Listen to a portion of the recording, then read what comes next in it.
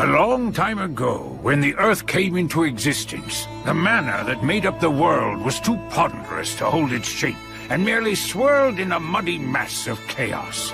Then the first of the gods appeared and said, "Let there be Earth." The mana solidified, becoming the ground, and the mana overhead thinned and became the sky.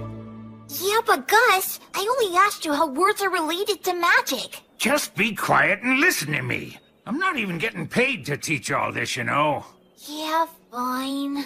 The Creator God made the sun and moon, and separated the land from the sea. Fire, wind, and trees came next, followed by other gods as well as humans. Gus the Ghost is a little eccentric, and he can be overbearing at times. But he's smarter than anyone else, and he teaches me a whole lot. All the words and symbols that the Creator God used, what we now call writing, are referred to as the words of creation. These words, whether they're spoken or written down, all possess very profound power. Power? That's right.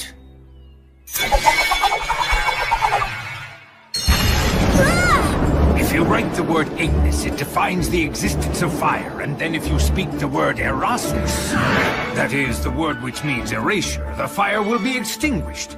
And that's what magic is. The power of words. Magic.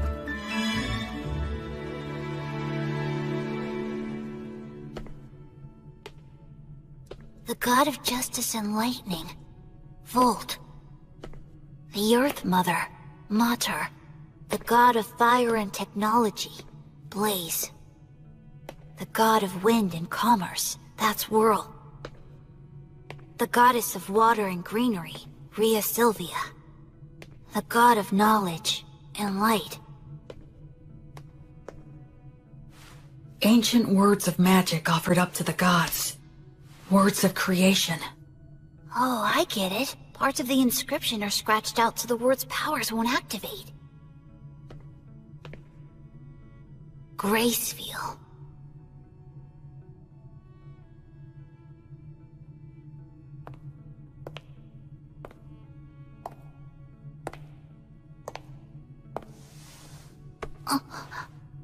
Are you curious about him?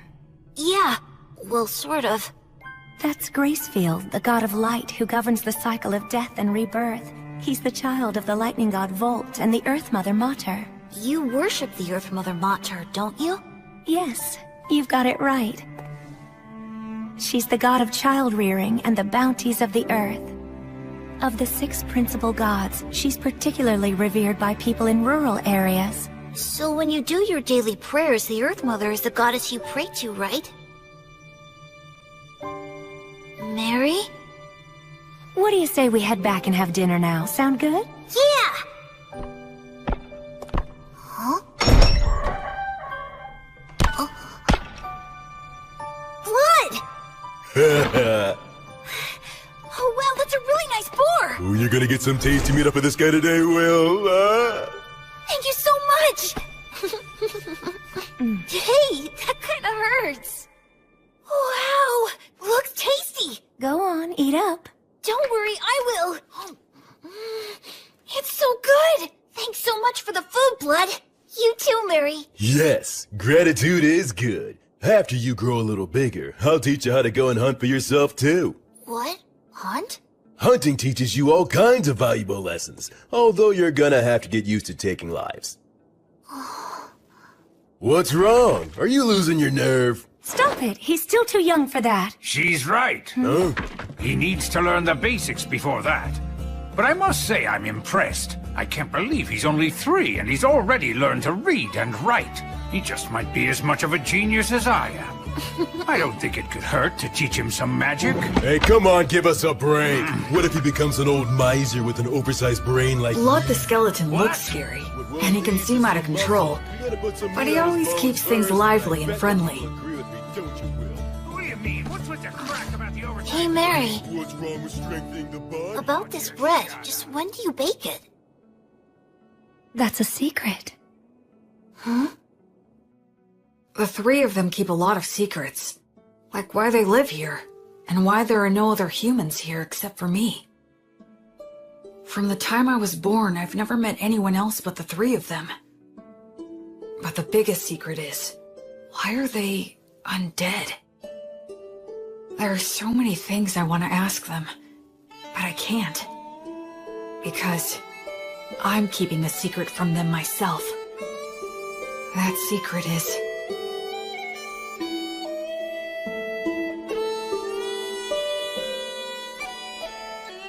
Thanks for dinner! that I'm a human who still has memories of my previous life. My memories are vague and murky, and I can't get them into sharp focus. A ceiling? A monster!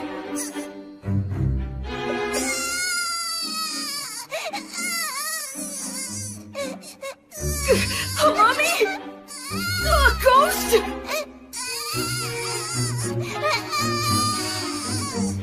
They're gonna kill me!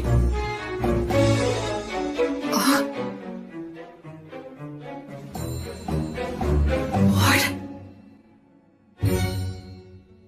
This is the 186th morning after that day. Half a year since I started living with these walking corpses. It's time to eat.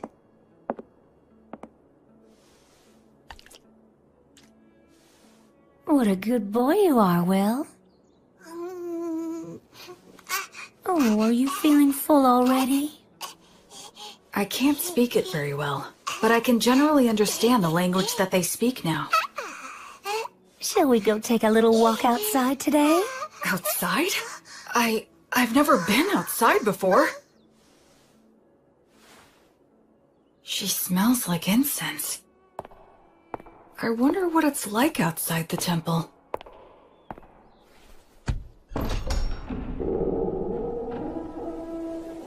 That breeze, so refreshing, and it smells of plants wet with morning dew.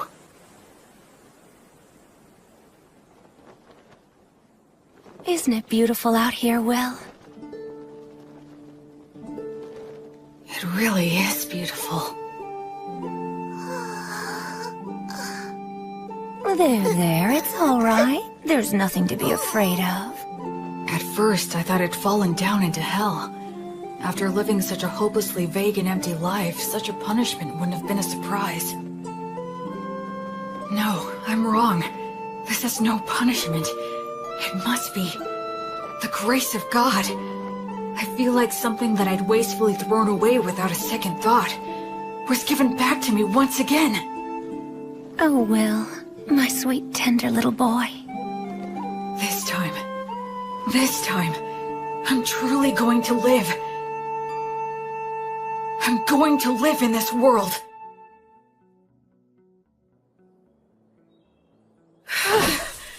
I'm finally done. We gotta build your muscle and stamina first. Without the strength to back them up, your skills are useless. But couldn't you say that making up for your lack of strength is a skill? Listen, do you really think you could knock me down? Well, no. With the right skill, you might be able to knock me over, but there will be times when that skill won't work for you. But you can't separate your muscles from your body. The brute force that muscles give you can solve most of your problems in life. Learning skills comes after that. Understand? It seems like muscles are kinda masochistic, huh?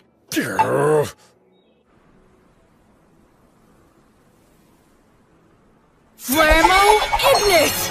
Ah! Erasus! Fool, your pronunciation's imprecise. Given your talent, you really need to learn to control your accuracy, or you'll kill yourself. That's scary. Well, magic can be a scary thing.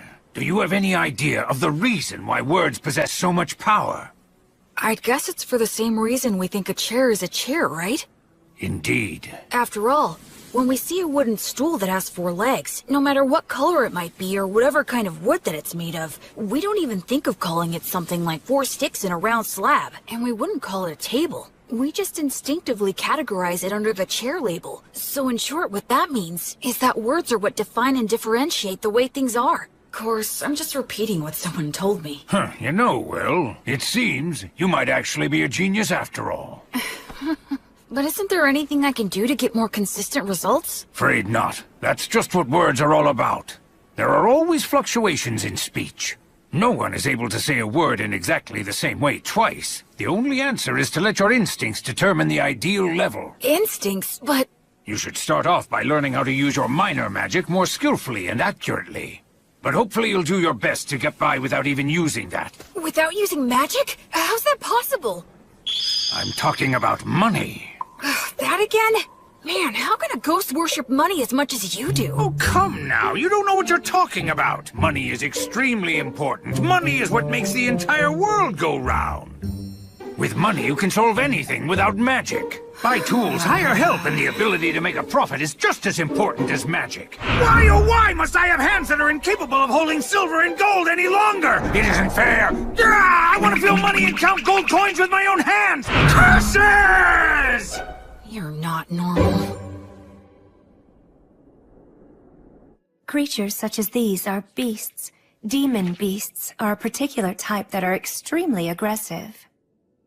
Wow, that's... Old Gus has taught you about the myths, hasn't he? The minions of the god of despotism and tyranny, specters and phantoms, and the demons of the god of dimensions who lurks in hell. And the god Stagnate, who commands the undead. People such as the three of us. We used to be human once too. Really? Is that true? Yes. When we all died, we clung to strong emotions that led us to a pact with the god of the undead. So we're considered traitors to the virtuous gods. Mary... I'm sorry for talking about this. It must seem very strange to you. Hey, Mary, tell me something. Do you think I should get stronger? Well, it would certainly put me more at ease if you did.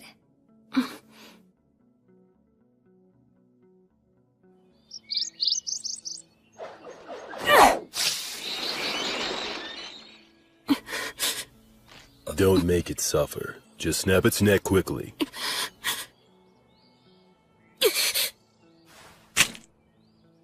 Can't get used to it, huh? I don't like killing. Am I just being naive? Hey, I don't like it either. Huh? I don't like taking lives, whether it's a birds or humans.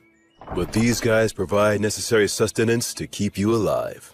In life or death situations, you need to put your feelings aside and just go for the kill reflexively. That's what it means to be a warrior. In battle, it determines whether you live or die.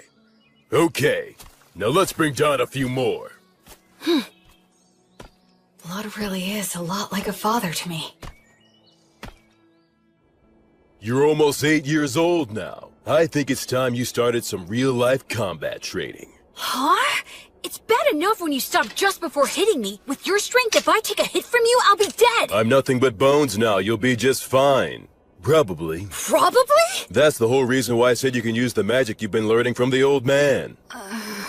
Go on ahead. Simply do as I taught you. That's right. Do it well and you could actually land a hit on me. Hey! Don't cry that I'm playing dirty. The battle has begun! Acceleratio! Polare! Oleum! Cadere Uranium! Not too shabby! Move, you fool! Distance yourself!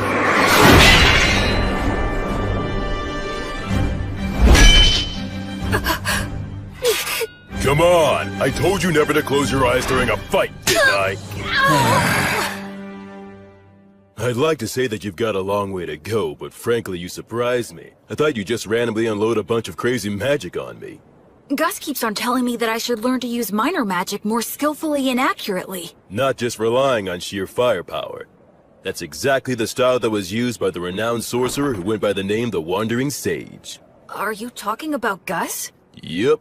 In his time, he exterminated monsters, calmed raging rivers, and rediscovered ancient languages. That was all long ago. You were once known as the War Ogre yourself. And Mary was known as the Daughter of Mater. At one time, the three of us. Yeah? Never mind. That subject runs a little too deep for right now. You were just a baby not so long ago. Look, just keep on learning and become even stronger.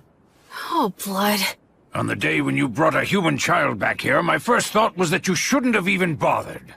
But it occurred to me that if I educated him, he might be of use. Hey, old man! Nothing that I said was incorrect. I now recognize his true talent and am teaching him to use it, aren't I? That's not really the point. I know that's just how you are.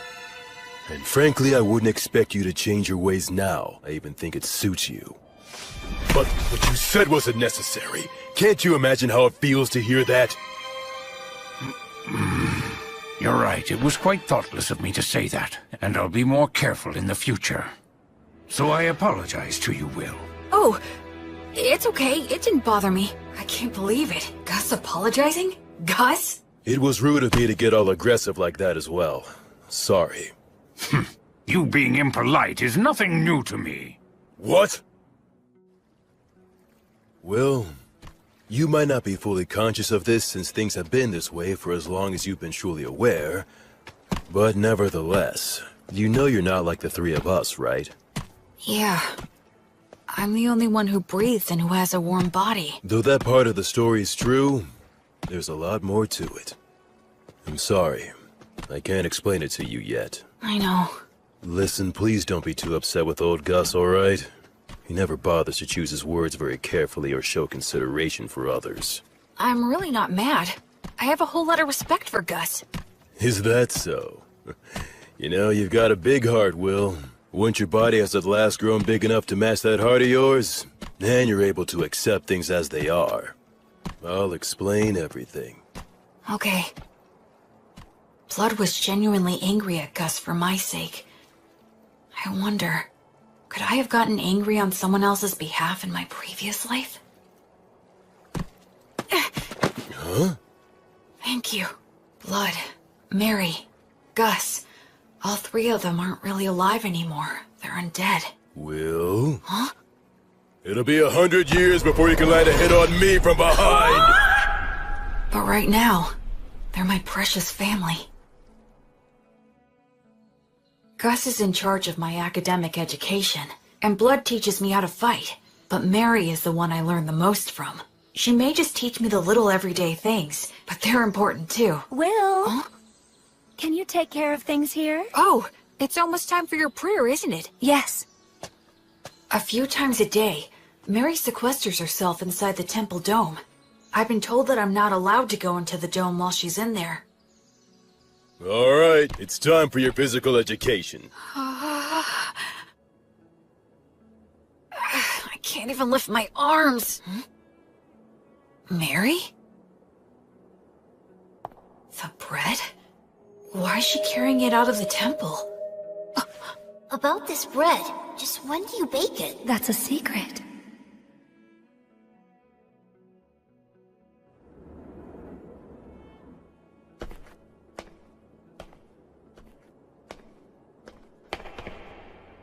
I'm sorry, everyone, but I just have to know.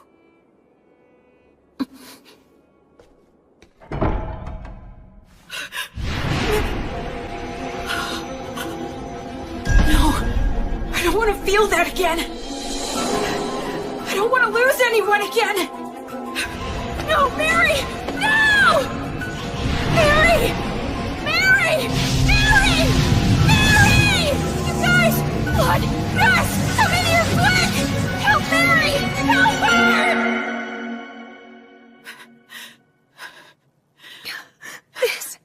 This is entirely my fault. I kept it a secret from him, and... I'm sorry. I was careless. All those times we told him to be careful. Will his arms heal? Thankfully, his fingers didn't adhere to each other, but scarring is likely to be unavoidable. Mary... Will, I'm so sorry. It's my... No, it's not. It's my fault for prying. So don't apologize. I'm just glad that you're all right now. Oh, Will.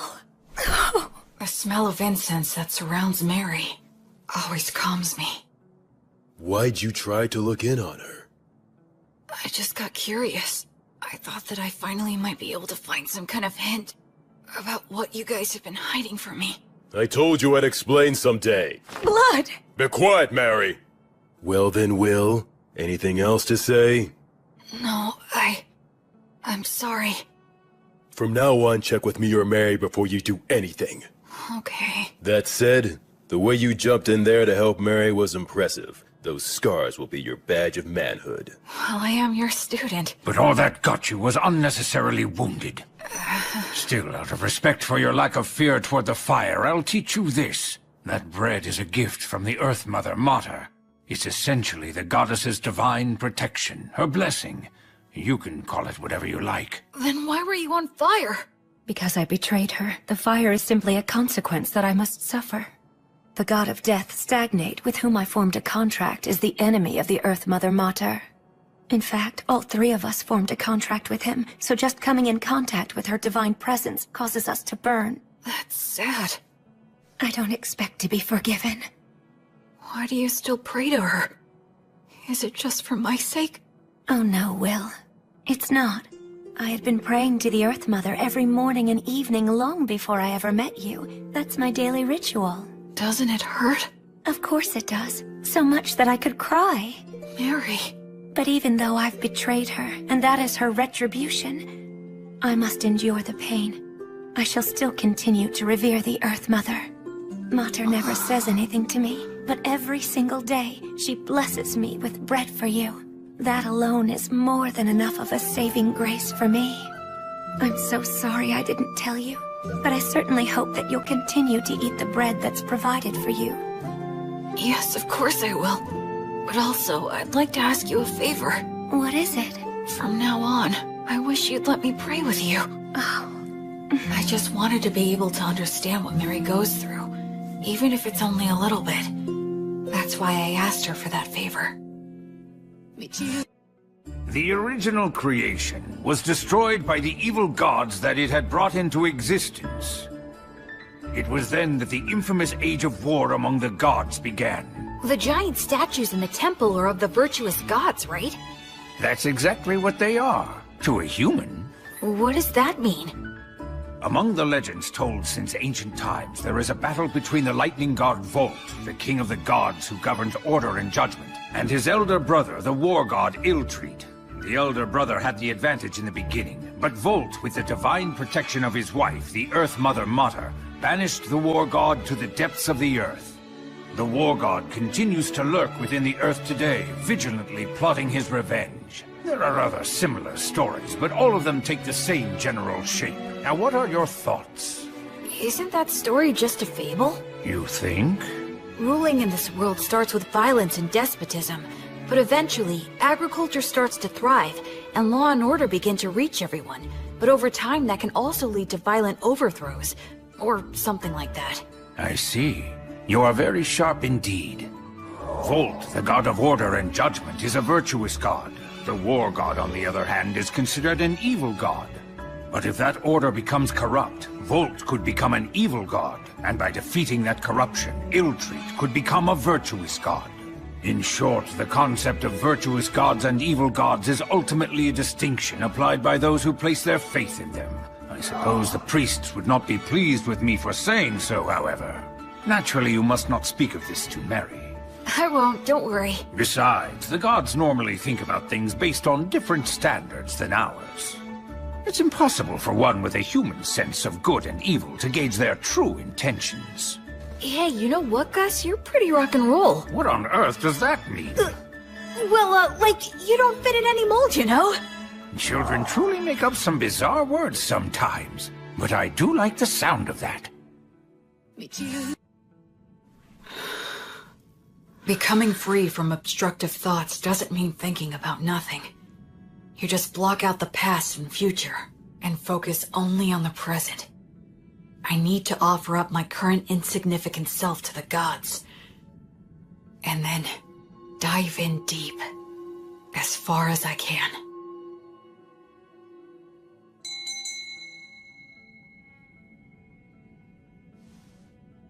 The 5-day silent prayer you've undertaken is now concluded. You did very well. I've done nothing but pray continuously for the past 5 days. Do you feel all right physically, Will? Yeah, I'm fine. And you're only 13. How remarkable you are. Only because I've been praying with you all these years. It's been 5 years now since my arms were burned.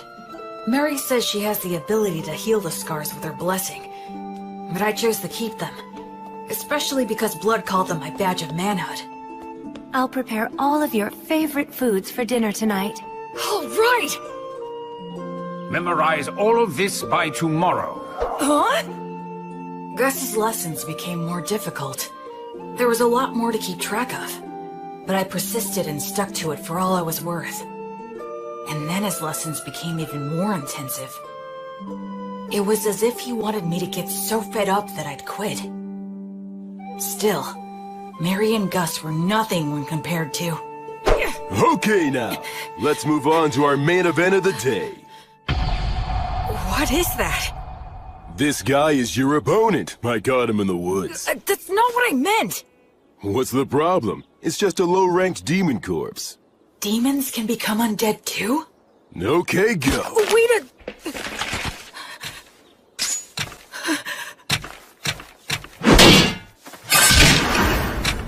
I got him!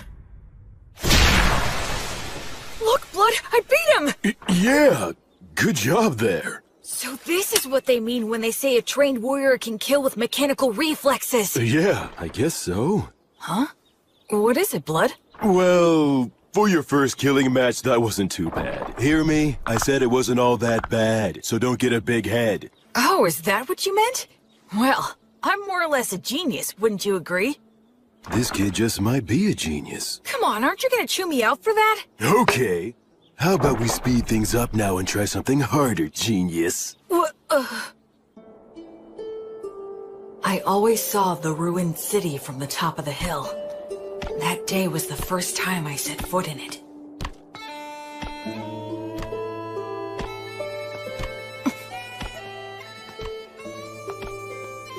I didn't know there were passages like this underground. Yes, humans and dwarves used to inhabit this place. Their blacksmith helped me out a lot.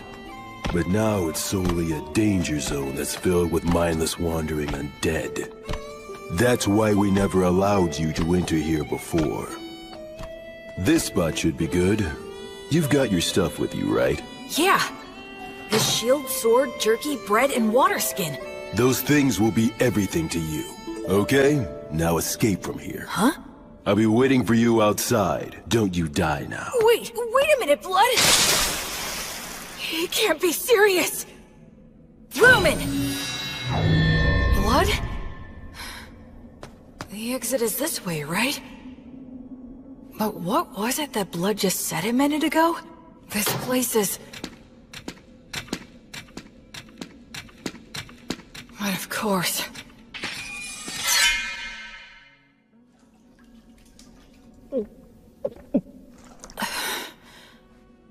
I'm pretty sure Blood is testing my overall practical ability here. I didn't know being alone could make me feel so empty and anxious. I'd forgotten about that fact, even though I'd spent all of my previous life alone. Ever since I came here, I've had either Blood or Mary always there by my side. In this world, people reach adulthood at 15, so I'll be striking out on my own soon. That's probably part of why all of their lessons have gotten so much harder. If that's the case, I want to give the best results I can. I want them to boast that I was a pupil worth teaching and that they're proud of me.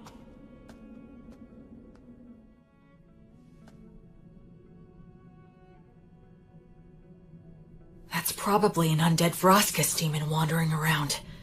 They can use the words. They're stronger than any opponent I've faced.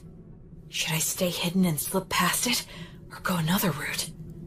Think, what would Blood do?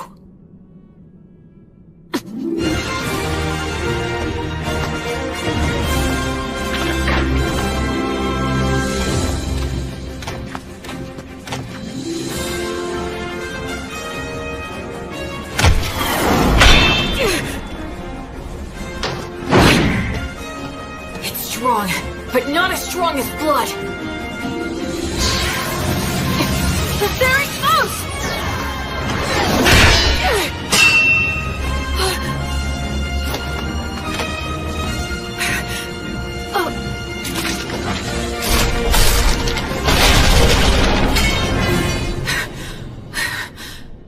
Oh no, this is not the place to be stuck without a weapon.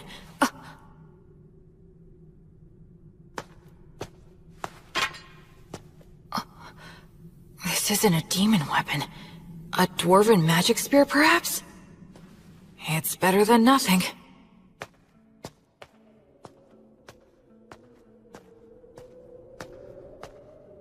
can feel a big draft in here. Maybe I'm near the exit. I wonder how long this place has been deserted. It sounded like Blood knew it while it was populated. Does that mean that the three of them became undead around the same time then? From the level of degradation, it's been more than just a decade or two. I already know there are no humans living anywhere near here. I wonder where my birth parents are, and what they were like. And I wonder, why am I in these ruins? My real parents.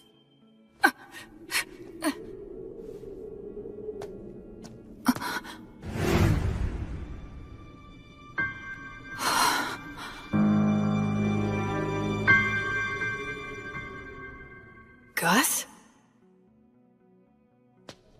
You're Gus, right? How come you're not saying anything? And also, why are you glaring at me like that? Did Blood tell you that I was here? Or maybe this is another lesson of some kind. It's a lesson, right? With conditions for... Expergiski!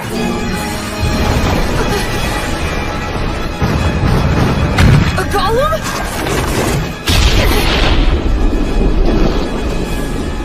Gus! He's serious. I'm aiming for...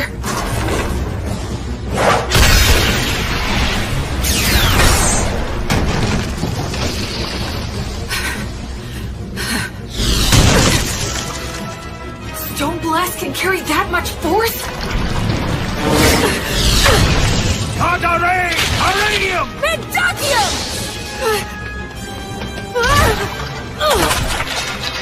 Grace magic? Since when could...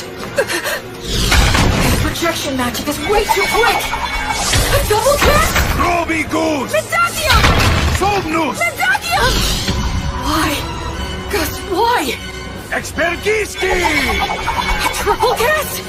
I'm gonna be killed by one of my own parents and I don't even know why! This can't be real! No!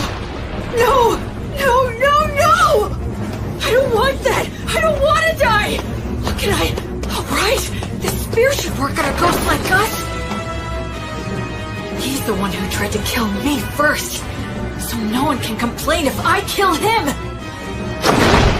Pierce! Pierce! Pierce him! Kill him!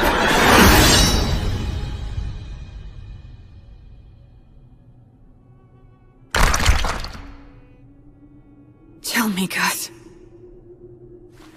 Grandpa. If you really have to kill me, there must be some reason you're being forced to do it, right? I know you wouldn't do this if you didn't have a valid reason. I know that.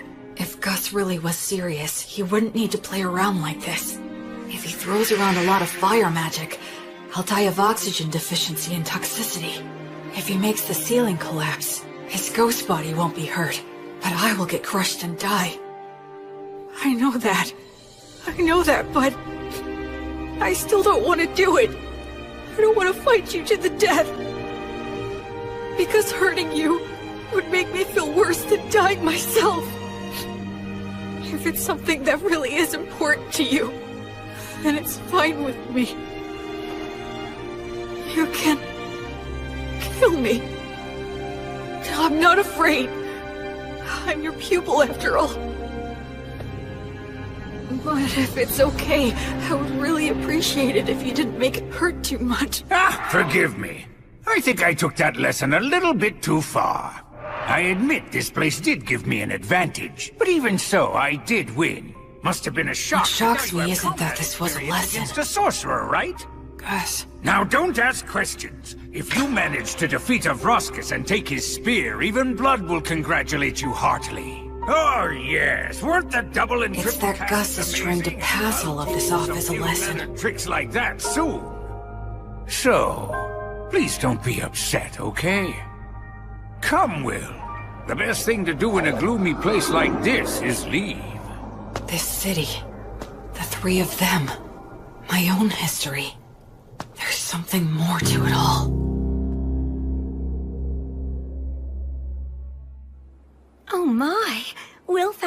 fine spear like this beneath the ruined city? Yeah, the steel is so vivid and bright and shiny. It certainly is a good sharp blade. A short spear made to be highly practical, truly the work of dwarves. In addition, it appears to have several words engraved on it. Perfect for our lesson on appraisal. Yeah, can't wait. Gus hasn't brought up that incident in the ruined city at all since then. There must be a specific reason why he won't talk about it. That's why I decided not to tell Blood or Mary. Later, I appraised the spear with Gus, and we found that it had the name Pale Moon. Words of creation are engraved on both the spearhead and the shaft. The spearhead can emit light magic, so it can serve as a light source or distract enemies. The shaft is imbued with magic that allows one to expand or shorten the spear at will. That should make it easy to carry. Above all, I was excited to finally have a magic weapon of my very own. After that, I return to the city underground every now and then for Blood's lessons. I head down there with only a short sword to collect any weapons and armor that I find. It was tough at first, but I can handle it without any trouble now. Even if I encounter Vroskis or a similarly strong enemy, I don't struggle anymore. Huh? So is this all there is? You have acquired more than enough knowledge right now. I have something new that I would like to teach you. I'm learning something else? You will enter the city underground and collect coins. I am going to teach you something very important. Is this enough? Indeed, it will do. You're finally gonna do that again, old man? Gus? Yes? Isn't this what they call gambling? That's a vulgar description. Think of it as a game of intellect. But it's gambling! Come on, I was all excited when you said you'd teach me something important. Now, there's no need to get angry. Besides, games such as these should not be underestimated. They are most often used in duels between sorcerers. Do I really have to place a bet, though? Where's the fun in it if you don't bet? Oh, I get it. You're scared to play, aren't you? Huh? Oh yes, you should flee at once. You very well should be scared to compete against the one who is hailed as the Wandering Sage. How dare you! 2 sixes! Alright, I'm the winner! Your competitive intuition never fails to astound. Hey, one more time! This time I've got it! Huh? What in the world are you two doing, teaching that to Will? Mary, there's a reason for It was really only Gus! All three of you will go and sit down right over there. Mary's lecture was painfully long and downright scathing, but I learned something very important that day. It's not a good idea to get hooked on gambling. Listen, Will. I have been observing the heavens for the past several years to pass the time, so I know when the winter solstice is. That will be the day you turn 15, and your coming-of-age ritual. I believe that shortly before your coming-of-age ritual, Blood will challenge you to a one-on-one sword fight, an earnest and passionate duel. I get that feeling as well. I know it won't be easy, but I'll do my best to win. I can't make the three of you feel at ease if I don't. I'd like you to do something for me. Sure. Do you think you could find a way to lose the duel in such a manner that Blood would never notice it? Why do that? Because I need you to. No, don't make me do it! Please tell me, why are you always leaving me out of the loop? I know you, and you would never trample on somebody else's feelings without a perfectly good reason. Haven't I said time and time again that I trust you? If you just explain your reasons, then I'd be glad to throw away the duel. I'd even risk my life like last time. So why won't you tell me anything? Don't you trust me at all? Or am I just that utterly useless to you? Forgive me. I can't explain. I see. Well then, I guess I can't help you. I'll pretend I didn't hear a word of what you just said.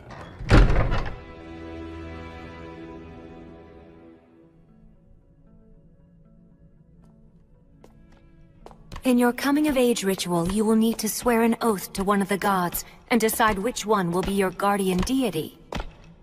Will? Is something wrong? No, nothing. Anyway, which of the gods do you recommend?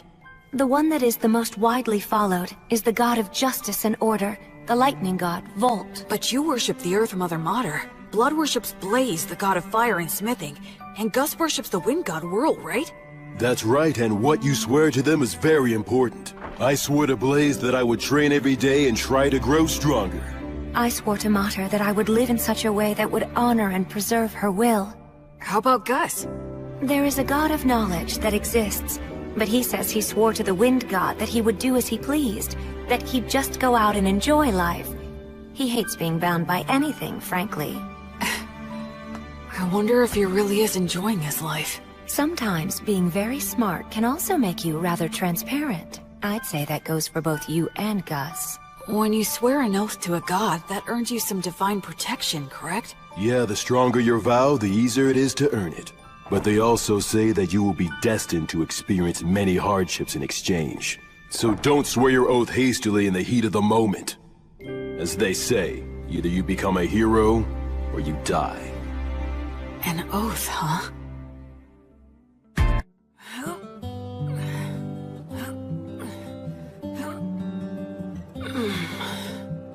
Okay, that's enough. You've gotten a lot stronger.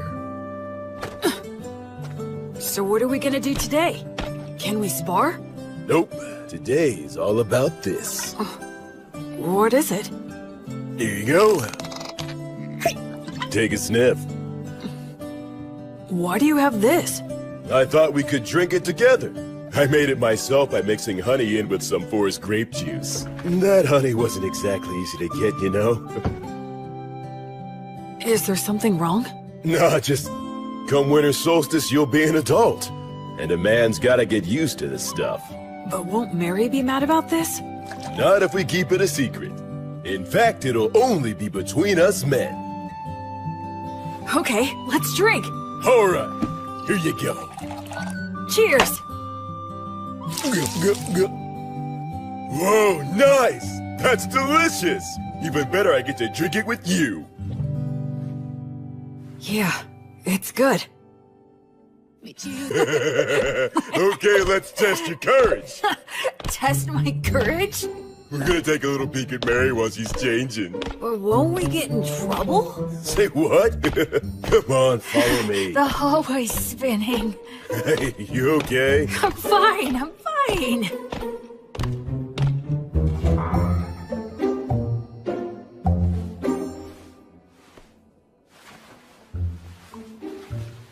I can erase my presence easily. This'll be a piece of cake. Wait, you idiot! Who goes there? Oh, crap! Blood! What's the meaning of... Oh, you really stink. My goodness, what did you make Will drink? Well, it was just... we were just gonna have a little peek while you changed. What? What do you think you're doing, you idiot?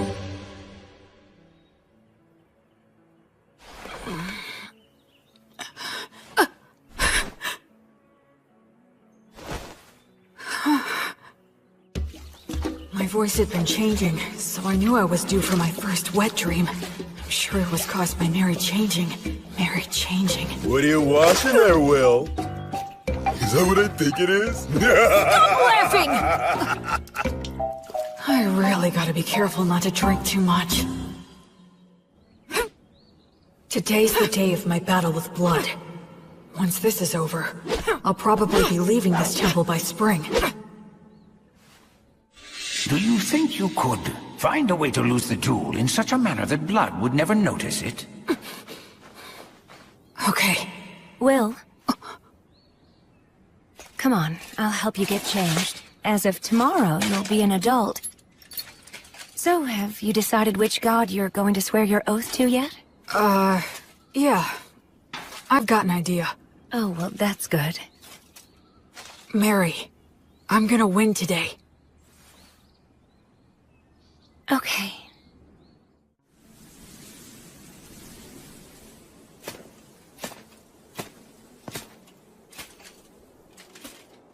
Where's Gus? Hiya, Will. Ready to do this? I'm ready anytime. Let's go! Okay, good. Let's review things one more time. No magic or trying for instant kills, otherwise anything goes. If something happens, Mary will fix it with her blessing. The first one who admits defeat or is unable to fight loses. Now try your best not to die!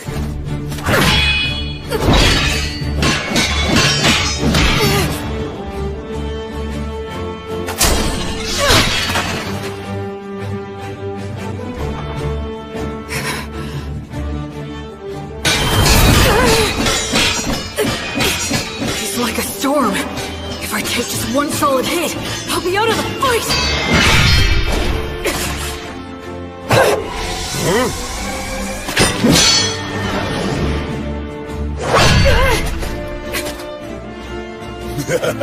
Thought you could get in close, didn't you? Oh man, this is infuriating!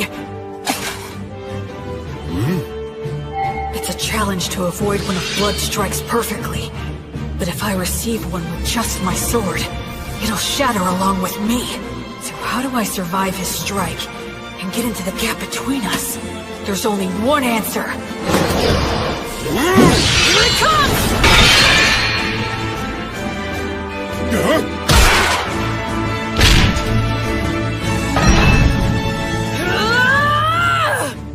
Will.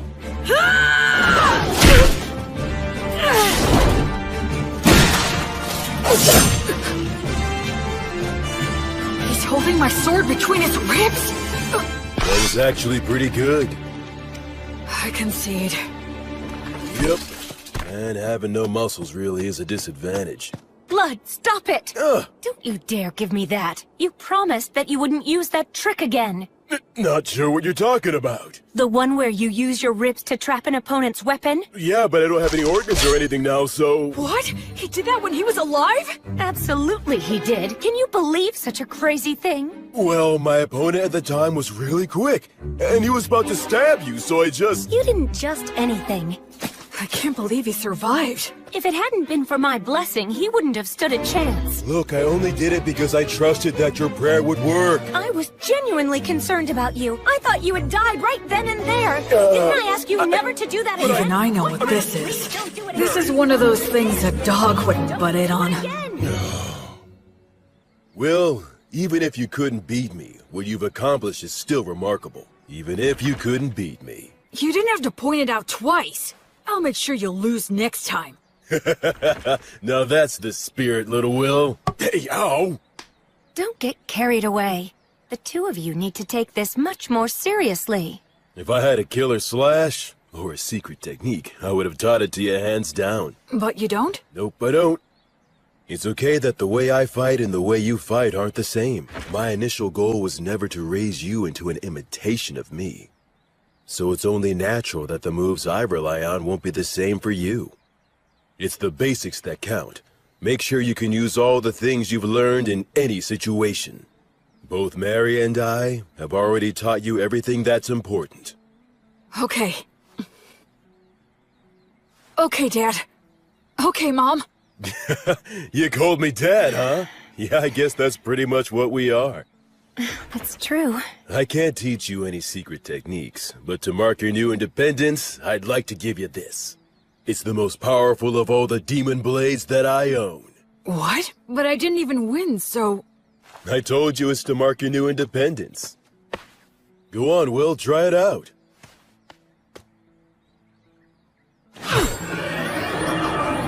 It's called Overeater, and it ranks at the very highest level of demon blades. It can even cut down one of the god's echoes, so long as it can reach them. The words engraved on it are too hard to understand, but I can sum up its effects. If a living being is cut with this blade, its wielder can recover life force with each cut. Huh? Recover their life force? Uh-huh. As in, you can swing it around without even thinking about it and still be the last man who's standing. You're a smart kid, so I'm sure you understand this. But don't overuse it. It makes its wielder feel a whole lot stronger than they actually are, but it's not the type of demon blade that benefits one's spirit. The more you use it, the more you need it until you are so weak there's nothing left. And the life and death cycle starts again. That's part of what makes it a demon blade. Anyway, I've said a lot, but I'm sure you'll be fine. Both seem to have faith that I can maintain the ability to use this sword properly. But am I really someone who is worthy of their faith? Well, if I'm gonna give you a demon blade, I guess I gotta tell you about its history, too. And of course, I'll tell you what you've wanted to know all along. What? He's talking about what I've wondered all these years.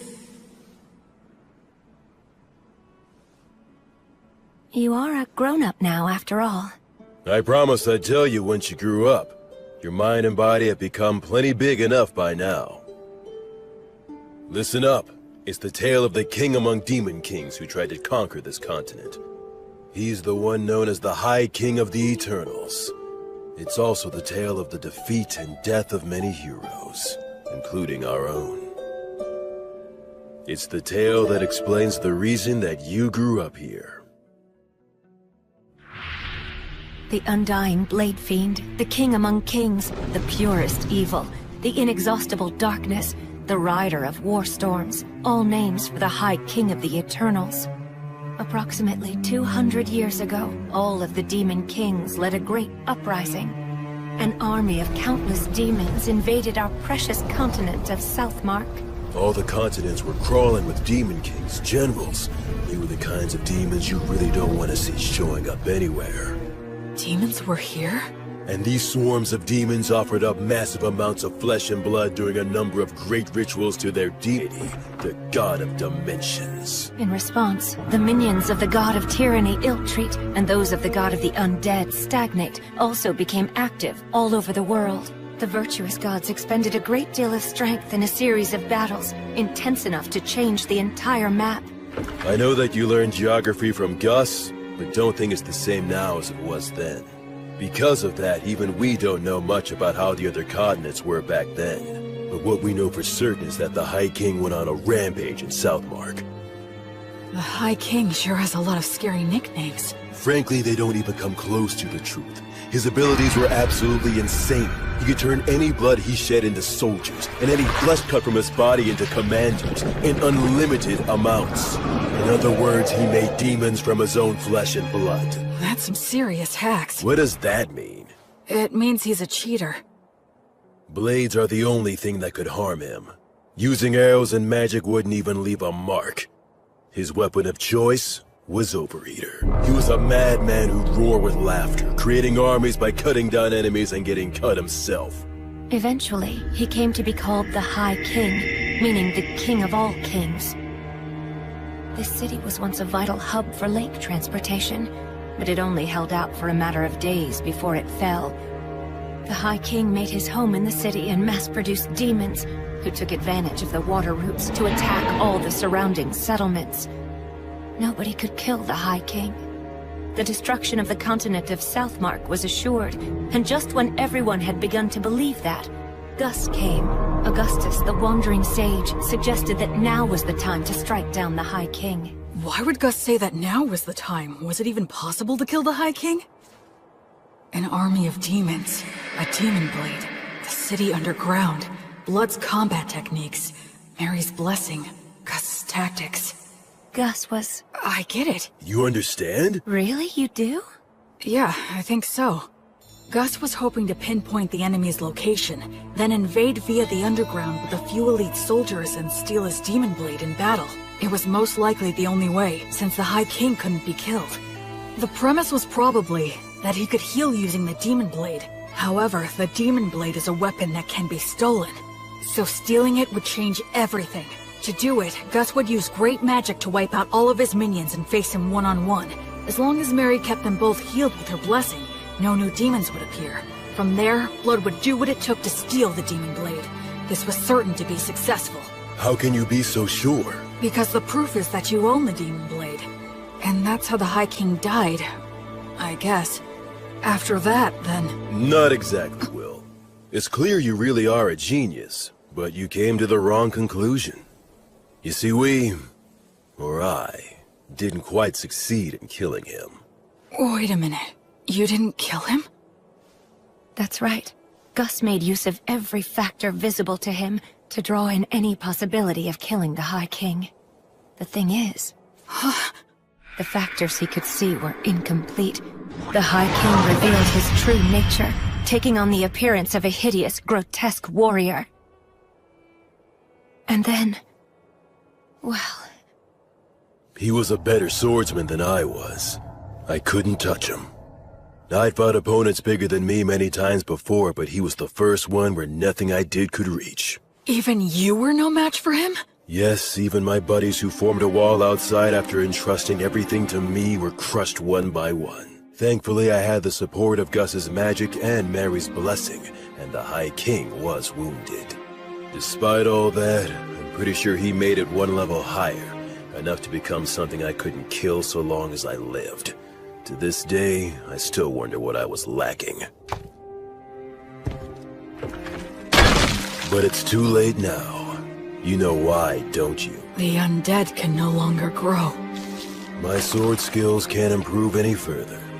So then, when it became clear that we were bound to lose, Gus and I decided we had to place a seal on the High King. We couldn't kill him, but we could do that. So you mean... they completely gave up on Blood's chance of winning altogether? Thankfully, the technique worked, and the High King was sealed deep beneath this land.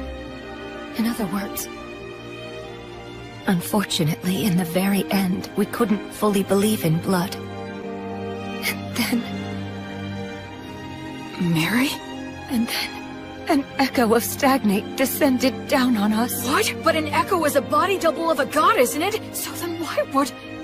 The evil gods act individually, each following their own principles. They'll cooperate if it's in all parties' best interests, but the opposite is also true. I guess that Stagnate wasn't too happy with any of it. The High King was a monster that could slay a god's echo using Overeater. He thought it would be better for him if the High King was sealed, so that's the reason he offered us a deal. You three are exceptionally gifted, so become undead and fight on my side, he said. But that is... If we agreed, he would get rid of the demons in this city, and after that, we could just watch over the seal as we pleased in our immortal bodies. Stagnate couldn't bear to watch the tragedies of life and death, so he hoped to create an eternally stagnant world with no more tragedies by turning as many exceptional souls as he possibly could into the undead. And we had caught Stagnate's eye. Isn't it more accurate to say he set his eyes on us? He told us to choose, but there was no choice for us to make. We willingly accepted his hand. Since my flesh was all cut up, I became a skeleton. Mary was burned by Matter's flame, so she became a mummy. And perhaps because he had no attachment to his aged body, Gus became a ghost. Mary did tell me once. Because I betrayed her, the fire is simply a consequence that I must suffer. The god of the undead then cleared out the entire city. His power turned the lower-ranking demons undead. It's something that should not even be possible. And the undead demons still roam the city to this very day. And so that's how we became the guardians of the High King's seal, as the highest-ranking undead. In the years since then, we've buried our former allies, and Gus set up a security net that uses magic, allowing us to continue protecting our treasured city. There was nothing left for us to do. You can see that we are bound to the city by our contract. We can't even learn what goes on outside. The three of us began talking about the possibility that humanity had already died out. And then you came along. Or speaking more accurately, it was the demons who brought you here. Oh. So then, I was meant to be a sacrifice to break the High King's seal. No wonder you couldn't tell me before. You couldn't bring yourselves to do it. Yes, as crude as he is, even Blood was careful about that. I can't believe you just called me crude. After the demons were defeated, we argued with Gus a little bit over what we should do with you. Argued? Gus made it known he was against it, but Blood and I decided to go ahead and raise you anyway. That's why Gus said that. On the day when you brought a human child back here, my first thought was that you shouldn't have even bothered. The fact that the demons were able to bring you here means that there must be a place outside that's inhabited by humans relatively close by. I'm sure you're imagining that the situation outside looks pretty grim right now, but if that's the case, you simply need to build the strength to bust through it, just like you already have been doing. So that's the story of why I'm here right now, huh? I'm about to head into a nation of people who survived the Great Uprising. I'll take with me the strength that the three of them gave me. One day, I'll come back to this city. I'll bring my family and friends and introduce them. I could even rebuild this city. I know that one day... Will, be happy, and don't forget to pray so you can do good. Huh? You were the best pupil I could have asked for. Even in today's test in terms of substance, you bested me. You clever, precocious son of mine. I sure love you. Keep getting strong. In no time at all, we became a real family. You made me so happy. Will, my sweet boy, your mother loves you very much. Wait a minute, why are you talking like this is our last goodbye?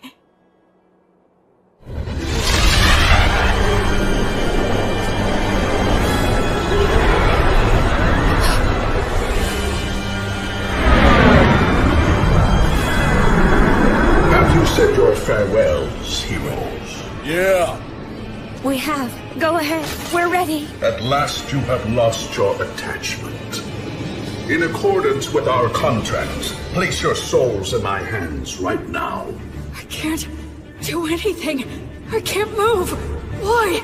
Please, please move. Wastani!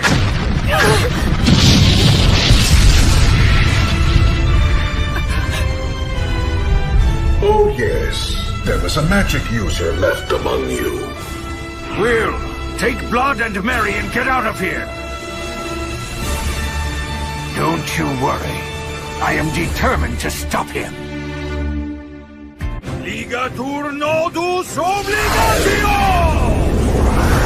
That's a huge amount of mana. You know all, Sage, and still you cannot resist. Conciliat Sequitur! You retaliated so fast. Wastani! Alida Murzaeko! Pulsar Pene! A quadruple cast? That's the ultimate magic. Normally cast by several people together. And reduce all to nothing. Aupernum tabernas! Regumque turres! Damnatio memoriae! Curse you, Sage!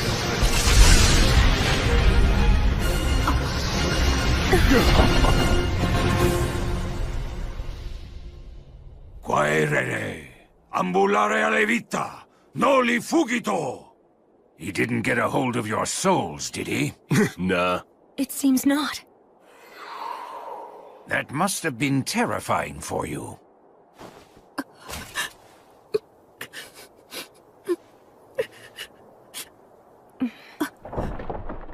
Sorry about that. It turned out exactly the way you were thinking it would. I was hoping that we could hold out until Will was ready to leave. Yes, but the two of you made your decision. Now, I'm not so unreasonable that I would demean the intentions behind your choice. I'm just happy that it all worked out in the end, so...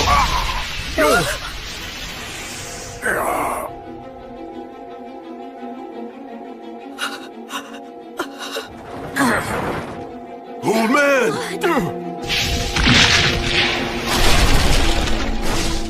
To think you were able to destroy my body all on your own. Had I not initially divided my strength into two bodies, I would have been really hindered for quite some time. I commend you. It's true you are a great sorcerer who has exceptional abilities. Stagnate. Let me go. Stagnate? What a shame it would be if I destroyed you now. I'll wait until you've lost your attachment. Now. Gus! As for you... You have my gratitude. It's all thanks to you. Well done. These great heroes formed contracts with me. They became the highest-ranked undead. With one condition, that when they eventually lost their attachment to the High King, then they would become my servants. Because of me? That's right. Thanks to you, the sage's attachment was weakened, and the war ogre and beloved daughter lost hold of theirs completely. I'd say you did a fine job living as their son. But that's because I was reborn, and I wanted to live right this time around. It seems that was a shock, and for good reason. I have an idea. Why don't you come and join my army as well? Then you can continue to live harmoniously with your beloved family. But I won't force you to decide right now. Tomorrow's the winter solstice, on that loathsome day when the sun is at its very weakest. I will seek out your answer in the evening.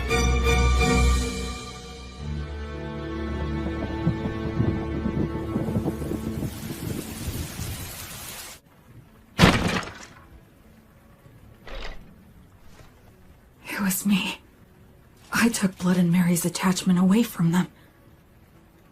When Gus was against raising me as a baby, when he taught me excessive amounts of knowledge, when he tried to kill me, when he asked me to lose on purpose, it was all to stop the two of them from losing their attachment to the High King.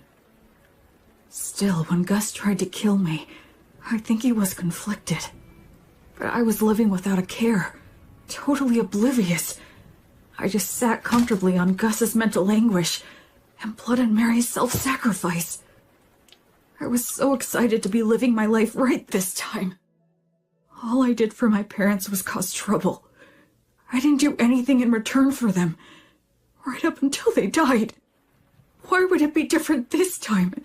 They're gonna die because of me again. I've only caused trouble, and after nothing in return.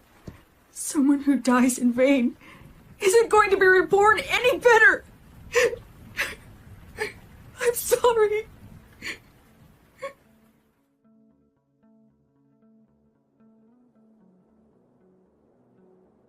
Hey! Oh. Damn, your face is a wreck, boy. My goodness, it is. Get up, Will. You shouldn't sleep on the floor in the middle of winter. I'm so sorry. Don't be, Will. We all end up paying off our debt for the dumb stuff we did a long time ago. Though it was old Gus who knocked the debt collector into orbit, blowing off his contract and failing miserably. A contract that's forced on someone by extorting their weakness is no contract at all. He deserved to be knocked into orbit. I've got to admit that it was rather exhilarating to see Stagnate's pale face slowly being erased. Well, you took one of them down. Perhaps the strength of all three of us could take the other one down. Now that's the spirit. By all means, that sounds like a great plan. They're faking it. Well, would you look at that? It seems that you're all grown up now, Will. Get out of here already. You'll just have to be content with the idea that your farewell gift is everything that we've taught you so far. I'm sure you'll be just fine, Will. Absolutely. Those are my thoughts as well. You're wrong. You're all wrong. I'm not who the three of you think I am. Talk to us, Will. I have these memories of a past life. I was a totally worthless person. So when I was reborn, I thought that this time I could live my life right. But I made you three suffer without ever knowing it. Even in my past life when my parents died, I have no idea how I felt. Because I can't remember. I can't remember anything. After all the trouble I caused for them, I don't even know if I cried. I'm worthless. Trash. Once again, I can't do anything. I can't give you anything in return. I'm nothing but useless garbage. Will, you must grit your teeth.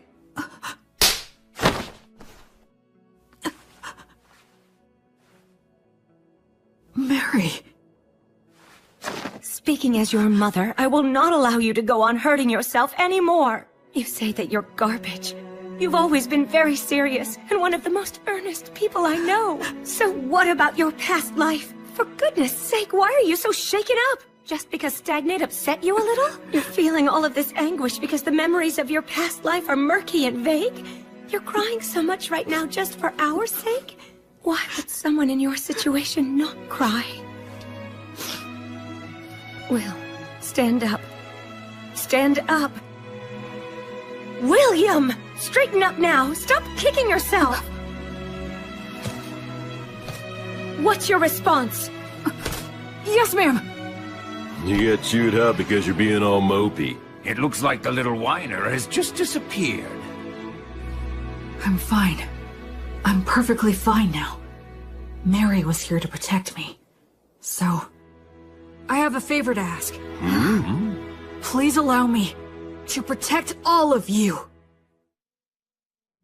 Virtuous gods, I will soon go and fight an evil god for the sake of my beloved mother, father, and grandfather. If you would see fit to observe my efforts, please grant me a bit of your protection.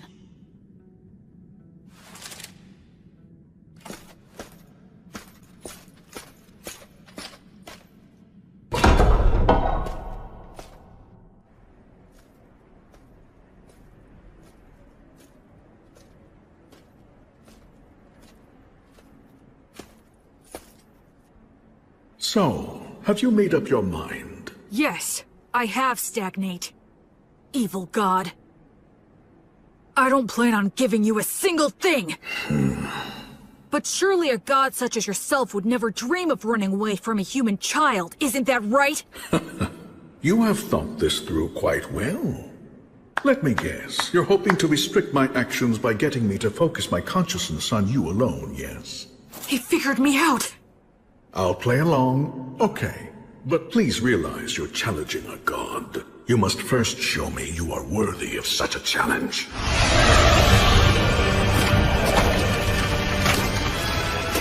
Can this be? Those three said when they became Guardians of the Seal, they buried all their allies who had been sacrificed. But where? It's obvious. Right here! I am the god of the undead. Undead god Stagnate. I lead an army of undead soldiers. Yeah? So what if you are? Then I'll just take them all on!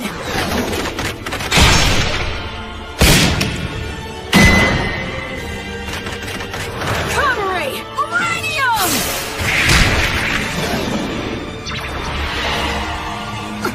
Acceleratio!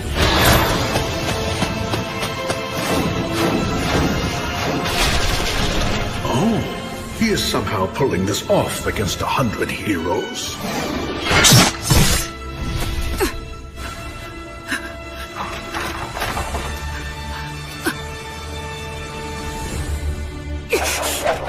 Hold! Well, well. I thought I'd be dealing with you and the three heroes. I'm impressed. Tell me, young man, what is your name? I'm Will. I see. I'm asking you again, Will. Won't you join me? I have taken a liking to you. Your strength, your backbone, everything about you is desirable. I would be happy to welcome you as a general in my undead army. What are you? If you make the choice to come with me, I will free your body from an unpleasant death. You will be able to live closely and harmoniously with your three family relations. There will be no goodbyes or sorrows. If we conquer this dimension, your relationship will last for all eternity. Isn't this world unfair? With its endless and absurd tragedies, I wish to overturn this harsh reality, to create an eternally kind world, free from the horrors and threat of death. I don't think he's lying. I can actually detect a sense of warmth in his words. Come over, Will. Enter a contract with me exactly as they did.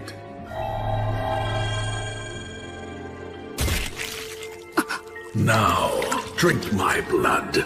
By doing so, you can bid farewell to death.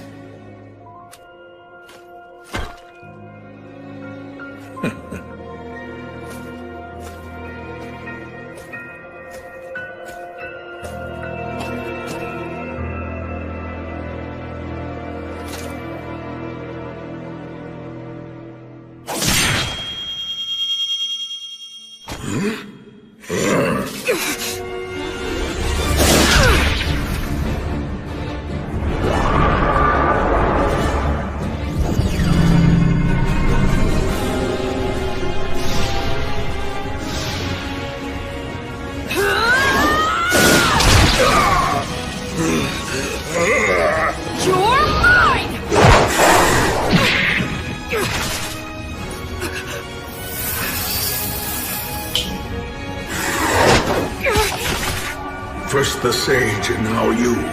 I truly cannot let my guard down when you're around.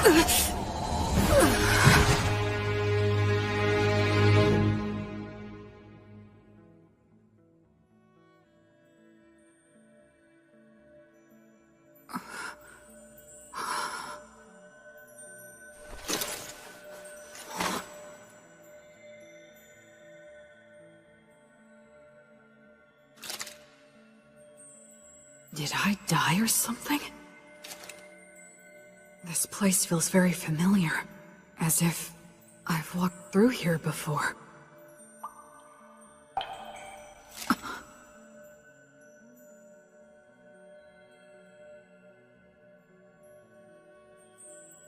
It has been a long time, Goddess of Light. I'm starting to remember. Yes. I've walked under the starry sky before. She was silent then, too. But I remember her footsteps being filled with care and compassion. I thought it was a star, but it's not. It's a planet. What are those lights? Traversing souls. They cross worlds to prevent the stagnation of all things. How could I have forgotten this beautiful sight? A question. Okay.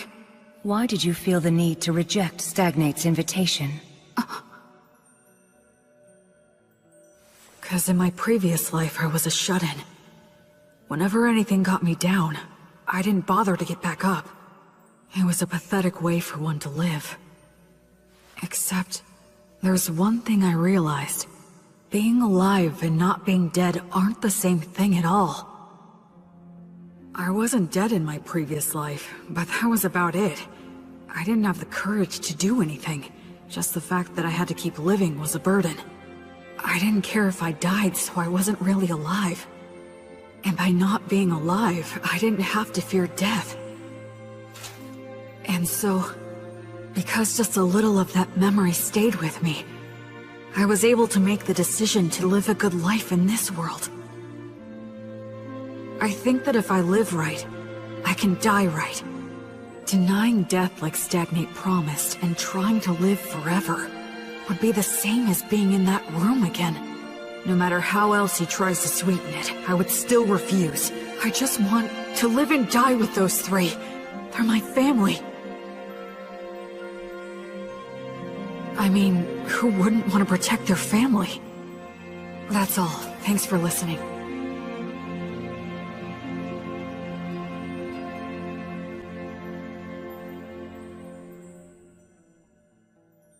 You are William, child of blood and Mary, a soul who has crossed worlds. Yes!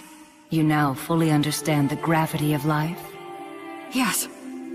And you are still prepared to accept death? Yes. You fully understand the despair of death, right? Yes. And you still love all of the lives that will one day burn out? Yes. I finally realized the meaning of it all. Thanks to your grace.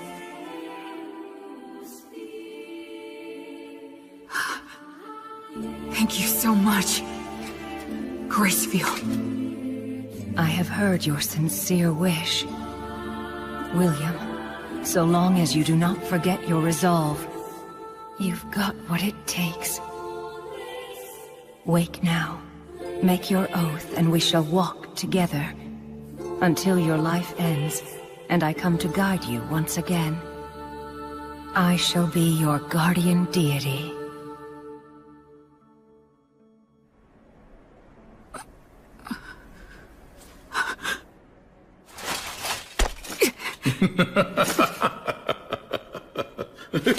Goddess goddess of the cycle of death and rebirth. Gracefield, please, walk by my side. Citing a blessing, huh? What do you hope to get done with that? Such a vague technique is no match for my blood coursing through your... He has a stigma. This is the badge I earned when I learned Mary's prayer. My arms burned by divine fire. Now that I can see your body more closely, how many holy communions have you taken? Every day, Mary prayed to Mater for food to sustain me. Mary's daily prayers, her unyielding heart, will not bend to you! And I swear to you, my god... Yeah, the stronger your vow, the easier it is to earn it. But they also say that you will be destined to experience many hardships in exchange. I will offer up my life to you. I will be like your sword to banish evil, and like your hands to save the suffering. I swear it on the flame of Gracefield! You earned the protection of Gracefield? What a shame. A crying shame. I had so hoped that you would be joining my ranks. But since you have been taken in by her, I have no choice. God of the undead stagnate! I will defeat you and fulfill my oath! Unseasoned hero, die with your resolve undone. Kill him! It's okay. I know exactly what I need to do.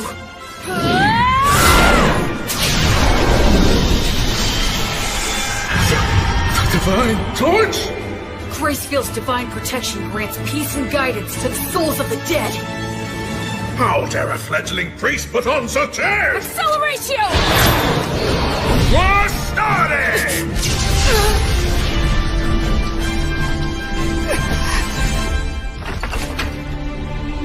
Where will he come from next? If he makes any careless moves, I'll leap straight at him and deal the finishing blow. Stagnate is consumed by the desire to kill me. We're on even footing. If I fight him now...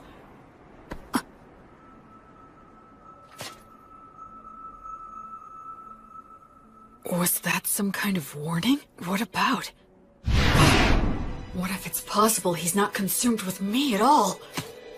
No, the temple! Acceleratio! It was all a bluff. He was pretending to be consumed by rage, and then threw up a cloud of dust. It's Blood and Mary that he's really after. Hey, Blood!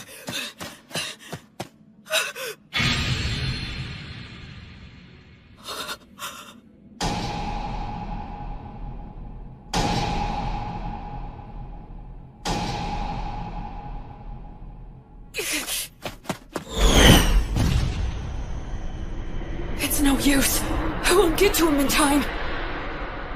I borrowed the strength of a goddess, and finally managed to stand on even footing with him. But then I fell for a trick like that, and now it's all over?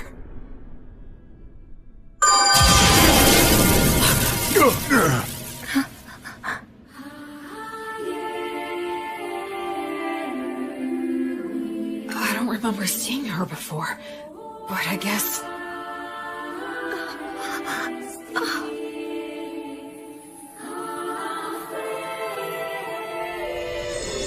Suddenly, everything was clear to me.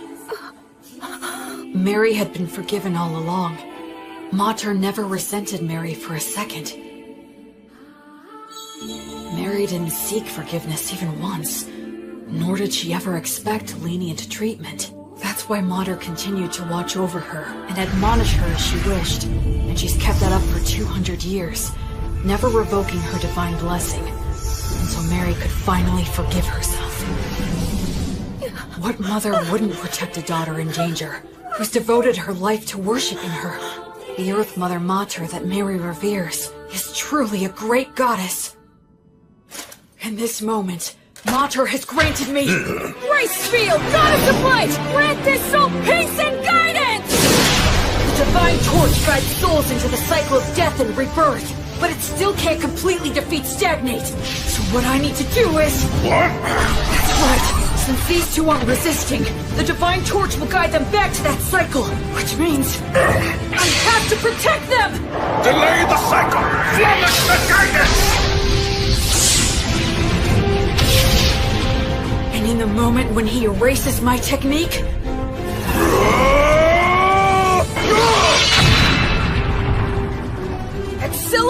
you!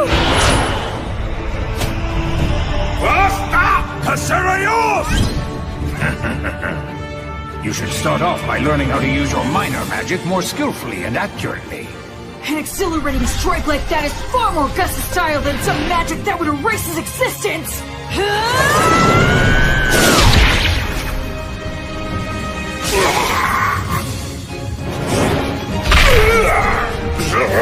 Curse you! Curse you! Will, child of blood and Mary, disciple of Gracefield, I will remember that name. Until you surrender to me, your knights will bring you to rest or repose! That's the kind of thing a third-rate villain would say! God!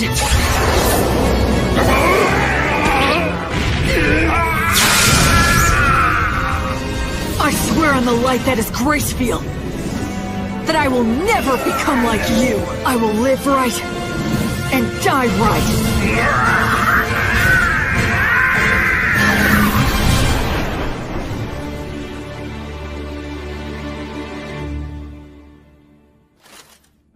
Quaerere, ambulare alivita, noli fugito, etiam sigillum.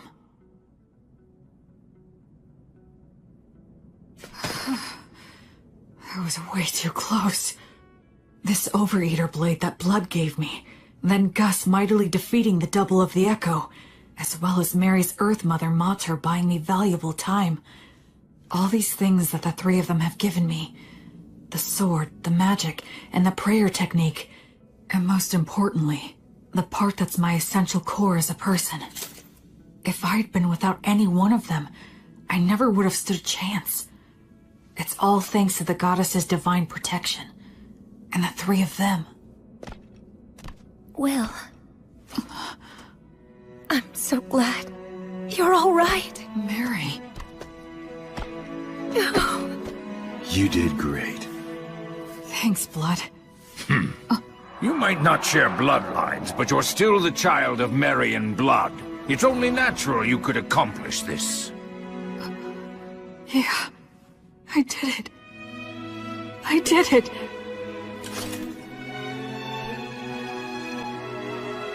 I protected them. I'm here now with the three of them. Alrighty then. Let's have a party. We can celebrate Will's victory and adulthood. Yes, you're right. Cleaning up here can wait until another day. Well then, in that case we'll have to break out the you-know-what from 200 years ago. You mean that good stuff from the dwarves? How long you been hiding that stuff, old Gus? Well, it seemed like a waste to let a child drink it. Is it good? Can I have some? Even I would drink it if I had a corporal body. You can fake it, can't you, old man? We're celebrating. Yeah, drink with us, Gus. Come on. Will. Huh? You must be careful not to drink too much. If you repeat what happened last time, I won't show mercy again. Yes, ma'am. The same for you, Blood. Of course. What on earth are you doing? Anyway, this old man will go and get it. I guess we should go too. Yeah. Huh? Mary and Blood. I guess we can't after all, huh? It certainly seems that way, but that's how it goes. We lost our attachment, denied selling our souls to the god of the undead, and insisted we wanted to remain undead. We knew this could never last. Yeah, that's for sure. I wish we could be spared just one night, but I guess that ain't happening. To be honest, Gracefield has been exceedingly easy on us. Under normal circumstances, we might have vanished instantly. What are you two talking about? Listen here, Will. This is the end for Mary and me. You're joking, right? We're supposed to be celebrating. Don't be mean. Oh, Will. You're a very clever boy, and I'm sure you understand. Sorry about this. We're really sorry. Can't anything be done? I'm afraid not. Even if something could be done, we mustn't do it. It's like you said, you gotta live right, and then you can die right. We got lost for a couple of centuries, but one could just call that a detour. Besides, parents should always precede their children in death. This concept is one of the fundamental laws of nature. Yeah. You're right. I guess so. But just this once, I'm gonna say something I'm not supposed to. I don't want to see the two of you die because I can't bear the thought of living without you. I want to see both of you again when I can make it back here someday. I want to duel with Blood, beat him, and have him beat me. I want to say silly things to each other. I want to do chores with Mary and hear her say that I've gotten better. I want you to meet my children and my grandchildren someday, and I want you to teach them lots of things too. It's just cruel to say that you're going away now. I don't want you to. If you two go away, I have no idea how I'm supposed to go on. Don't go. I can't. Please find a way to stay. Cheat somehow.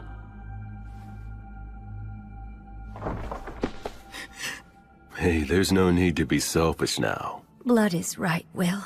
Be reasonable.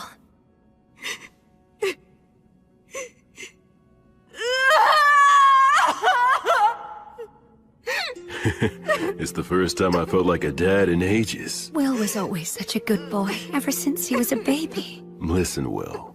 Even though we have to go away, humans can live just fine as long as they eat and sleep. You'll find something else to hold dear. Ultimately, you'll go on living.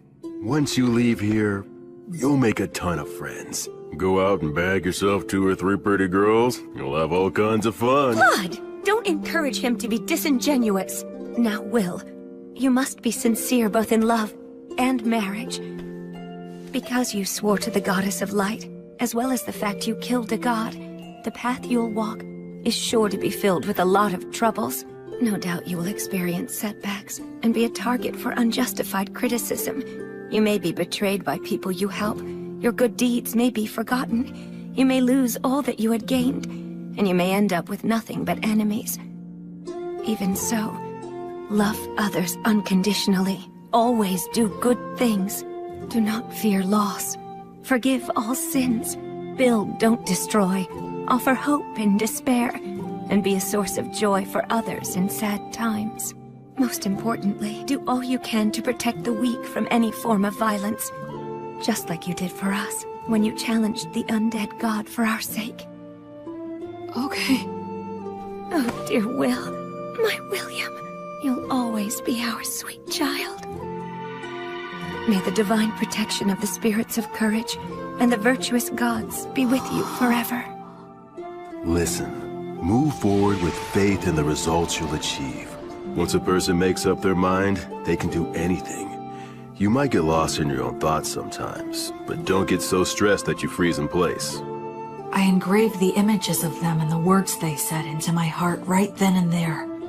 I will never forget them. Just like the light of the goddess, I know they will always be there to light my path.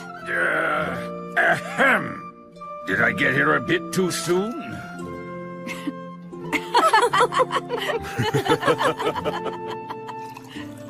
After that, we all celebrated my victory and my passage into adulthood. The first drink I had with all 4 of us together left a lasting impression. It had a strong burn and rich aroma.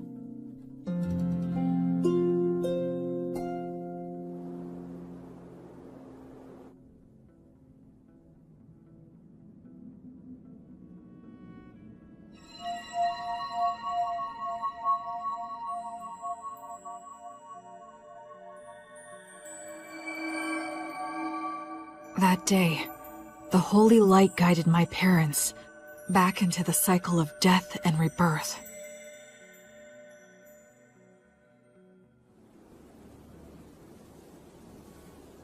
Yep, the view from right here is the very best there is.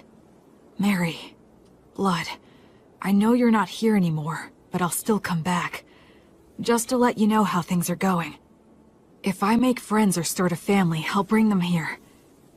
I'm determined to become an adult who can tell you with pride that your child is living really well. So for now, I'll be leaving for a while. Are you all done? Yeah, By the way, how come you didn't die as well? That was cruel! Are you aware that you just wished death upon an old man? You're evil! Aw, you're bumming me out. But actually, I was just thinking about how all of your wonderful treasures would be mine if you died. You're an evil grandchild! The evil grandchild just outed himself! Come on, I only meant that all the money you have no use for would finally have a good use. Know what I'm saying, Grandpa? Yes, fair enough. Fine, take it. Huh? What is all this? It's all my treasure. I'll lend it to you interest-free. Make it grow, you hear? But I mean... Stagnant money that never gets spent might as well be dead. I don't like stagnant money lying around, so you had better make good use of it. Gus. So I guess this is my last gift from Gus. Not that I'll be passing on, though, for a good 10 years. Huh? Well, you know, there is still the matter of guarding the High King's seal. I made a little deal last night with your goddess. She granted me permission to continue wandering this city for at least 10 more years, until the god of the undead regains his power. What? You heard me right. It seems that I've become something like Gracefield's errand boy. But then, what about Miriam Blood? As it turns out, they decided they didn't want that. They would only become more greedy and reluctant to end it. If given 10 years, they would want another 10, then another 10, and then to remain here at least until you pass on. They knew they would naturally desire this, so they consciously chose to die. Just like what you went through. You tried to appear strong when you were really crying and screaming on the inside. Granting a position for that greed to just one old man is quite enough. You really are rock and roll, Gus. What will you do with the seal in 10 years? It'll be up to you to figure that out, if you can. You're dumping that on me? It seems that the worship of Gracefield has gone out of style in the world outside. She had to use a great deal of strength recently, just intervening for us. So the future of the Goddess of Light will depend on your efforts for sure. I haven't even left and I have a ton more baggage, physical and mental. One of those hardships I'm destined to suffer. In any case, you're going to need some money. Go on and take it. Yeah, it seems like I'm gonna have a lot to do, so I'll accept it gratefully.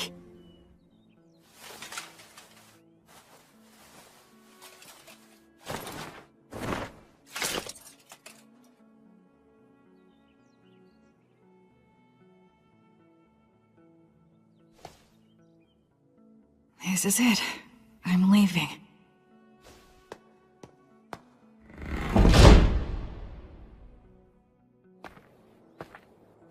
Say, Will...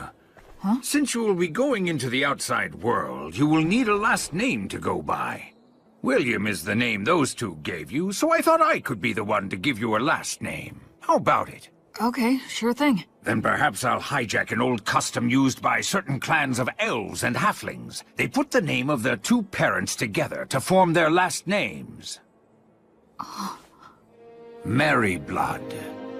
You are William Merryblood. William Merryblood. You will always have them with you, wherever you are. Thank you, Gus. I like that name a lot. So cool. You take care now, okay? I will. Oh, and I'll add a G for my middle name. You fool! You don't need my initial! What did you learn in those classes of yours? Well, you are Gus after all. Old Man Augustus is far too much work to spit out. What a hopeless grandson you are. Well, so long then. Goodbye, William G. Merryblood. See you again sometime, okay, Gus? Goodbye!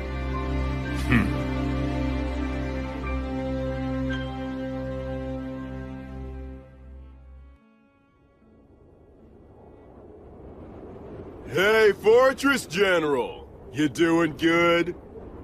It'd be perfectly natural for two warriors to introduce themselves, say a few words before facing off.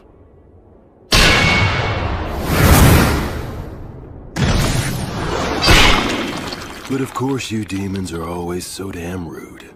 Being told that by the likes of you must leave that demon at a real loss. What a mean thing to say. How's it going on your end? I performed the funeral quite easily, and stopped the transformation to the undead. Looks like old Gus's group did just fine. It appears that way. In any case, we've taken down the fortress. It won't hurt anything for old Gus's group to retreat. The fortress general fell at the hands of so few. Any more is just reckless. Don't praise me. I'll blush. I wasn't. How many days will destroying the bridge over the Grand Canyon buy us? A few at the most. We're never gonna get anywhere unless we can take out the High King. Gus seems like he has a plan in mind. Yup, probably still a one-way street, though. There won't be any way back. You are not coming. That's rather sudden. I'm a valuable asset in battle, if you don't mind me saying so myself. I know, but you're still not coming. Seeing you die would make me sick. What? Couldn't you at least add, "because I love you," to a sentence like that? It would be so gratifying for me. Like hell I'm gonna say something that irritating. You really are hopeless, you know that? What if I refuse to stay behind? I'll send you back even knocking you out. I already got old Gus's consent. I see. And I suppose it would be pointless to resist. That's right. Your skills aren't bad, but they're no match for the great and superior blood. All right then, how about this? If you leave me here, I'll kill myself on the spot. You what? Did you not hear me? I said if I can't go with you, I'll kill myself on the spot.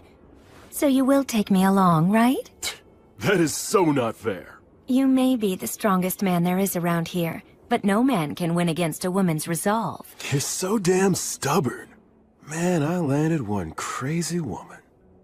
We haven't even done anything, and you're already calling me your woman? Listen, Mary. If I return alive, let's find some quiet, peaceful place to get married. Okay. I would love to. I'd like to have a quiet house someday. Maybe on a hill with a view. That sounds nice. I'm sure the breeze would feel good. And we could start a vegetable garden. And if we end up having a kid, we can ask old Gus if he'd be willing to tutor them. Despite all the resistance he may put up, I believe he would agree. And if our kid turns out to be a boy, I'll teach him how to fight. Between that and old Gus's magic, he can become the strongest man, even stronger than me. What do you think? I would be terrified he'd turn out to be a strong and clever failure. Oh, that's harsh. And I suppose my role will be to teach him all of the smaller things in life. Our kid's gonna be adorable. That's right. What name should we choose? I've got one for a boy. I hope it's not some weird name. It's a perfectly good name. Remember, he'll be our kid, so he'll probably have an unbending will. And there's a name that means helmet of will. William. William. What a fine name. I really like it as well. Will, my little boy.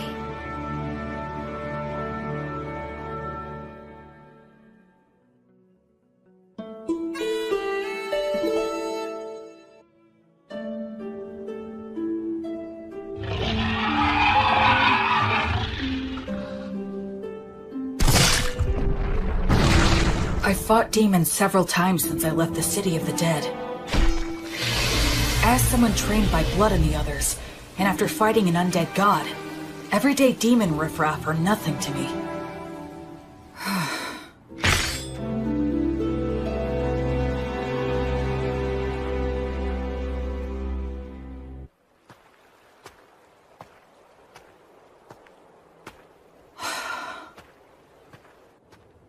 It's been quite a while since I departed, but I still haven't met any humans. All I see is the occasional wild animal and bizarre, distorted demons. It's so cold. It's been 200 years since Blood and the others were alive. Does that mean no humans have returned in 200 years? It's cold, but not cold enough for snow.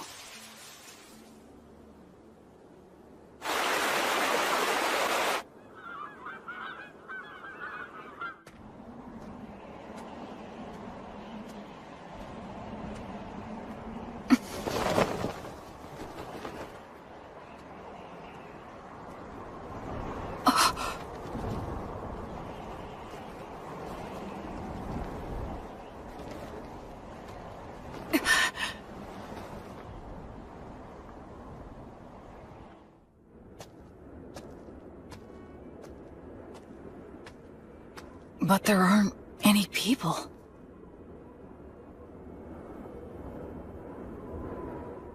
Immense magic left this scar? Gracefiel, goddess of light. Bring guidance and peace to the souls who are wandering this land.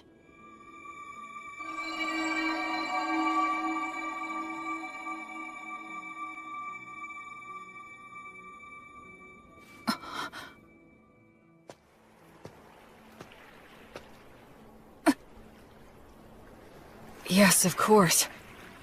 It has been 200 years. The terrain's gonna change.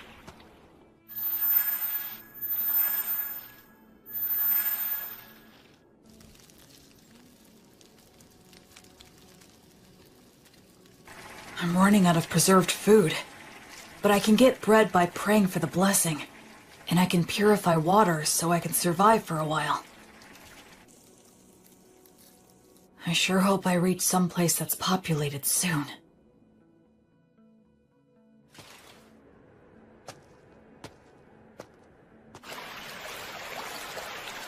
If I keep walking downriver, eventually...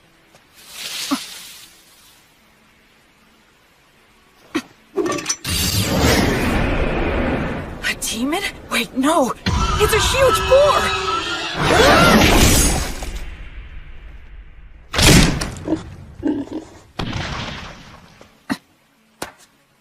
I should finish it. What's this? That's the same white fletching. Is he a hunter? Looks like I'm in a jam here. Both of our weapons are drawn and ready. It all depends on what he does. I finally met another person. I should show him I'm not a threat. Should I drop my weapon? He might attack, though. Should I pray for the blessing and show what a devout follower I am? But that might be mistaken for an attack. I need to choose my words carefully. I'm an outsider with no way to prove my identity. Aranura, Rumen Comentirubo. Ancient Elvish? Are you related to the elves? No, but I can see that you must be related to them. Your bow is elven, is it not? Well, you're not wrong there.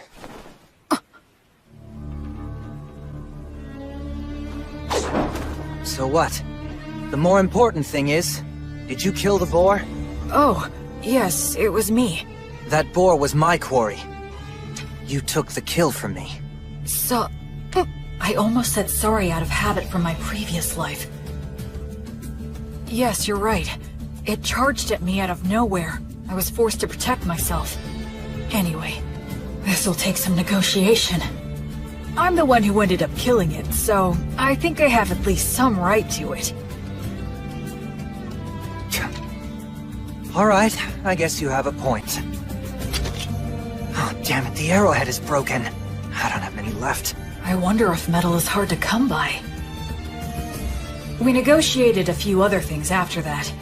The silver-haired half-elf was a skilled negotiator, so I was sort of at his mercy for the most part. But he agreed to give me the boar's shoulder, in exchange for helping him butcher it. Wow, you know your stuff, huh? I'm sorry. You have my gratitude. We'll make good use of you. You're so devoted. Well, at any rate, this front leg will be all yours. That's it for the portions. Okay. I guess we should eat the liver now. It'll go bad fast. Oh, I've got a pan we can use. Flammo Ignis. Hey, you're pretty impressive with your hands. Kind of. I should keep my magic a secret for now. So, now we just wait? Yeah. Earth Mother Mater, and the virtuous gods, we give generous thanks for your grace as we partake in this meal.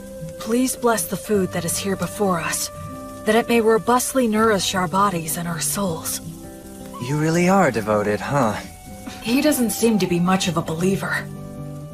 But I'm the one with memories of my past life, while he seems closer to nature. It's so hot! Good stuff. This is the best. Huh? So you want directions? Well, the thing is, it's kinda hard to explain. I'm not sure how to put it. You don't look familiar. Seriously, where are you from? Telling him I was raised in the ruins by 3 undead probably wouldn't help things. I came here from the south. The south? Nothing further south than this, bro. Huh? We're as far south as you can go. Beastwoods in Southmark. I did come from the south, though. It's a long story. Oh, so you're one of those adventurers who scrounges for treasures in the ruins. Yeah, something like that. And then you got lost in the woods. I've never seen an adventurer who's so absent-minded. Whatever. Just keep following the river downstream, and you'll reach a small town in a couple of days. You'll figure it out from there. Thanks so much. Yeah, well, good luck. Hey, if it's on the way, do you think we can stop by the settlement that you're living in? I mean... No. I want nothing to do with you. Take a hint. Yeah, of course not. Who'd want a total stranger in armor like this following them home? I'm sorry I asked. You better not follow me. Will you be okay with no light? Don't worry about it. It's none of your business.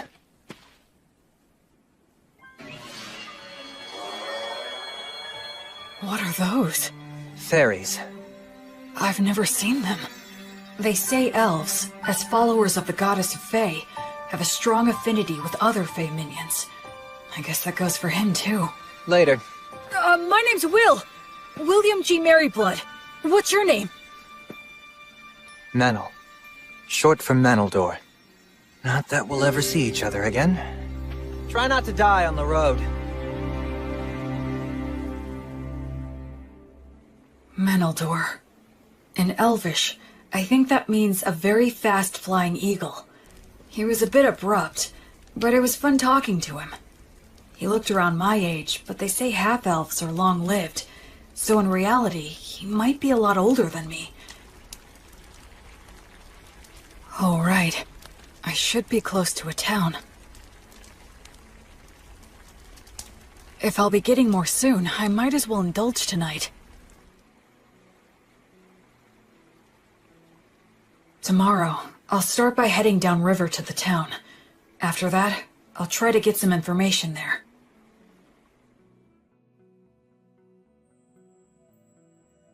O light, my heavenly light. As you travel, I pray strongly for thee. Bring light to the faraway darkness. Be blessed.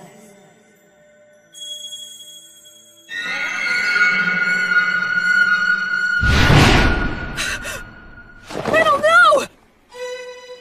Was that a divine revelation? Lumen! A tragedy is about to befall a nearby village, and Menel is going to be caught up in it. Invenire humanum! That way! There it is! Did I make it in time? Erasus.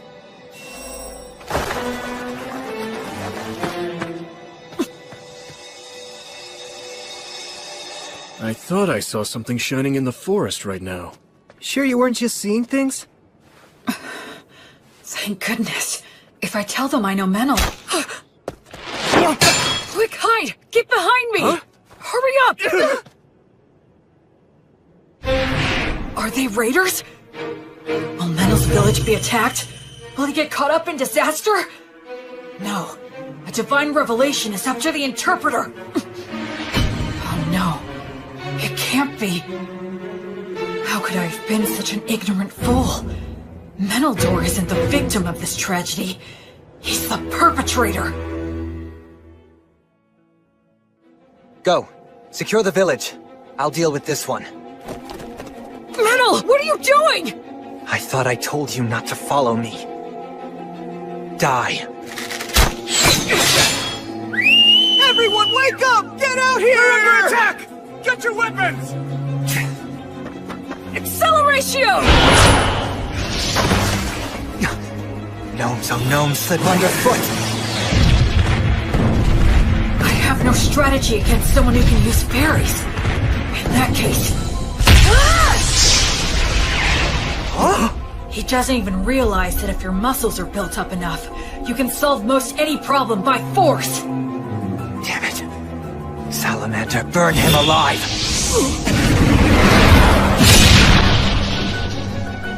No way! My, you're quite strong, aren't you? Yeah.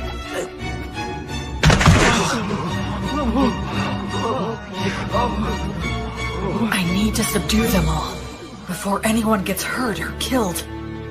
Uranium obligatio! I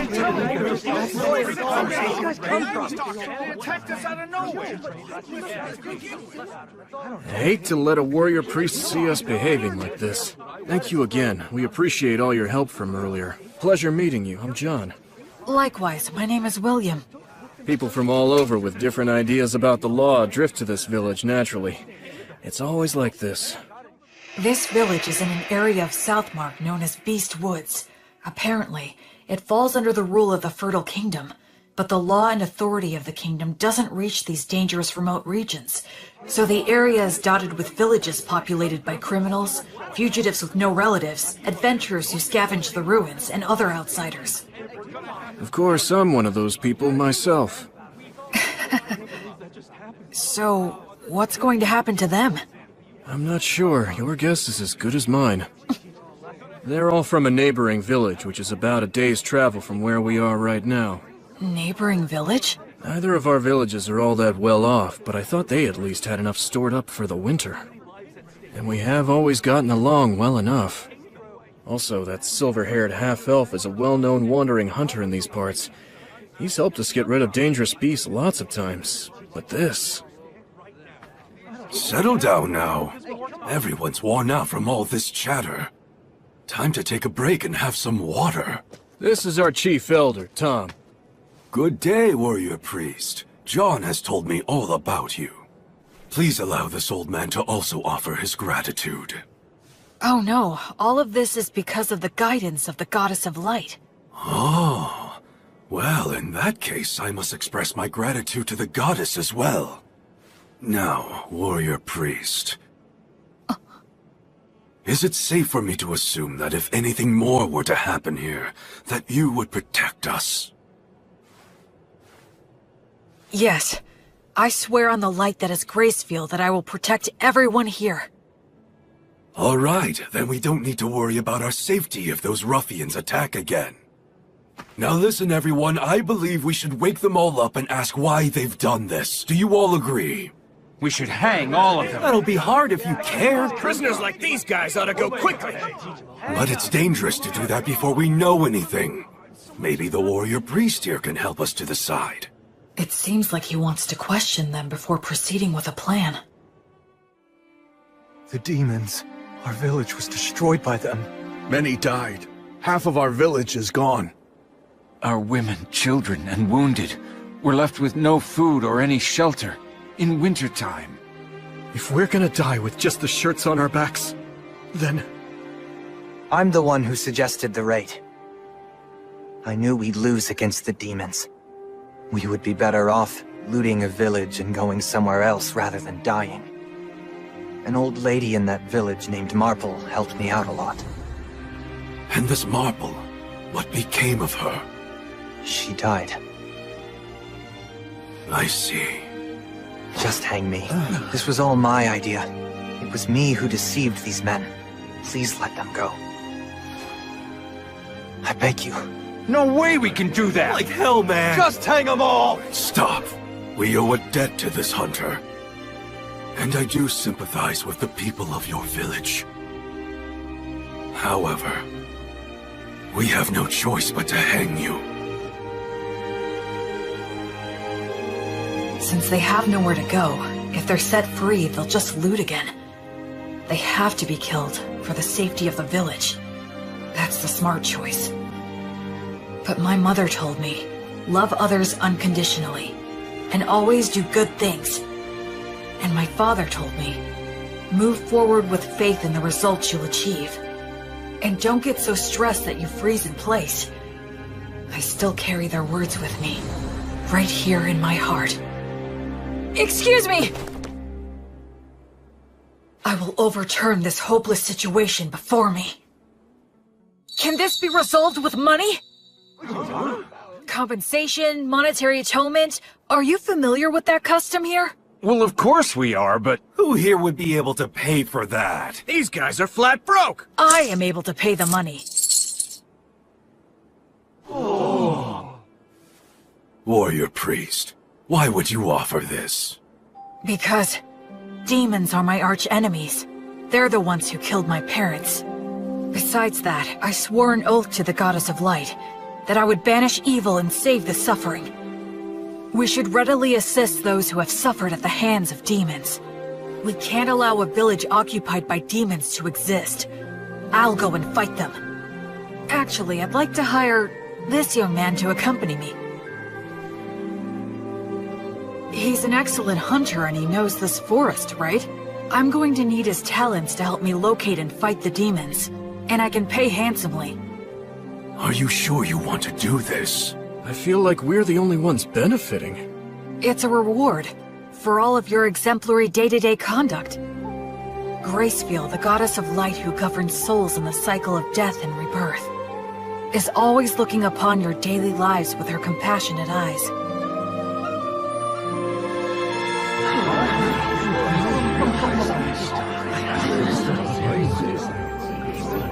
Then let us untie them now. All right. I managed to turn that all around. At least I think. I had a feeling that somewhere, some god was giving me a tiny smile. The people of the village that was attacked took in all the villagers who weren't involved in the raid. Part of it was to use them as hostages, I'm sure, but safe is safe.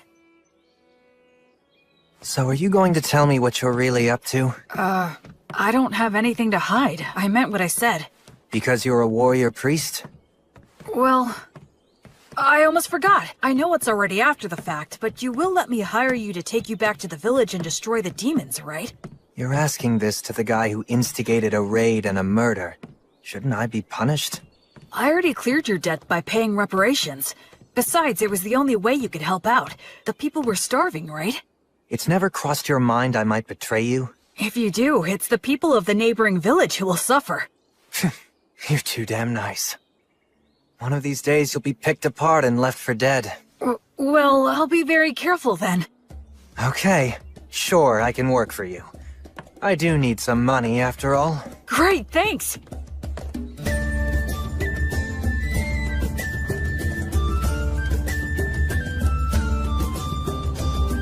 So, what are you gonna do for the time being? Huh, Mr. Bossman? Our challenge is that demons have occupied the neighboring village, right? I guess we'll just charge in. We don't have much time. Oh, what, are you insane? There are a lot of them, and they've got demon beasts. You got a plan? What are our odds? It'll be fine. I'm used to them. Well, you are right that we have to hurry. The people who died might have turned undead by now. If that's true, I need to return them to the cycle before they get lost and end up stuck here.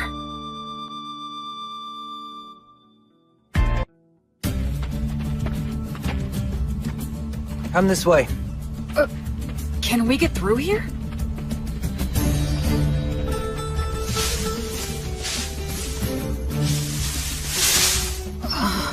This is perfect. We'll camp here tonight. Dear Green Ones, grant us shelter, a bed of grass, youth of trees, and strength for any surprise guests. Wow! It's not such a big deal.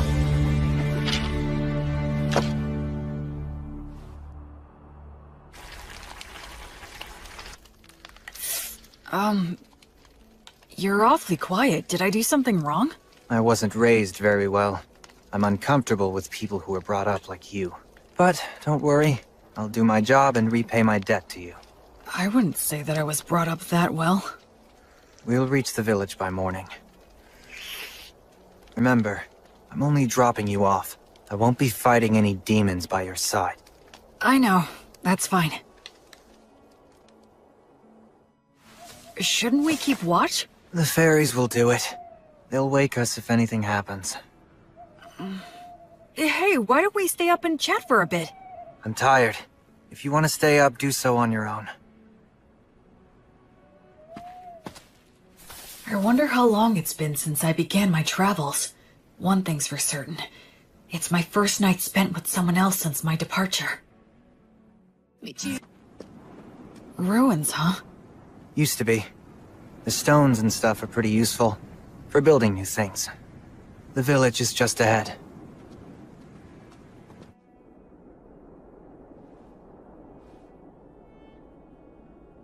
They're here.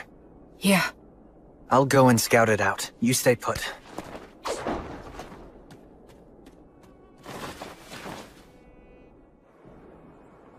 A ritual? Yeah, at the ruins of the village temple. Those damn demons. How's the temple laid out and how are they organized? About like this. There's no ceiling, and some of the walls have collapsed. They formed a ring in the center to perform their ritual. There are 2 commanders. They have faces like lizards. I forget the name. Vroskis? Yeah, maybe. It's something like that. And what else? They have several soldiers patrolling outside the temple. I know there's at least 1 demon beast inside. What's the demon beast like? Well, it's got a human-like head, the body of a lion, and wings like a bat's. It's a manticore. You already know these guys? I've studied them a fair bit, but still. I'm glad there's not more. Excuse me? Let's just go and head on and crush them.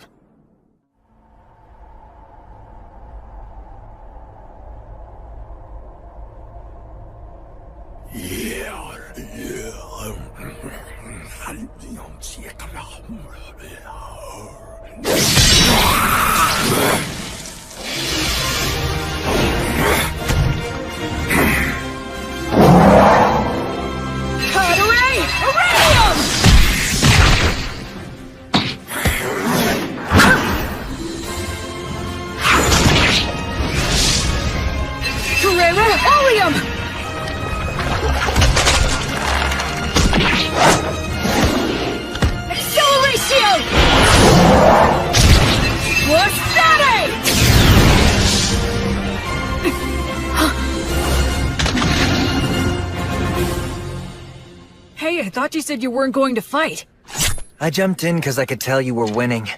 I don't know many people who could tackle those guys alone and win. The conditions were in my favor. Regardless, your strength is abnormal. Do you do some special training or something? Oh, I eat a lot of bread, I guess. Humans usually don't get stronger just from that. Well, I think we took care of the bulk of their forces. All that's left is to clean up any surviving demons. I hope some of the villagers survived. Oh, hang on a second.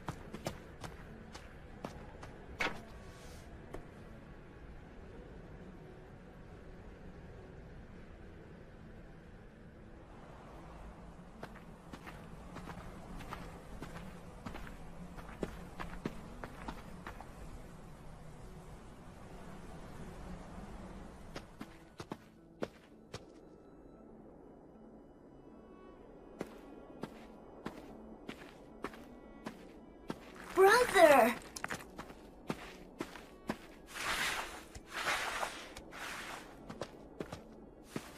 Brother Menno, it's really you.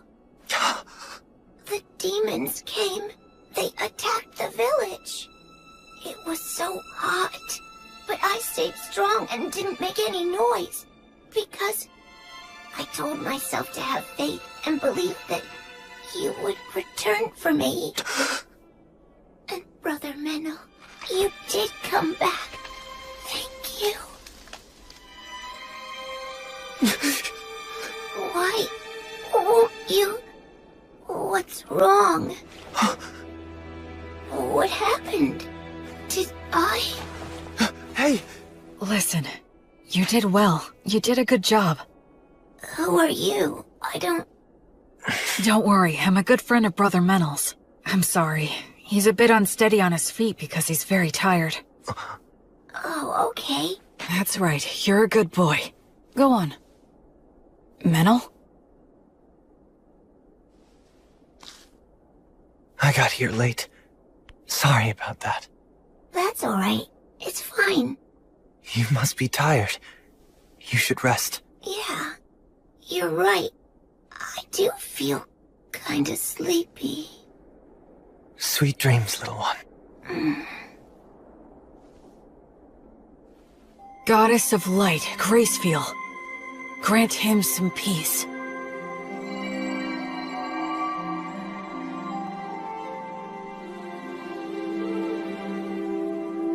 Hey. What's wrong? I'm really sorry. Sorry for what? I underestimated you. I thought you were just some rich boy who happened to earn a god's protection and got cocky, spouting mindless cliches. Anyway, I'm sorry. Don't worry about it. There was still a distinct look of pain on his face, but Menel also had the faintest of smiles. He didn't hesitate anymore after that. He held the hands of the undead and exchanged farewells with them.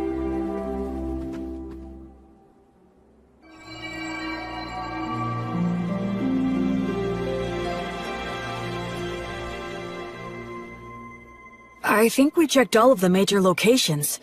I don't sense any more demons. One more. Huh?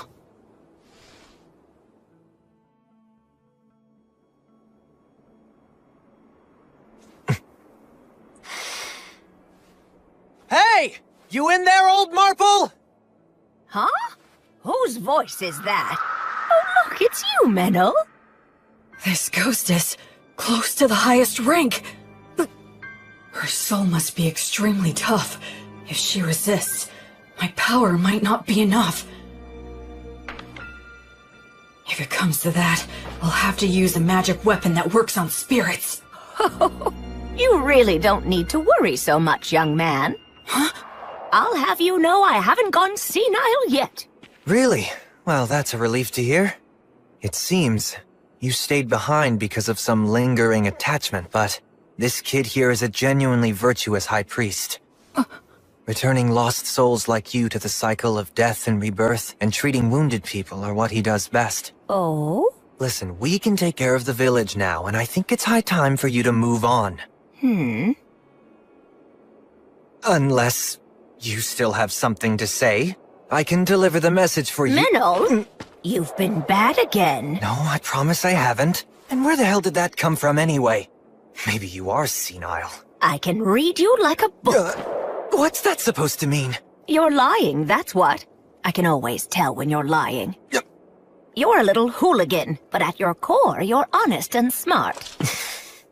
All this killing and stealing isn't for you. My goodness, you know this more than anyone. You see now, don't you? Shut up. What did you say? Shut up! What makes you think you know anything? Just what the hell was I supposed to do, Marple? You died, and everyone else in the village was starving. What else could I have done? You think I should have prayed to the gods or something? The gods have never helped me out, not even once.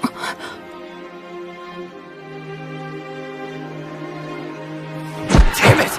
Damn it! Damn it! Damn it! Damn it!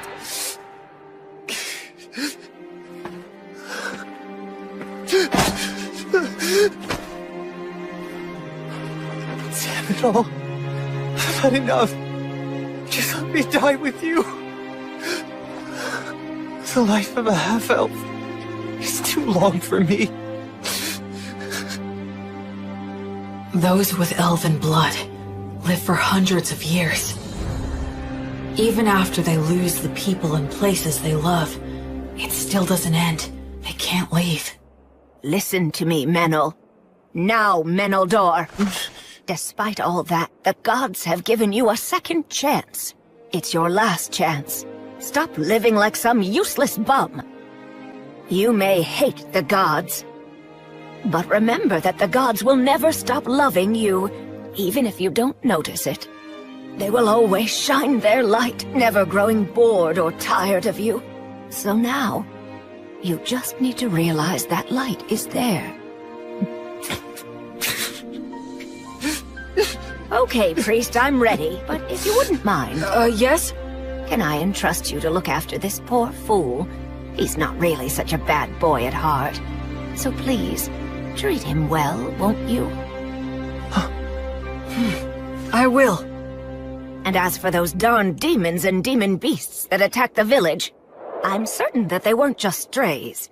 The stronghold where their boss dwells is deep in the forest, and he sends his demon minions all over the place from there. He commands the demon beasts to attack people. It seems like they're putting all their effort into one big evil plan. If I may, your lingering attachment... Well, I couldn't pass on without making sure someone knew this. Anyway, I appreciate the offer, but I won't be needing your help. You see, someone's already waiting for me. Oh, she has someone. So it's about time for me to be on my way. Menel, dear, do take care of yourself. So many things happen in this world that can never be taken back again. So stand up and put your best foot forward. There are things you need to do. Damn it. You old woman. You're so selfish. Oh, well, so are you. Oh my goodness. What are we going to do with you?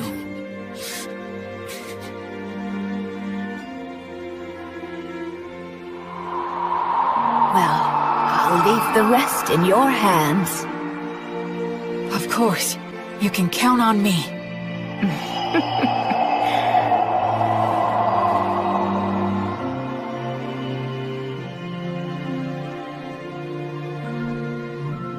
The present state of this world is dark. At the very least, in this area known as Beast Woods, demons and demon beasts still run rampant, never fully exterminated. No nation's laws reach here, so even among humans, robbing and mugging are widespread. Certainly, as an outsider just passing through, I'm not obligated to do anything. I could just walk right by it, but... As you travel, I pray strongly for thee. Bring light to the faraway darkness. Be blessed.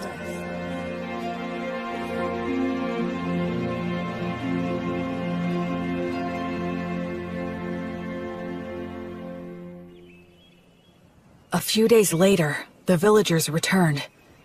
Though they were shocked to see the state the village was in, they eventually gathered up their remaining farm tools and started digging holes to bury the dead. And we all laid them to rest together.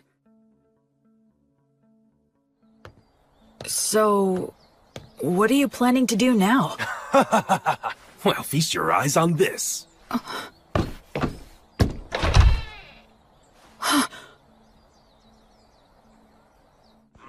Just for tonight, we're throwing a bit of a party to mark our return to our village and honor our fallen. And since you're the savior who got our village back for us, we would be honored if you could join us this evening. I'd be glad to. Oh boy.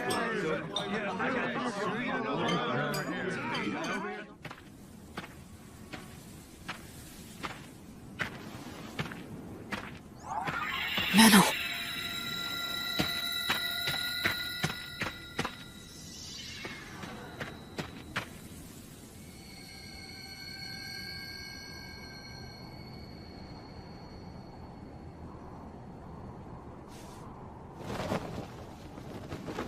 Hey.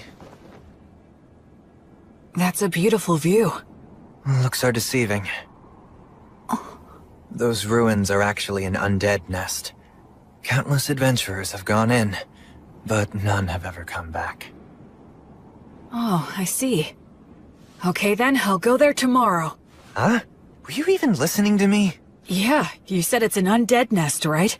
If it is, I need to go and return them all to the cycle. I forgot who you were for a sec. Being around you throws me off my game. And here I thought I was a much more indifferent person than that. A little late to say that after the way you were wailing earlier. Well, why are you saying that to someone who's already depressed? Hey, Menel, what was Marple like? Can you tell me about her? She's strange, exactly like you saw her. I was born up north in Grassland, in the great forest of Erin. That's where all the elves live.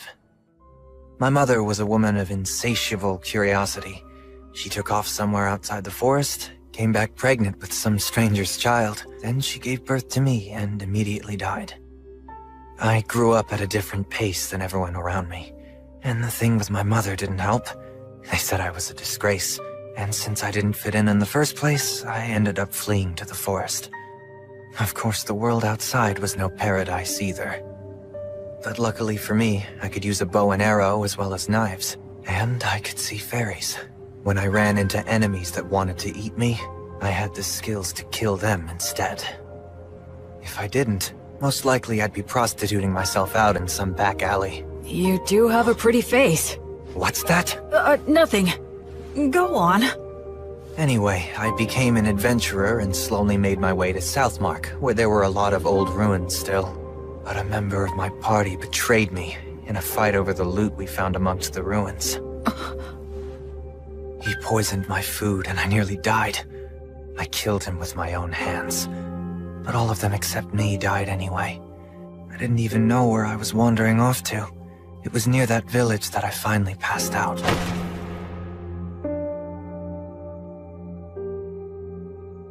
Marple was the one who found me and took me in. At the time, she wasn't that old yet, but she was still such a weird woman. She lent her bed to the antisocial kids she'd found lying on the ground. She let me eat her food, and even lectured me about trying to live a decent life. A lot of people ended up at that village after being found by her. What was she exactly? I have no idea, really. Of course, she's dead now, so we'll never know. That happens a lot on this continent. She did take me in and looked after me well. That's when I started pretending I was a hunter. There are a lot of nasty creatures and demon beasts in this area. I was relatively useful, and I had a place to belong, but I lost it all without any warning. I got all the survivors together so we could be the ones doing the stealing, but thanks to you, we failed miserably.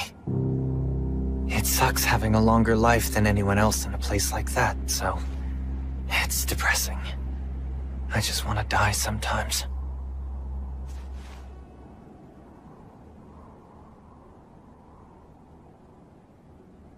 Well, I suppose I'll get back on my own 2 feet soon enough. Huh?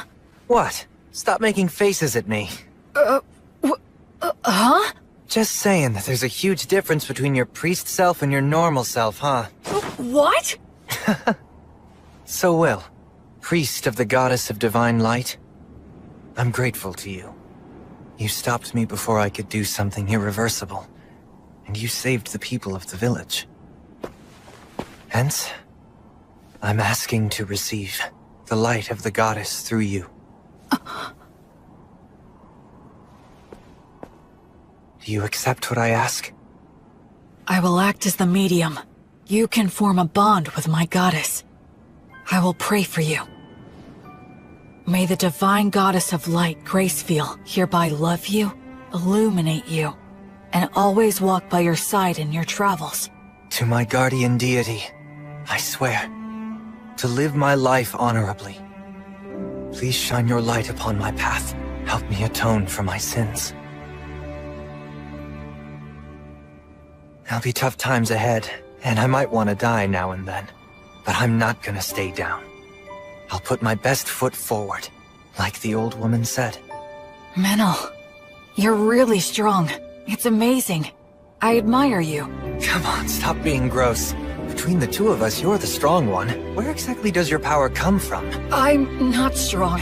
I just lucked out and happened to get amazing teachers in my life, that's all. Well, I'm not going to meddle. Anyway, ready to head back? Mm-hmm.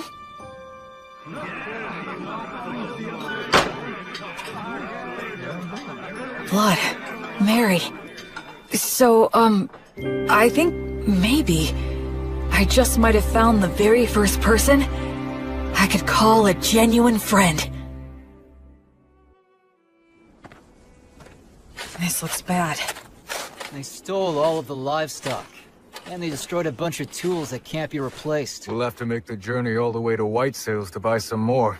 But with whose money? Well, we can't replace everything. Hey, what exactly is White Sails? Huh? Are you being serious? What's your deal?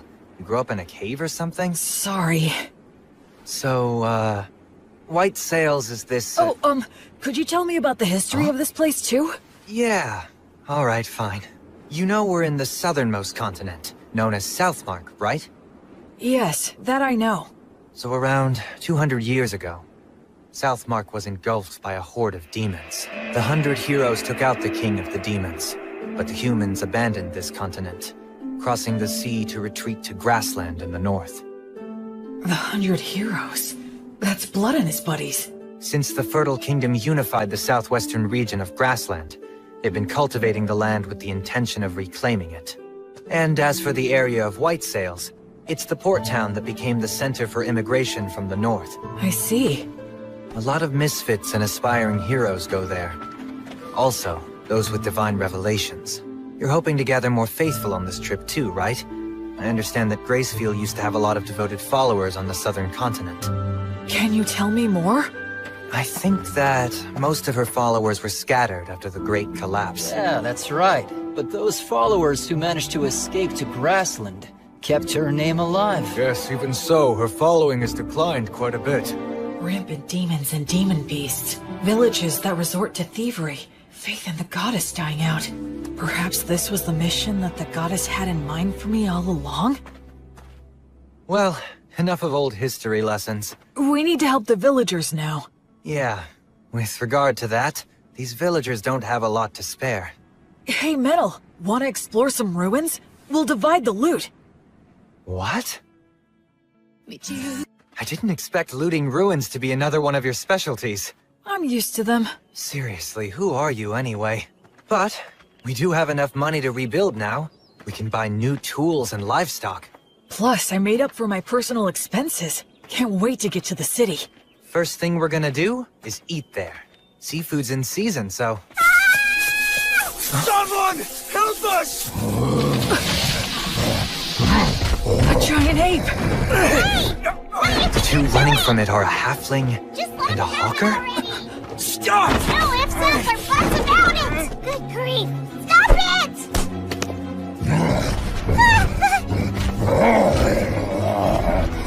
Yeah. Who are you? What is this dangerous? Blood told me that when facing a wild animal, the moment you break eye contact, you lose. Well then, come at me if you're going to. We can do a little wrestling.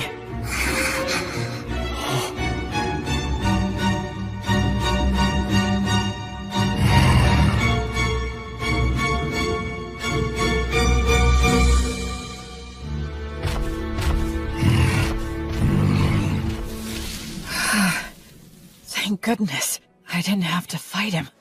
Are you okay? Wow, mister, who are you? Some kind of adventurer?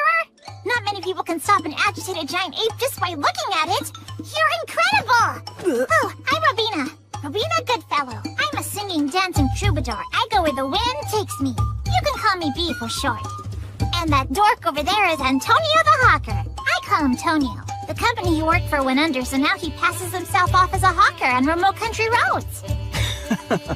Sometimes it's hard to get a word in edgewise. We were just on our way back to White Sails, which is my home base. White Sails, huh? Boy, you really saved our hides. Thank you very much. My name's Meneldor. I'm a hunter around here. We were about to do some shopping in town. And this guy is... I'm William. William G. Merryblood.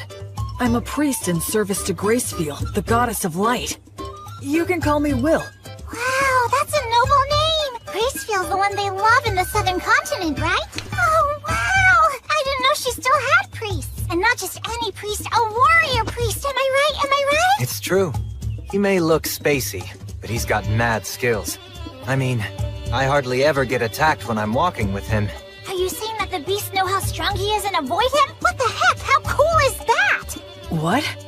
You usually see more of them? Yes, of course. That's why it's called Beastwoods. It feels like their eyes are piercing me. Anyway, Is it just the two of you? No guide? Or were they killed? Well, actually, when we came across that giant ape in the forest, I'm embarrassed to say that they ran away. Some guys conned you out of their upfront pay and then bailed? You need to get way more savvy about people, Mr. Peddler Guy. I'm rather ashamed. And they made a big old racket when they ran too. It was really nuts. Giant apes don't even normally attack. They just look scary. They both lost their guides? So now what are you two gonna do? We'd be more than happy to take you with us if you want. We'll just say you owe us one. I'll do the deal-making, not you. So, we'll owe you one of what? We want to buy livestock, and some other stuff in White Sails. Ah, I get it. If that's what you want, then I'd be glad to help. I can introduce you to a dealer that I know. We appreciate it.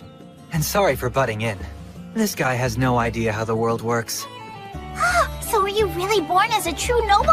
He has that air about him, like he's pure and untainted. Nah.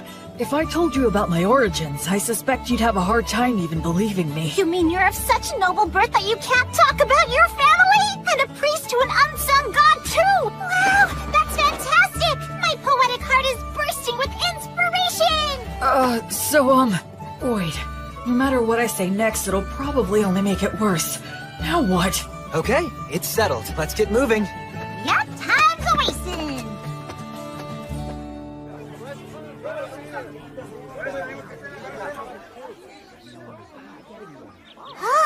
This place looks perfect! Woohoo! Introducing B! B and Tonio warmed up to me quickly. Tonio has a gentle demeanor, and he's good at getting close with others. As for B, she doesn't seem to have any boundaries when it comes to people. Ahem! It is now time for me to sing you all a song.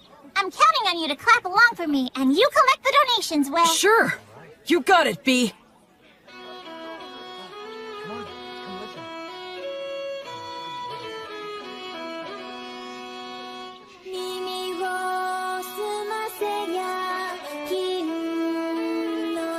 It's amazing. Every time we walk into a village, she lures everyone in. It's really impressive. She never gets tired. Very well. Right here. They make a good combo for doing business. Huh? A lot of hawkers use high-pressure tactics or even petty thievery to make their cut. I see. I guess it's true about him working for a company. Hey, Will. Oh? Excuse me, I'd like to ask you something. Sure, what is it? Well, this is my question. Can the blessing you invoke heal sickness and injury? Yes, it can. I see. Then I have a proposal for you. Huh? Goddess of Light. You're as good as new.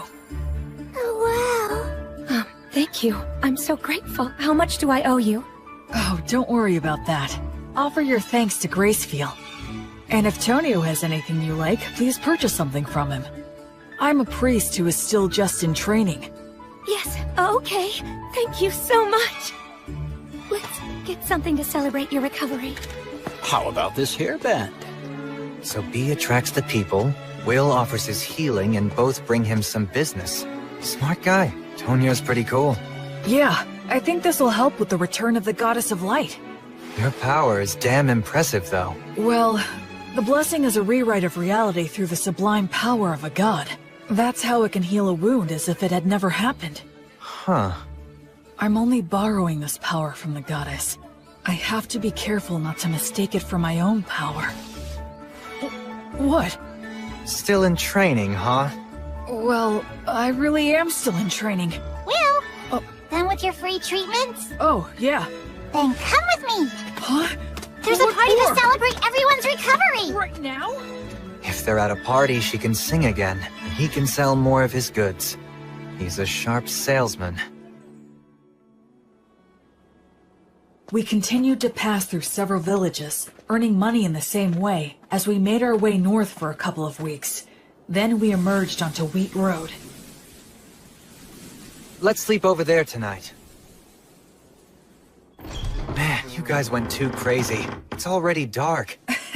Sorry about that. Whee! I'm in such a good mood today, I'm going to give you all a free performance. Wow, how generous of you. Now, wonder what I should sing. I think race stop the Penetrator is epic, but it's way overdone these days. I know! The 3 heroes from the killing of the High King! It's a really good one. It's got the Wandering Sage, War Ogre, and the beloved daughter of Mater. Ah, that sounds great. Now that's a solid pick. Actually, I haven't performed it in quite a while. Hey, what's wrong, Will? Oh, it's nothing. Go for it. I'd love to hear you sing. Great, you just said the magic words. Without further ado, then. Time rolls on. Or perhaps it's us that's marching on. Be it the strong and sturdy warrior, the bright sage, or the holy woman. So their names really are remembered. But their ashes and their names remain. This is precisely why their song must be lifted up high. So their good deeds live on, and their heroic names resound throughout the world. I sing this night of the Wyvern Killer, just one of the many fearless adventures of the 3 heroes. Keep quiet now and listen to this tale, one and all.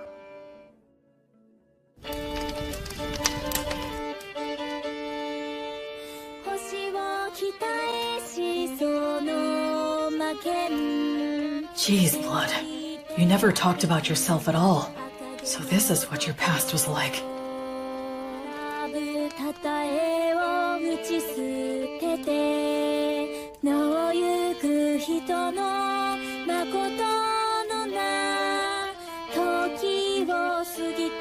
I guess no one knows Gus's real name was Augustus.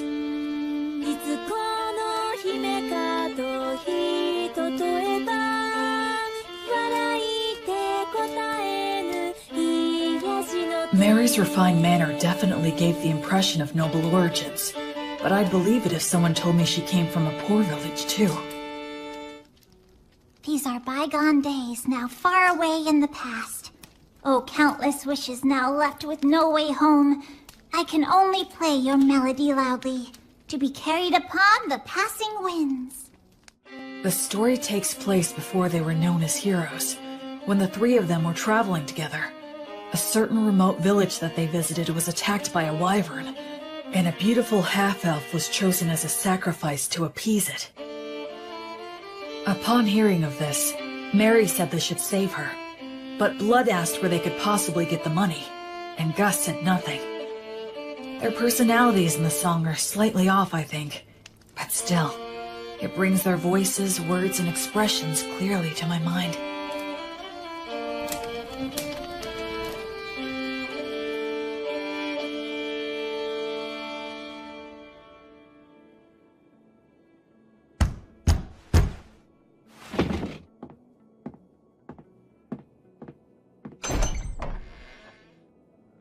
Who might you be? You think we're gonna take on a wyvern for that amount?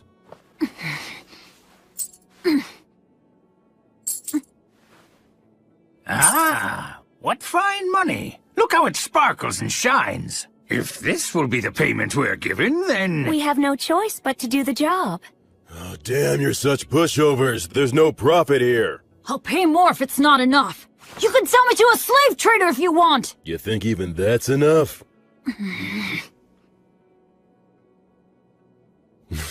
You do have some guts in you, kid. You're small, but a mighty warrior.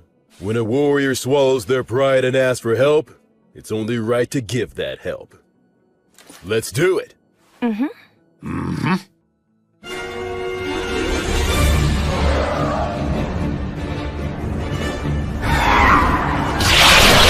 Ligatur! Nodus! Obligatio!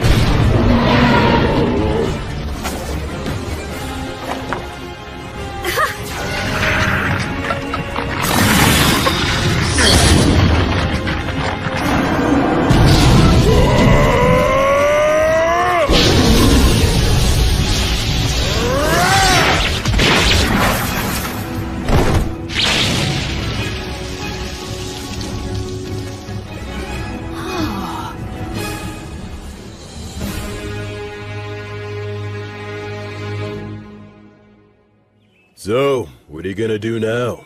Neither one of you can stay in that village anymore. We'll manage. Then take this with you. Old Gus here carved words on it. It'll serve you better than some cheap good luck charm. You certainly can't be a warrior if you don't have at least one dagger with you. Please take this as well. Take care of yourselves, and be good to one another. You will face many difficulties, but never forget the value of perseverance. But this is more than what I paid you. We can't accept it. Ha! Who said we're giving it to you? It's an investment, merely a loan. A loan? Listen, you two must live the best you can and build up fame and fortune for yourselves. If your names reach our ears someday, well then, we will come to collect what we've lent you, plus interest. In case that should ever happen, I will leave you with my real name. It'll be our password too. So listen well. Thus, the boy and girl learned the true name of the Wandering Sage, known to no one else in the world today. Hand in hand, the boy and girl began to make their way to the city, while the three heroes walked back down the road in search of bold and thrilling new adventures. That's the end of this sweet song. But there's a follow-up to the story. Count Dagger of the Fertile Kingdom, his actual surname was Wizard's Dagger. To this day, an elderly half-elf woman still waits at his mansion. Does that mean? She believes someone who knows the sage's true name will hopefully come to her one day, so that she can return what he lent to her, along with what he lent to her husband. She plans to offer her thanks to him when that day comes. That's what this story's about. A story of three great heroes that still echoes to this day. What's wrong? Will, are you crying? No, I'm not. I'm not crying. Aw, come on now. It must have been Bee's great storytelling that moved you to tears, huh? No, it's not that. I promise you. Don't be shy. There are still so many people in this world who fondly remember the three of you. There always were. That makes me happy beyond words.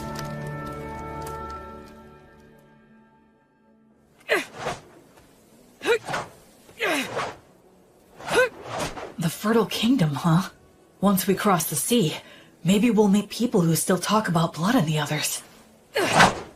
Hey there. Huh? I see you're up. Looks like you're working hard. Hey, Tonio. Will, you're a strong young man. You think so, huh? In looking at you, it's become clear to me that your movements have been refined many times over. But, then again, maybe you don't want to hear that from a guy who got conned by phony adventurers. In any case, it's obvious that you're used to handling that fine dwarven spear. And those who can handle that masterpiece have to be a master themselves. But there is one thing I don't understand. Something you don't understand? I'm curious to know what it is that you desire. Why are you asking me this? Well, because I'm a merchant. It's my job. I move product and grant people's wishes for fair wages. Satisfaction is a merchant's specialty. You are quite a mystery to me. I can honestly say that I have never met anyone like you before. You are strong and you have courage. You're educated and have good manners. And you're not hurting for money. But you're not really like a noble. You're more like a holy knight that I've only heard stories about. And so, that's the reason I decided to ask you directly. What is it that you as an individual desire in life? Or is it that you're strictly a representative for your divine goddess of light? I had a happy little life up until now, but I lost it shortly before I set out on my own. I gained the divine protection of the goddess of light in its place. There's still so much stuff that I don't know about in this world, and so I'd like to start learning about it. I'm sure that in the process of learning, I'll naturally find out what it is I want. Oh, I'd like to have friends and companions, I guess. Is Menel not someone you'd call a friend? Well, actually, I think he and I get along fairly well, but he seems hesitant to acknowledge me as his friend. He only ever calls me priest, like he has to put me on a pedestal or something. Yeah, having friends is important to me. Yes, I understand. Then perhaps I will nominate myself to be in third place position. Huh? Because I'm sure Menel and Robina would be mad if I jumped in line ahead of them. The very thought scares me. Oh. Well, shall we get some water and start preparing breakfast for everyone? Yep. Okay, here you go. Wow, it's so good! It really is. You're a fantastic cook, Tonio. He sure is. Honestly, it's one of the only reasons I travel with him. We're eating a lot better now, thanks to Tonio's good cooking. That's right, you can't cook to save your life. Well, it's just that... Hey, Menel, your cooking isn't all that hot either. What? You ate it. Well, we always get good bread from Will at lunchtime. Isn't that so cool? He prays and it suddenly appears. I'd prefer to stop as little as possible. I'm grateful to have food I can eat as I walk. Cool. Let's get ready to leave as soon as we're done eating. Yeah. You asked...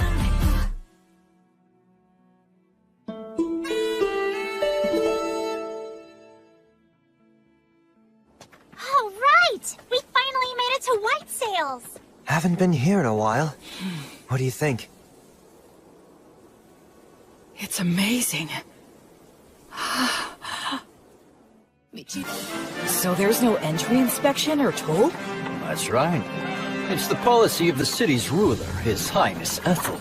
Goods enter the city by boat in tremendous amounts, and then they're distributed throughout Southmark by land and water.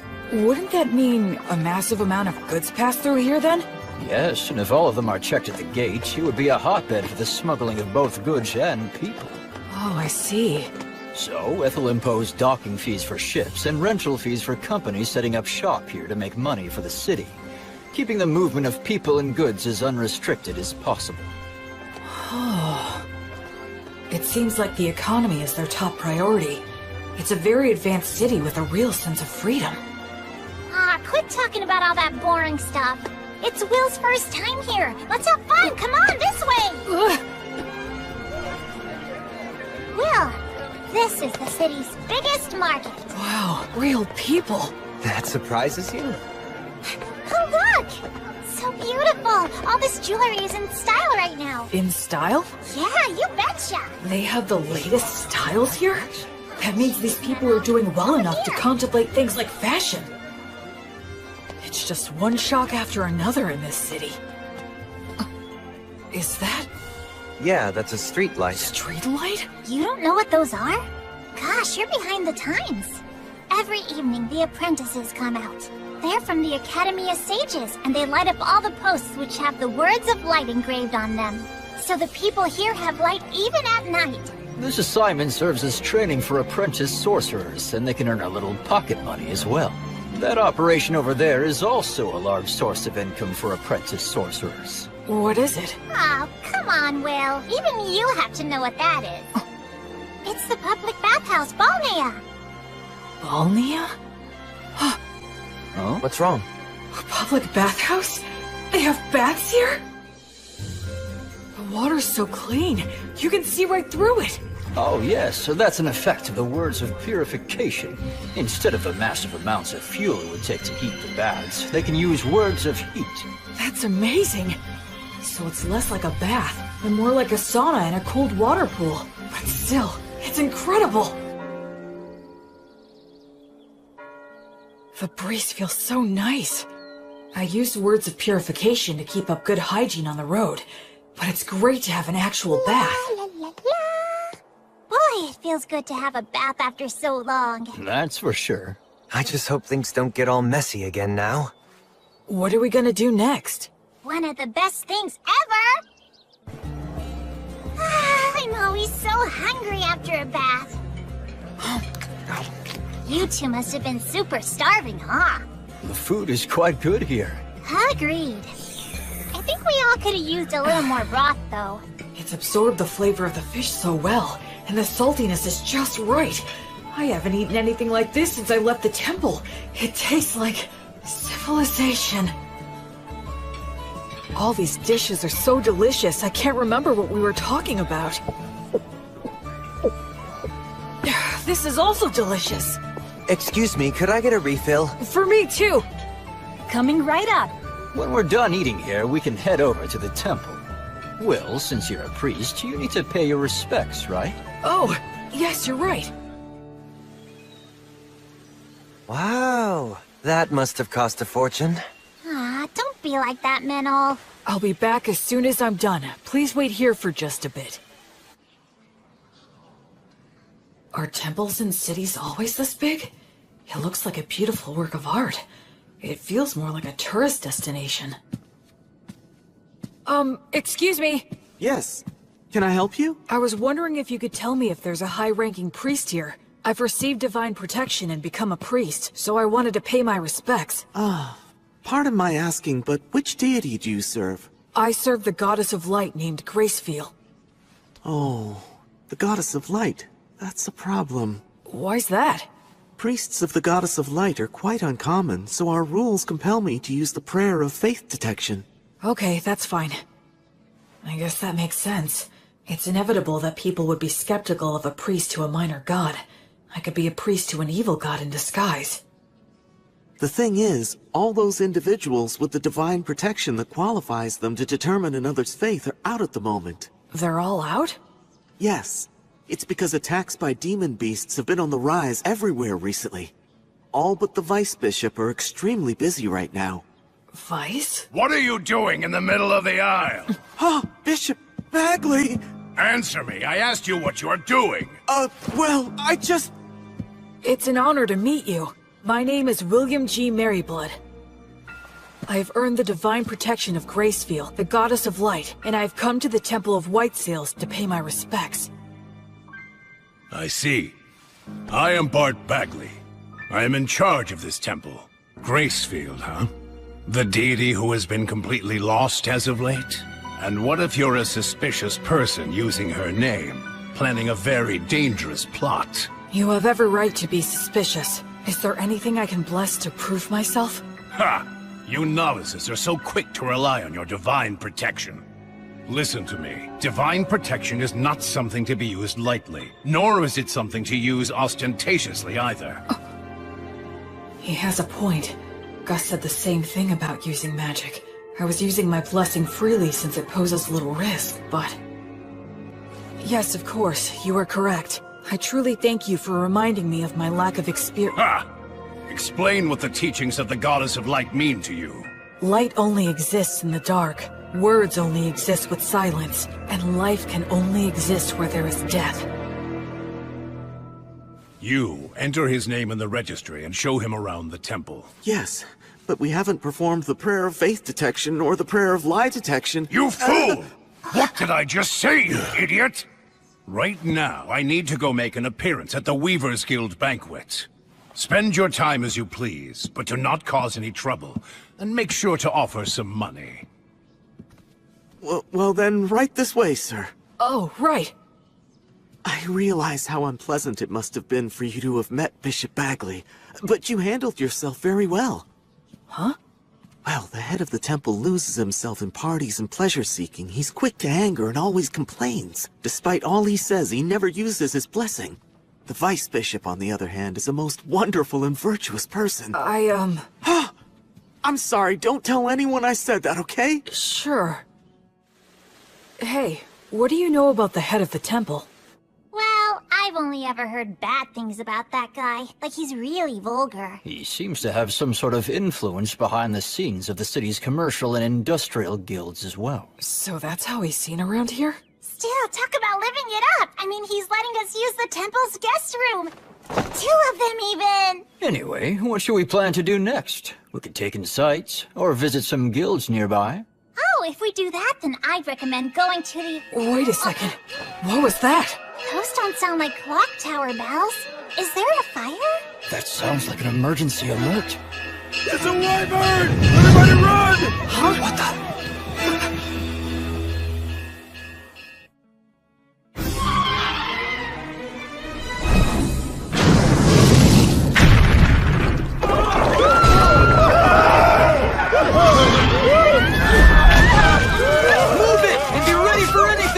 Someone come help us! He's pinned under rubble! What's going on? Stop pushing! Where is my child? Oh, gods.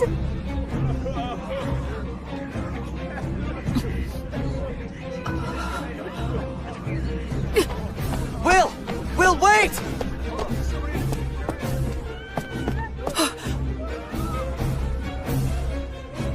Why is a wyvern here? Fire! bet all the high-ranking clergy are out right now.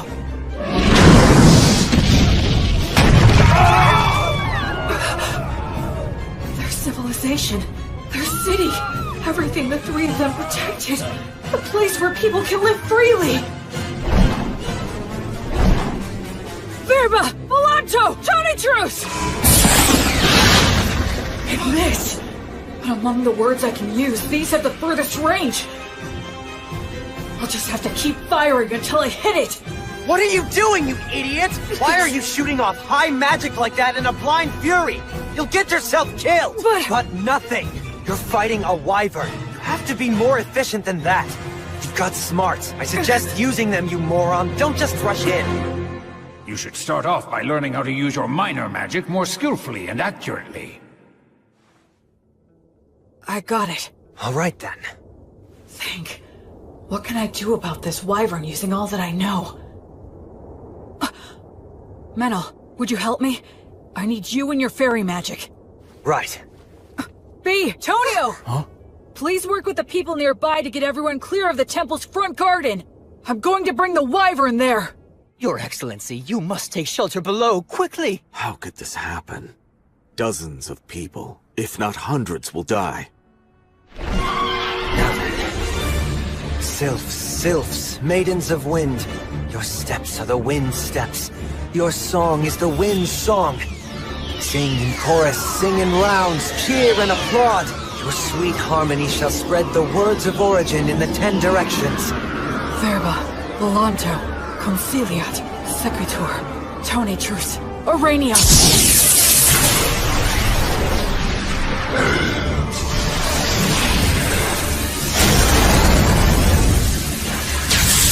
Is that magic? There's a fairy user too? Oh man, are we lucky. We've got this. We can do it. Hurry!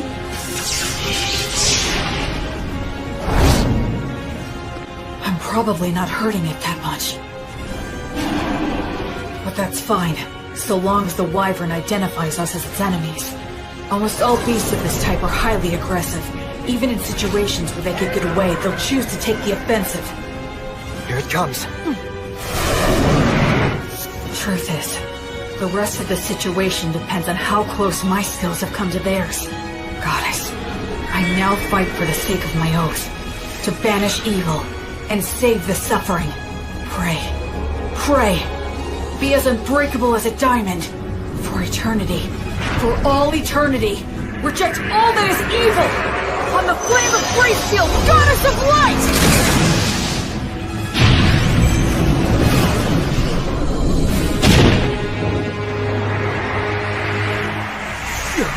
What the heck is that stuff?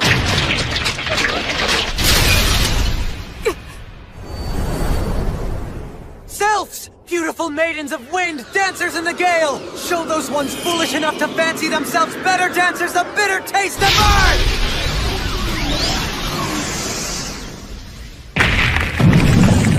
Ligator! Lotus! Obligatio! It's powered up! No, it's trying to tear them off! Damn, it's strong! Acceleratio!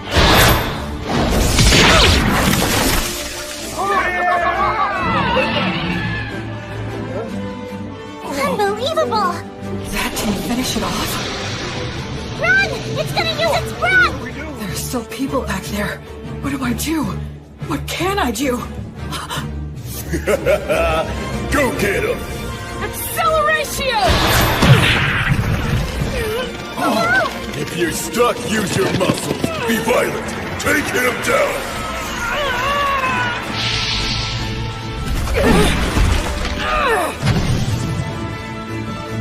A neck throw?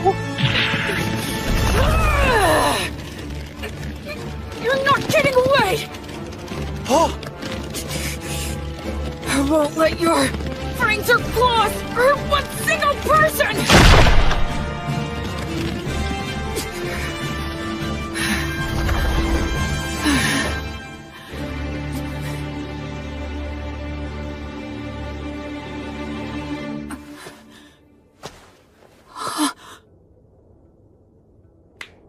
Well done! Excellent work! I praise you and give thanks to all the gods for allowing me to serve a great hero such as yourself. It's the birth of a new wyvern killer! A brand new hero! Sing his praises with your applause!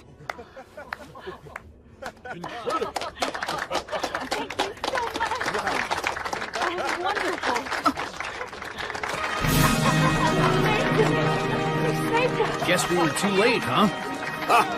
I had no idea so many magic users and a warrior strong enough to kill a wyvern were staying here. It is truly divine providence.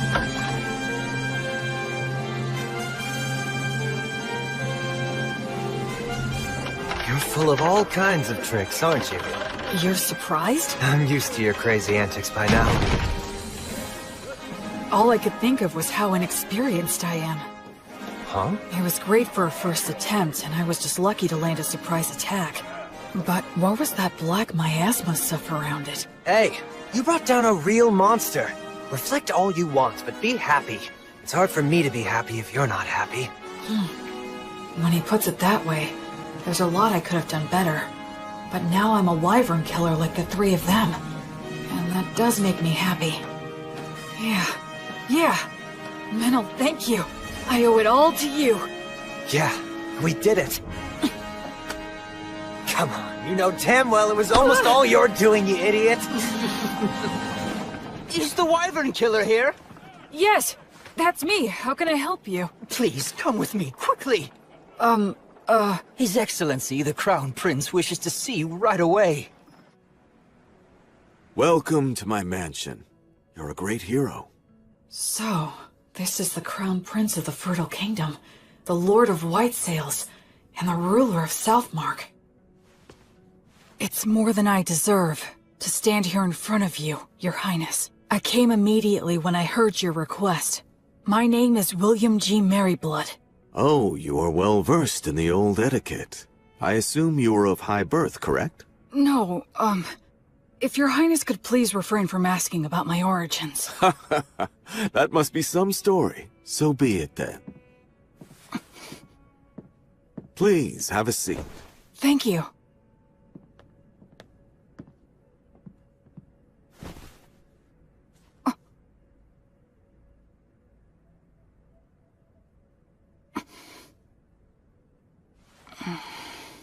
William, there are 4 or 5 individuals in your group, are there not? Yes, 4 of us. Which makes you a magic user, a priest, a fairy user, and a warrior. Well?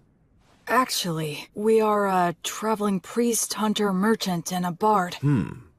One who shot lightning at the wyvern, one who made the light, one who dealt with the air, and one who broke its neck. That is 4. If that makes 4 people, it is indeed correct that we are 2 of them. What are you talking about? I can explain. My friend there, Meneldor, called the fairies, spread words, and manipulated the air currents to bring the wyvern down to the ground. So you're saying your friend is the fairy user then? And the rest? The rest was me. I'm sorry, but would you mind telling me what you did back there? I used brute force to break the neck of the wyvern. You killed a wyvern and aren't delighting in it? You really are a valiant warrior. Well, Can I do anything to fix the damage the wyvern caused? Of course, work has already been done, and more is yet to come. But there's something even more important that must be done. And it has to do with offering my thanks to the hero, for example. Oh no, Don't be modest, William. I do not want my people to see me as an ungrateful man. On behalf of the people of Whitesails, I, Ethelbald, thank the both of you for your courage. You did well to minimize the damage caused by a wyvern's surprise attack. I am unworthy of such praise. I would like to bestow upon you a reward. Is there anything you want? If I may, Your Highness, I traveled here today via Beast Woods to the south. The villages in that area are currently under threat by an army of demons commanding savage demon beasts. I see. So if I may ask you, would it be possible for Your Highness to send his soldiers over there to help hunt down the demons? It's not impossible, but it would be difficult. You saw that wyvern. Within parts of Southmark that I govern, demon beasts like it have caused frequent incidents. You mean... Of course, it's that toxic miasma. Any being it touches is corrupted and turned savage. Are you certain you are well yourself, William? I am naturally resistant to poisons. Oh, that is good to hear. Under the previous king's policies, we expanded our domain too much. We cannot even sufficiently protect the villages we directly govern at the moment. Do you understand what I'm saying? Then, would you give me permission to hire adventurers and mercenaries with my own money and organize an army to drive out the demons? William, are you certain you recognize the full extent of what that could potentially mean? Yes, I understand that I am asking a considerable thing of you, Your Excellency. Yet you stand by your request. Yes. Because if I don't, then how many more tragedies would we be forced to simply overlook?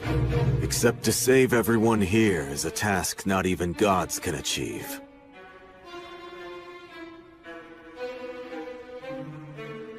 Honestly, if only you were some nameless man making this audacious request of me. You are right. But that being said, had I not killed the wyvern, I would never be speaking with your highness. That is also true. But I must also consider the option of having to kill you. I must also consider the option of having to kill you. That's unnerving. And how will you explain my death to everyone? I'd simply say that you were poisoned in a battle with the wyvern, and you started to spit up blood since the treatment was too late. I understand what his disposition is. A hero who can't even prove his identity is asking him for forces to operate in a region he doesn't even govern. Of course he'd see it as dangerous. I can handle those two, but there's still the risk of projectile weapons, and the prince is pretty skilled himself. No, it's pointless to think about that.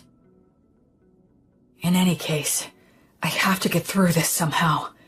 I need to speak from the heart and plead my case as earnestly as I can. Your Highness. Go ahead.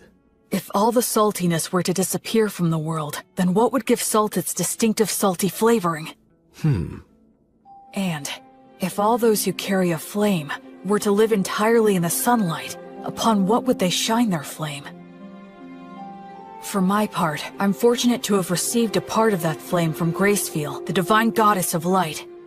I firmly believe that the ones who carry that flame are the ones who should march first into the darkness.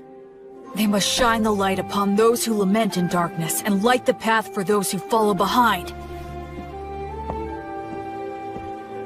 So please, I beg of you, can you somehow grant me permission for this unusual undertaking of mine?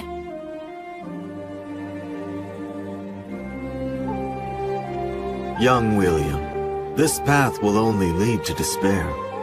It won't work, and even if it does, you will pay the price. But I have some business with that despair you're speaking about. Oh really? And what is that? I don't like how its face looks, so I want to go and kick it in as hard as I can.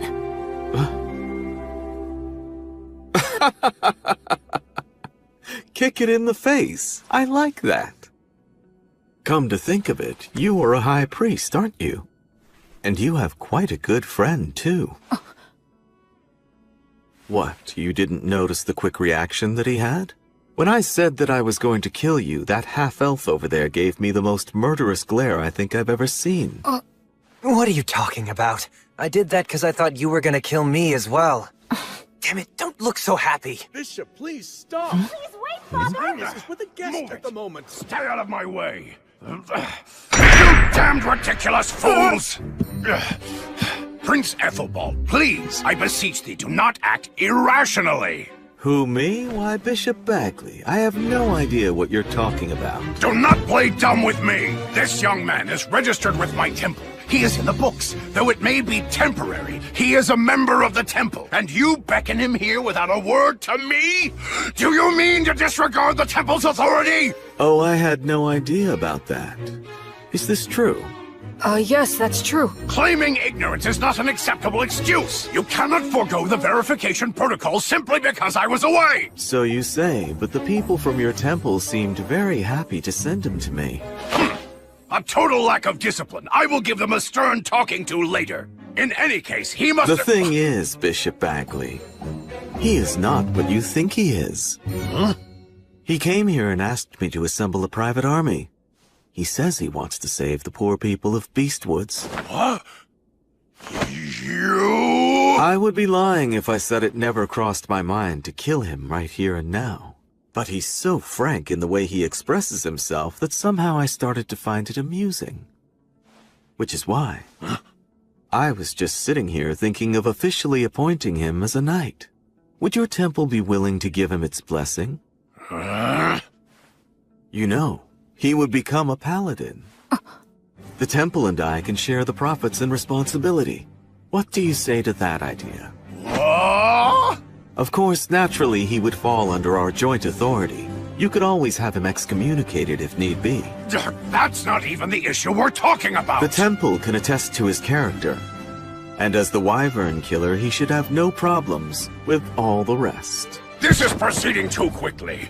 I'll return to the temple and think it over. Would that be all right? Yes. But it would make me truly happy to see this happen, Bishop Bagley. I have taken a liking to this young fellow. Assuming I do decide to become his patron, you can spare me your silly games. You, novice boy, we're leaving now! Right.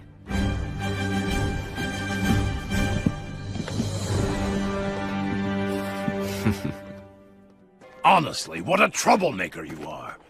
Demanding a private army. What's the old geezer's deal? Menel, actually he's... Especially you! You're a novice! How dare you take matters into your own hands? So what if we did? It's not like you're our boss or something, mister. Excuse me? I'm the head of the temple, in case you forgot. So what? You want to fight over it? How dare you speak to me that I'm sorry. My father's on edge because he's had unresolved issues lately.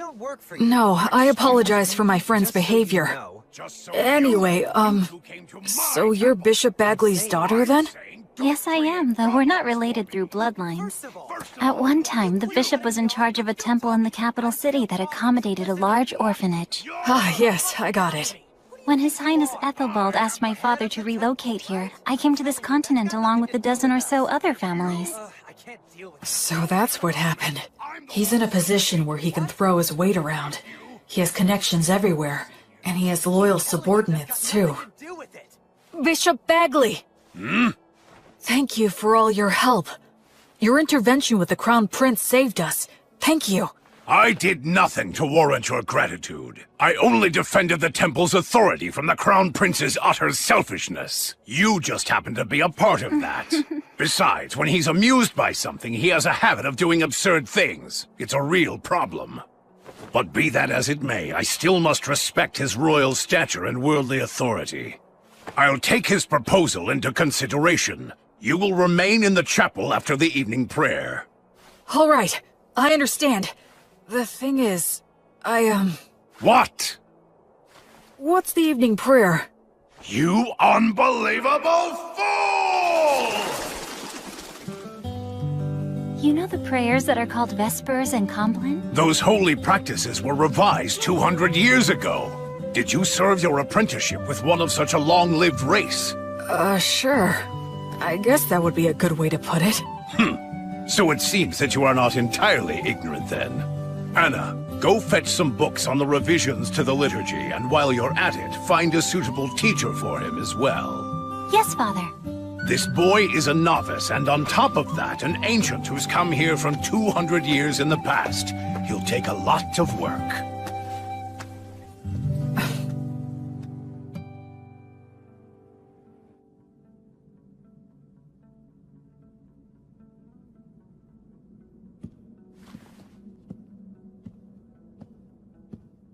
Greetings, Bishop. Wait here for a moment. Of course.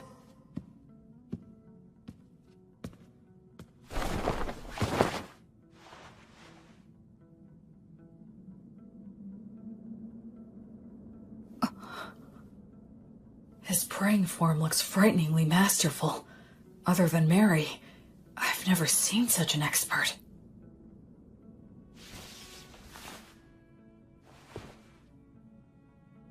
Now then. What is it? As head of the temple, you have earned a high level of divine protection, yes? Equal to my own, if not even higher.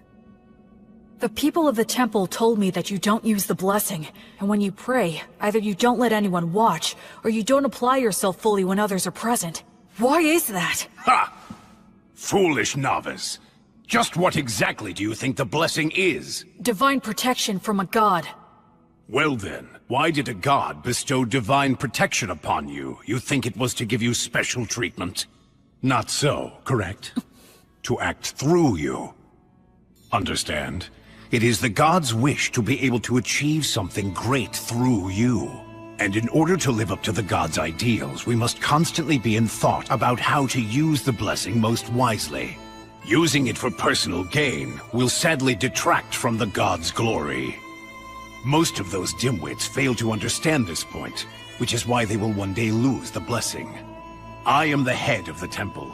This land is wild, and development on it has barely begun. To secure funding and rights, I must yell and intimidate. To lay the groundwork, I must do favors and use bribery.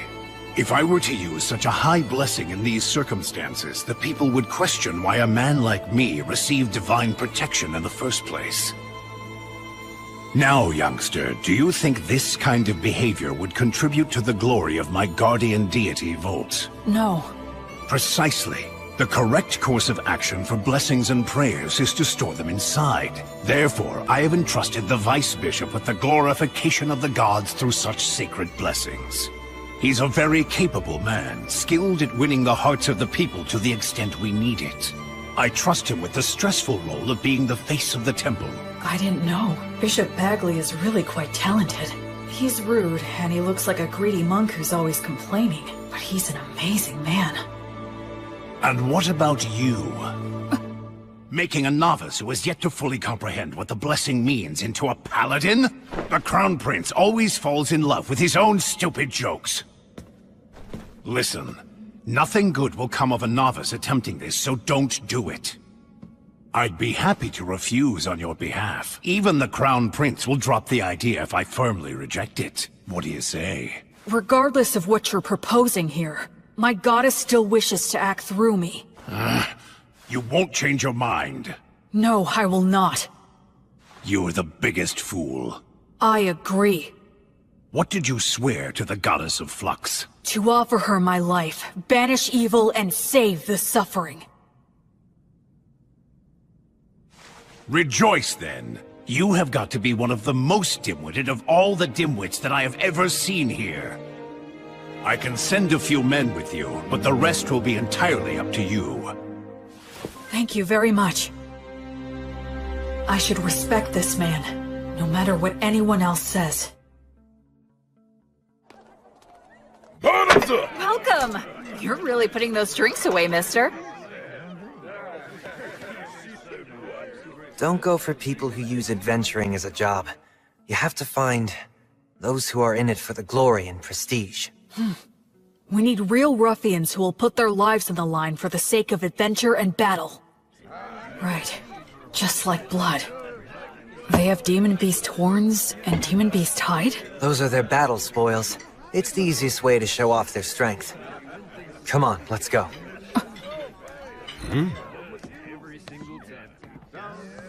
A red-headed boy with a friend who looks to be half-elf? There's no doubt. His training must have been extensive. Hey, man, what's the famous wyvern killer doing walking into some pub out of the middle of nowhere? I'm looking for help. Exploring Beastwoods? Low pay, your reward is glory and praise, and there's no guarantee you'll survive. We're doing this for a living, you know? We're not taking this quest, right, guys? Yeah, man, don't be so stingy. Shut up, you blowhards.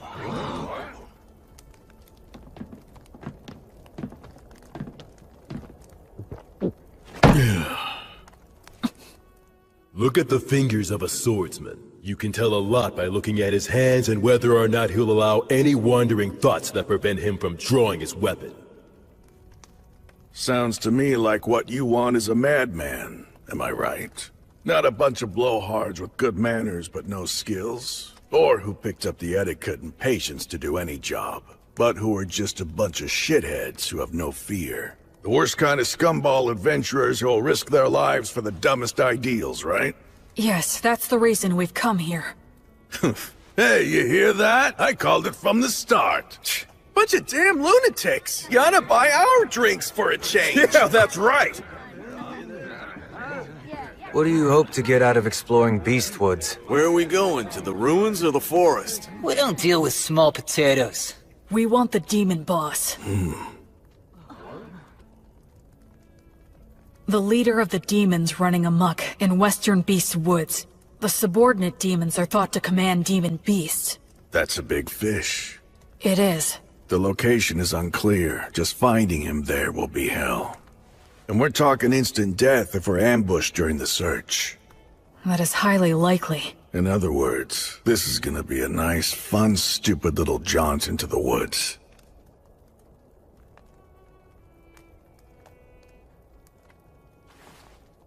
Count me in on it. All I need is food and a bed. And a little pocket change will be nice. Yeah, me too. And me. Count on us too. I'll provide everything. I'm William G. Merryblood. I'm Raistov.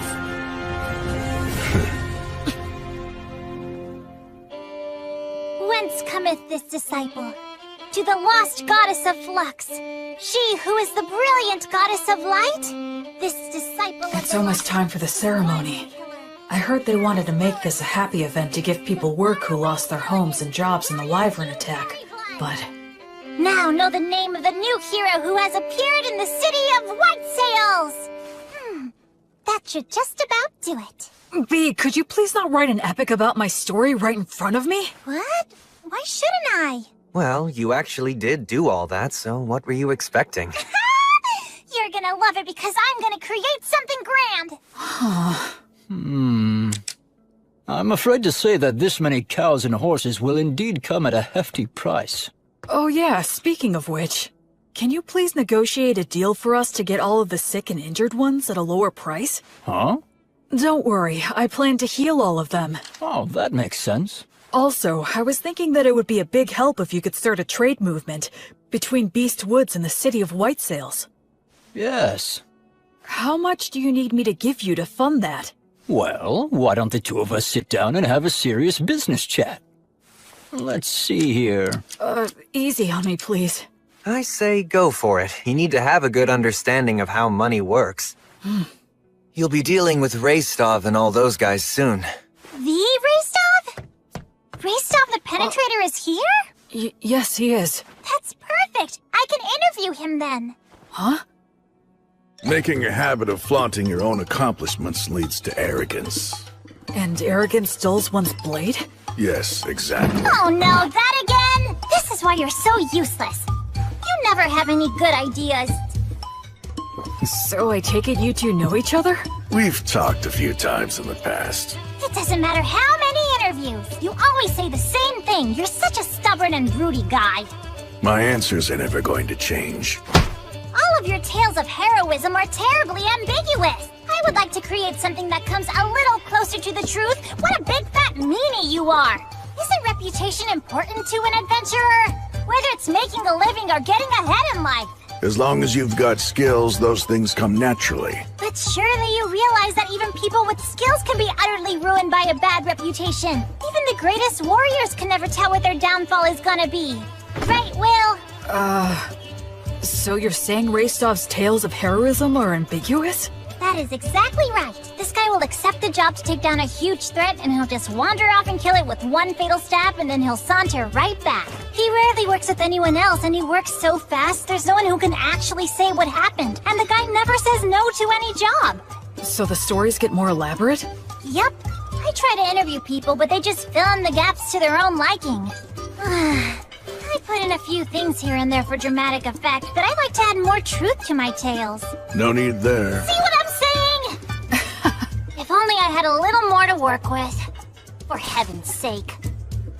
Hey, I know! How about the Penetrator Trader versus the Paladins! Huh? That sort of came out of nowhere. You're putting Raistov on the spot too, right? If I receive a challenge from a strong opponent, I have no choice. But Raistov! Alright, you heard what he said! Well, I guess maybe when we're done in Beastwoods. Yes! You promised! This is so great! I'll make this into a song that'll be sung for centuries, millennia, until the end of time! Woohoo!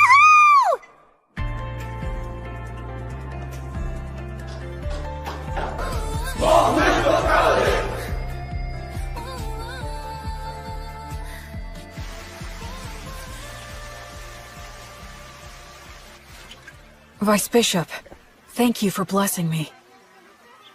Please think nothing of it. It was an honor to receive such an important duty from the bishop. Ordinarily, of course, this would be his job, but... I asked him, but he said he finds it bothersome to show people his pious side. It's too bad. I agree, for a man of his caliber to be so unknown to the public. So this is where you've been hiding. Oh? We're having a few grappling matches over there. Come on and join us for a round. Okay. Come with us, Metal. No way, man. Hey, it's the Paladin servant. Huh? He's not my servant. He's my friend. I'm not your friend. Huh? Well, we're making a fortune now, and guess what? It's all thanks to your song! Goddess of Light, are you watching? I'm getting by somehow, and I'll continue to. And that's how I became the Faraway Paladin.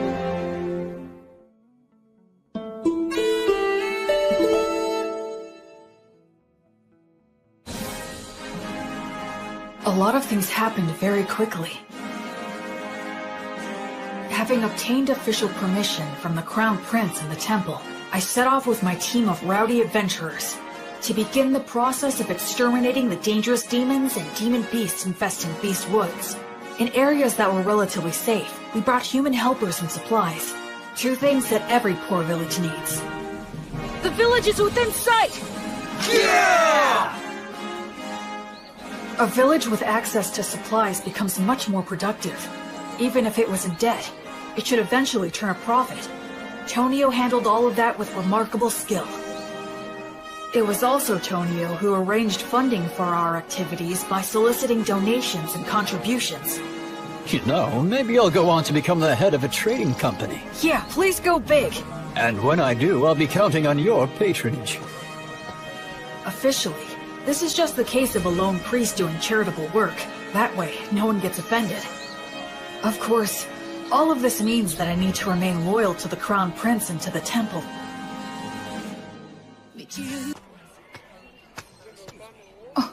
Oh, Will. I see that you've come back now. I appreciate the work all of you have done here. Bishop Bagley agreed to assign a few priests to me, and Anna is included among them. They're all experienced and are able to use the blessing. They're also capable of leading ceremonies such as festivals and funerals. I'm pretty sure that Raistov's party ought to be returning soon as well. Whenever we received reports about demons or demon beasts appearing, Raistov and the other adventurers would head out in a hunting party to pursue them. Incredible!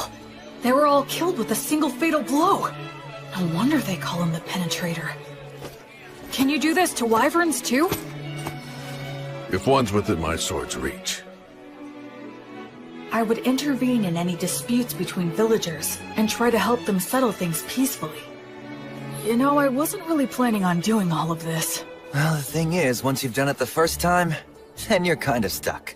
Word of my intervention spread, and I was called to intervene in other villages' disputes. My unexpected role as an arbitrator suddenly gave me a lot more to do. Whenever I had to visit other villages for benevolent purposes like that, or I had a message that I wanted to get out, Bee proved to be a really big help.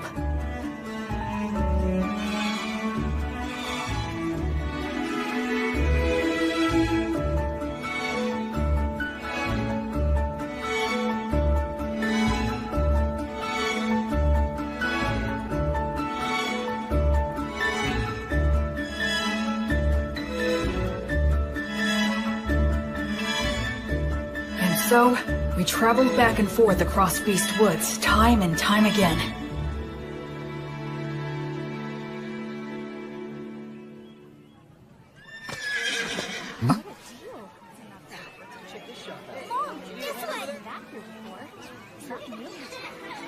The atmosphere's so different now. This whole area has become relatively safe, so it's getting a lot more merchant traffic. A village that once had a dark cloud hanging over it, now full of life and smiles. Gus, I finally understand now. Money is extremely important. Money is what makes the entire world go round. With money, you can solve anything without magic. Buy tools, hire help, and the ability to make a profit is just as important as magic. Everything you taught me was exactly right. Making people smile and giving them hope is more magical than actual magic.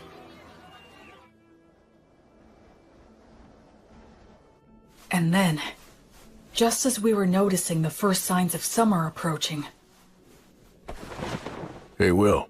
What is it? Pip's party went west to do some recon, and they haven't come back yet. So how long... They were planning to spend no more than 10 days investigating, but it's 2 days past that. Pip and his party. They're very talented hunters. All right then. We'll go and search for them. You, Menel, and I are definitely going to go. And... do you think you could put together 2 parties? They need to excel in forest exploration skills. I'll gather them right away. There's a chance they didn't get lost, but instead wound up in the demon's base. And if that's the case... there will be a battle.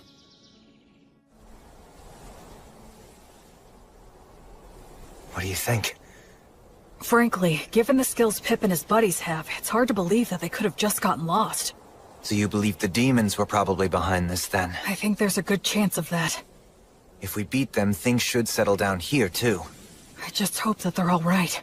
Hey, Will. Huh? I should... say thank you.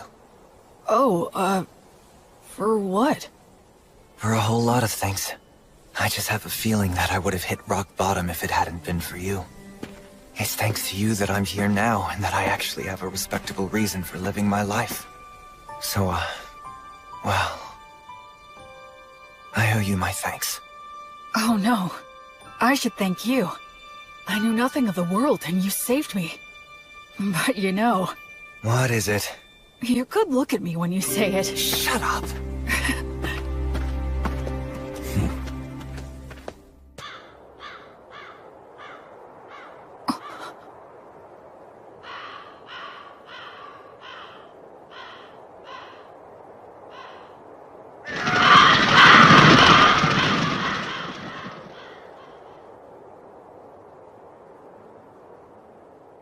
Hey.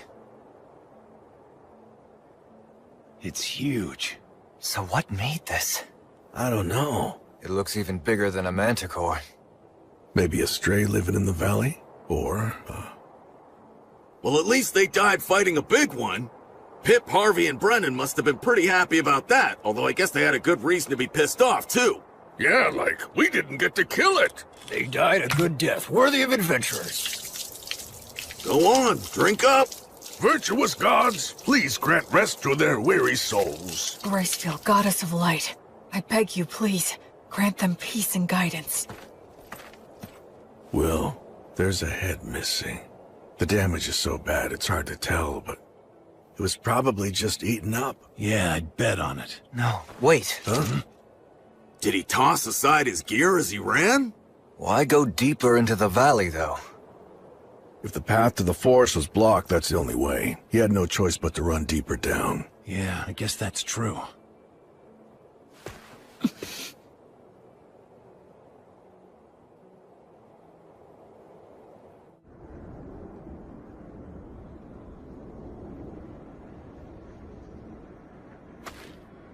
How strange.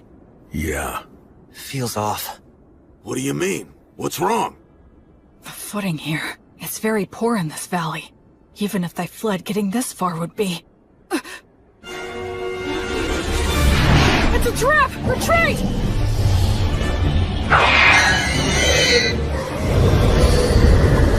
Fall back! No use! Coming toward us! Stay calm! Keep your backs to the rocks! Don't panic! Form a shield wall! We have to get past them. It'll be fine. We should be able to handle these guys.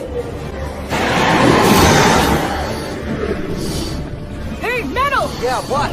I'll help us with magic and the blessing! Goddess of Flux, repel the poisons that rain down upon us. Fortis, Vita, Ut, Omnis. Appreciate it. Yeah, thank you. Gnomes, oh gnomes, guardians of treasure, guard us against our foes. Sylphs, maidens of the winds, send a gale of protection for these warriors. Thanks! All right. These beasts may think they've trapped us, but now let's show them which one of us is truly the prey that's going to be hunted down.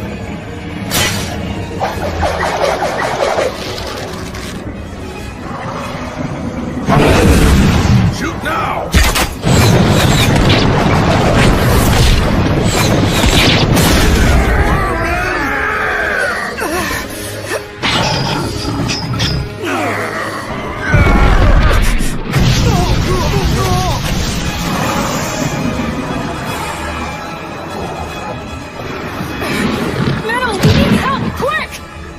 Gnomes, gather to us! Build a fortress! Surround us with fences! If you can just buy me some time!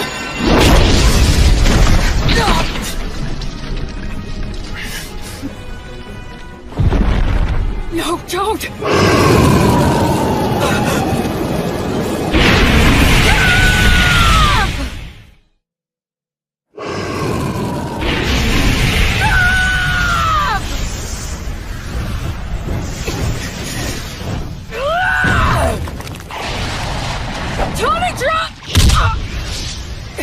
From finishing my words. What happened? Misfire?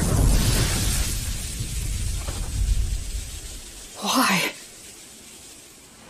Everything was going so well up till now. And yet, where did I... What did I do wrong?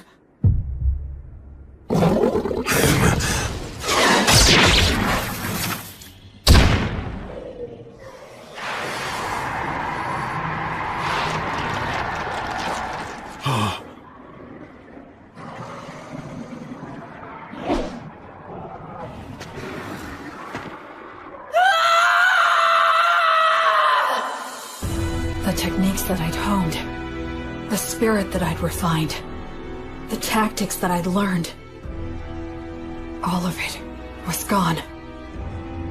All I could rely on was blind fury and the abilities of my demon blade. As I hacked away at the enemy again and again, it was an ugly, unsightly battle that just made me want to cry.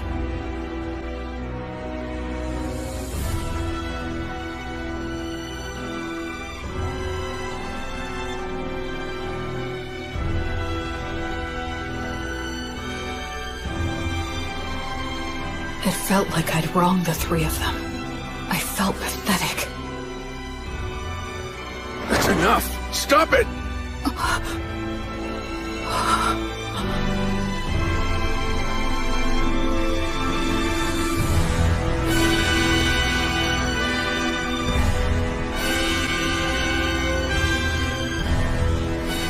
Go! Quick! Heal Menildor! He'll die!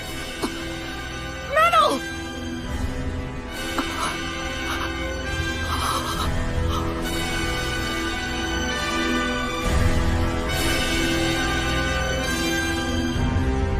Gracefield, Goddess of Light, I entreat you, please shine this healthy soul's light down upon these wicked wounds and banish these shadows. Please, please just open your eyes. No, don't go. No, please don't leave me. My head feels fuzzy. Is it because I used the Demon Blade's power? But I have to heal Menel. William! Snap out of it!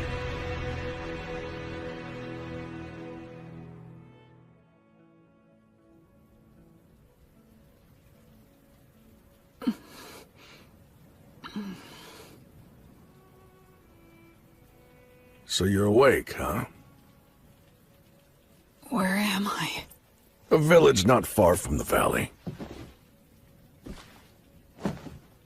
After that battle ended, we retreated, bearing you and Menildor here upon our backs. The Chimera fled. I see. Where's Menel? He remains alive. Between the magic and protection you put on him before the fight, and Meneldore's own quick reaction, it seems your blessing came just in time. Thank goodness. Although he still hasn't woken up yet.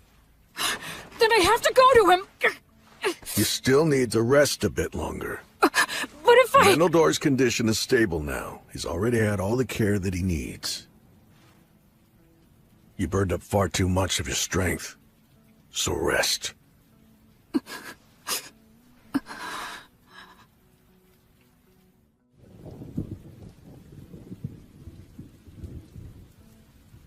Where did I screw up?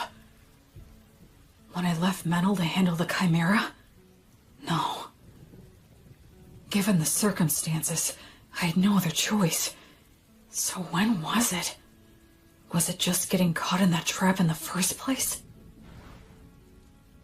If I'd been more careful, and took the time to send out scouts in every direction, we wouldn't have wandered blindly into that valley. We had plenty of people at our disposal. Up until that point, we'd been successful, and we were rattled by finding some of our men dead. Maybe all of that led to a simple lack of caution. No, I think I'm missing something. Some kind of fatal flaw. So they retreated, huh? Really? The Wyvern Killer and the Penetrator? I heard they ran into some absurdly huge mixed-up demon beast called a Chimera. Wonder what they're gonna do. Also, that elf mix was hurt bad, wasn't he? Yeah, he's really got it rough. When you're stuck with a monster like the Wyvern Killer, no amount of lives is ever gonna be enough. Yeah. A monster? Yeah. Yes, I am.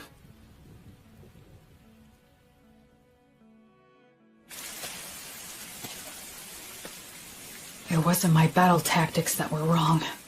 It was my estimation of our strength. I put my trust in Menel. I just believed that he'd always have my back. That he could keep any enemy in check for me, no matter what. I thought he could handle that much, but... I ended up coming extremely close to getting Menel killed out there. I just decided on my own that he was my friend. And in my innocent naivete, without even thinking, I set him up to face dangers that he wasn't ready for. Hey, Will, over here! B. Antonio. We got your message and rushed right over. And also, Anna will be coming and is due to arrive here with the priests later on. I see. Hey, Will, know what? We heard you save Menel's life earlier. I can't believe it! You ran into a beast as impossibly tough as a Chimera, but you still beat an insane number of magic beasts and even saved Menel's life! You really are absolutely incredible! I doubt that Menel and the others who have been stuck with me would agree with that opinion. Huh? I'm going to see him. But Will... Wait, Will, shouldn't you keep resting at least a bit longer? I'm fine. I'm very strong after all.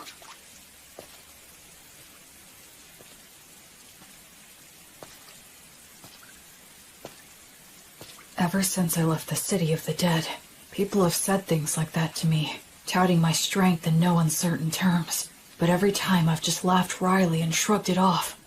I believe that subconsciously, I was trying not to think about it. But the fact is, I can't avoid it anymore. Because in this world, my strength is simply far outside the norm.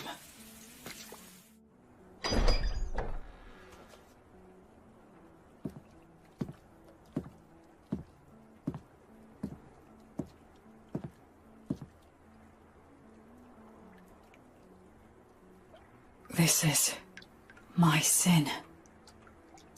Menel, I'll fix you up right now. Gods, please take pity on Menel and heal him. I'm sorry, Menel. I just wanted a friend who could be my equal. I wanted what the three of them had. Comrades who had each other's backs, supported each other, and respected each other. But Maybe I was just trying to force that on you without even realizing it. I didn't want to acknowledge just how strong I am. Because if I did that, if I set myself above everyone else, and had to admit that I was different, then... I'm scared. I'm lonely. It hurts. I hate this. Oh, of course. It really is just as simple as that. I was afraid to be alone. I couldn't bear not having someone beside me. That's the reason why I tried to see the people I should have been protecting, the people I should have been saving, as my equals. I was averting my eyes from the truth, when really, I was just scared. And for that despicable reason. Because of that, I almost got you killed. But I finally get it now. I just couldn't keep going on that way.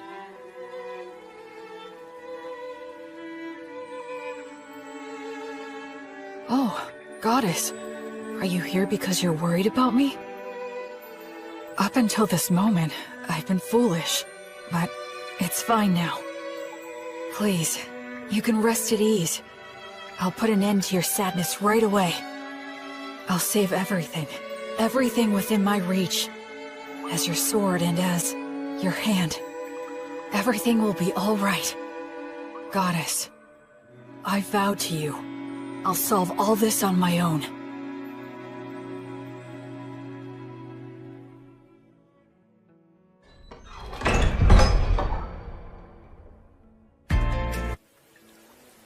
Where do you think you're going, huh? Where am I? To kill the demon beasts, of course. Alone? Yeah, that's right. I doubt you can keep up with me. Which is exactly why I need to protect him. Look, don't worry. It's okay. I'll take care of everything. I'll kill the Chimera and the whole herd of demon beasts. And if there are demons controlling them, I'll kill them too. You see, that's just the kind of monster I am, apparently. Look, Will. Stop screwing around! Wake the hell up, idiot! Oh, so this is how it's gonna have to be, huh? Is that all you've got, Menaldor?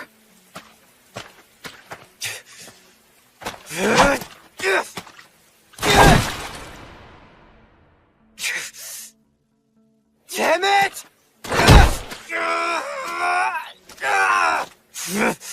I can't have him following me. Damn it! Damn it! Damn it! Damn it! Damn it! I guess I could just break one of his arms.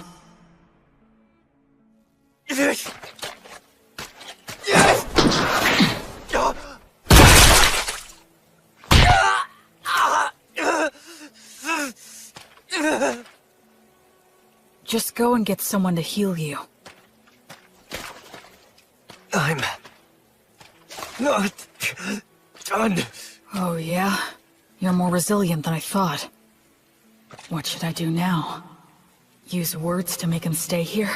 No, I'll constrict his carotid so he loses consciousness. Gnomes, oh gnomes! Clench your fists! Use them to strike the enemy! Useless incantation. No! If I dodge it, the magic will hit metal!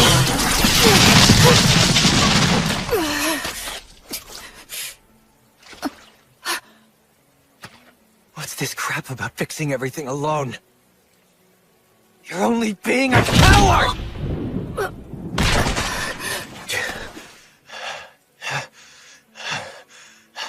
Did you really have to go that far? Huh? We were only together because of pure chance. There was no reason for you to do that. Yeah, that is true. I have no reason at all to go out of my way to stop an emotionally unstable coward who's completely lost it just because he got his ass handed to him one time. So then... But still, you're my friend. And friends stick together. If my friend goes nuts, I want to do something to help. Menyl... You don't know much about your own origins, and you're clueless about the world overall. At times I've thought you seemed suspicious. But still, you're a nice person. I know you're trying to do things right and do your best. After all, you did save my life, and you saved that whole village. We traveled together, and we fought together too. I enjoyed spending time by your side. I'm grateful to you from the bottom of my heart for sending off those villagers. Look, Will, the fact is you're my friend, and I don't abandon friends.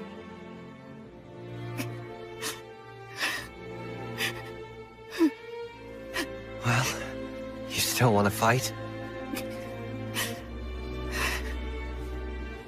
I surrender. I know that I'm still weaker than you now, but just you wait. I'll catch up before you know it. Menyl.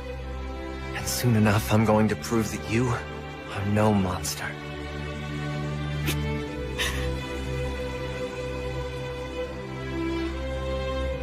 Okay.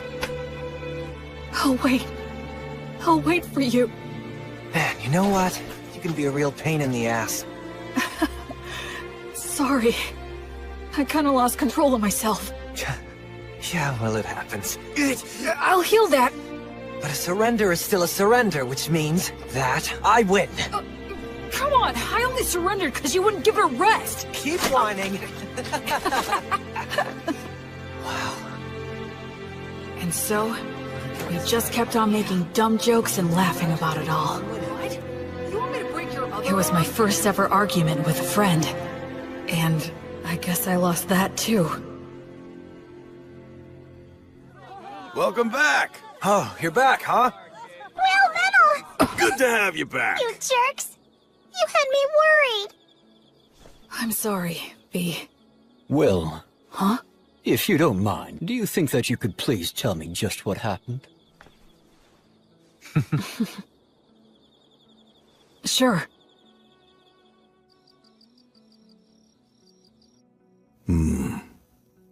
That's an illness of the strong. And the stronger that you are, the harder that it can hit you. Depending on the severity of the case, it can even kill you. I'm so sorry. I really didn't mean to make all of you worry. Anyway, I'm all right now.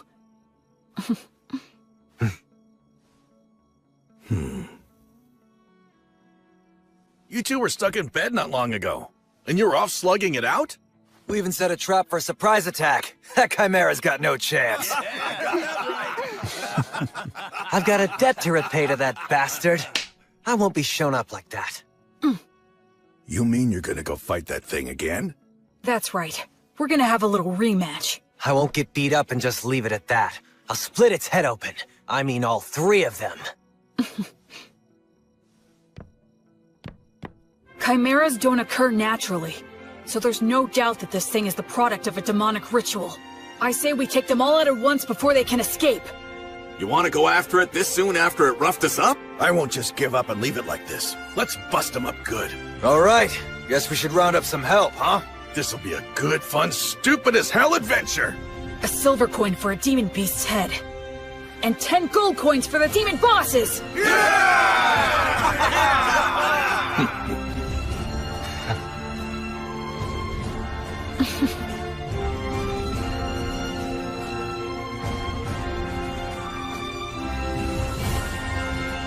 After that, we spent a few days putting a force together, sent out several rounds of scouts, and made our preparations. We didn't arrange any special tricks. We decided just to get enough people together, make preparations beforehand, and face our enemy head-on.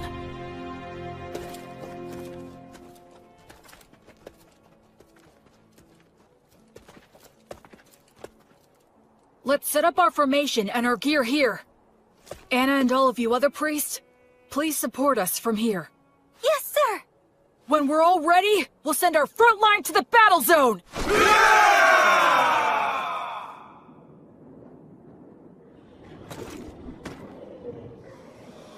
If we can wipe out all of those things, this whole area is gonna be a lot more peaceful. Yeah, let's do that. Huh? Sometimes you propose the wildest things so casually. Here they come.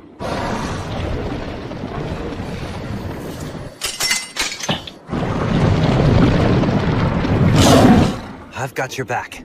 Thanks. I'm counting on you, Menel. We'll break through head-on! By Volt's blade of lightning, let us triumph! Burn bright, blazes flames of courage! World, send us a tailwind of good fortune! Virtuous gods, grant us protection! Shoot! Sagita Flavium!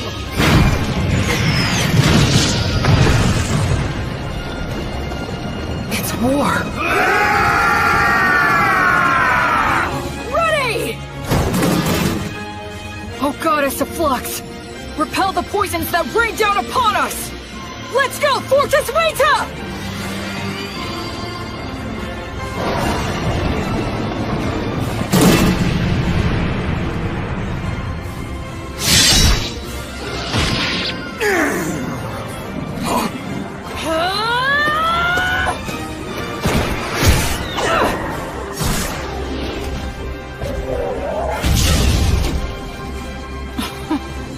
How could I ever think that I'd fix this all alone? I was never any more than one factor in this battle. The battlefield's not so easy that only one person is enough, no matter how strong they are. By the flame of Gracefield!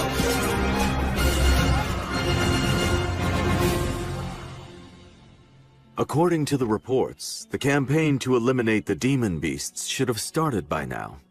I wonder, will these great wyvern killers actually be able to succeed in a new heroic feat for the bards to sing about?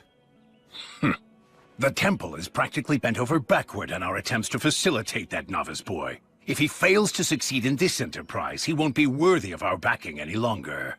Oh, by the way, Bishop, I understand that you entrusted your daughter Anna and many other brilliant priests to the Paladin to support him on this endeavor, or so I've heard. Losing valuable talent to the philanthropic exploits of a novice has been causing nothing but trouble for me.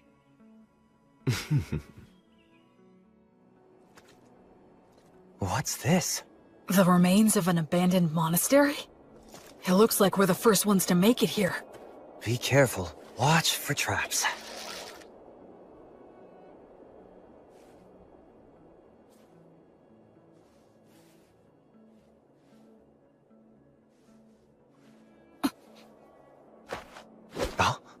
Omnia, Vanitas, Erasus.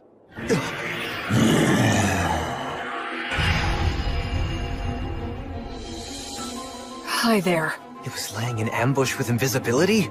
Careful, Will. This thing's pretty damn smart. Do you think that maybe it's got some demon in it? You're after the High King? Oh? You know the High King's seal, do you? Are you a warrior sent by one of the gods, then? That answer, I'm certain now. Basically, this is like taking a square on a chessboard. The City of the Dead, where the High King was sealed, isn't yet under control by either side. If the demons manage to take control, they'll undo the seal, and disaster will ravage the continent again. But if mankind takes control, the seal will likely become even stronger. The demons are in a position where they need to keep Beast Woods permanently devastated, and keep it in a state of chaos, destitution, and lawlessness. That's why they're commanding demon beasts to attack villages and keep the pressure on. They can't let mankind advance any farther south. They can't let people head in that direction. They can't let them think that there's hope in the south. If you consider the existence of their king, it's incredibly easy to figure out what their objective is. In the name of the Goddess of Flux, I will destroy all of you. Oh yeah. But wait. There seems to be some sort of mistake or perhaps a misunderstanding. A misunderstanding, huh? That's right.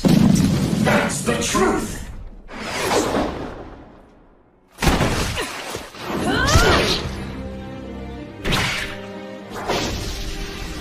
And there's surprise attacks! Demons like to stick to the classics, huh? Metal!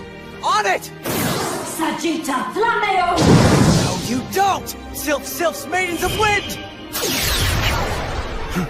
Gracefield, grant us your protection! Don't stop it! Just divert it! Gnomes, oh gnomes, slip underfoot! Tighten, bind, and tie it down!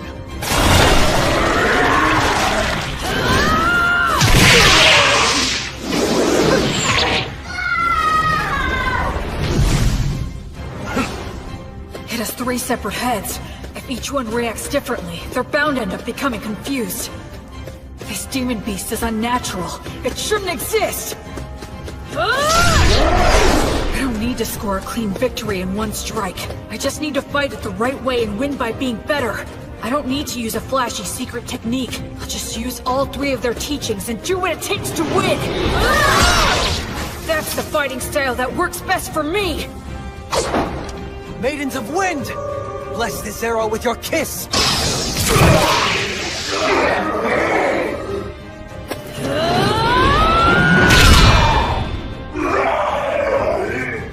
That's 1 down!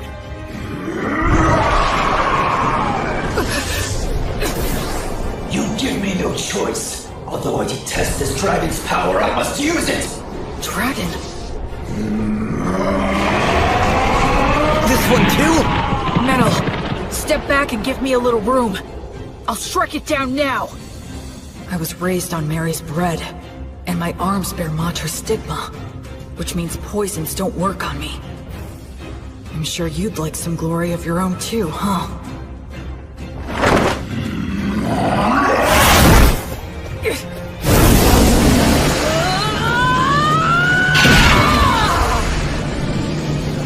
Gnomes, oh gnomes, clench your fists! Use them to strike the enemy!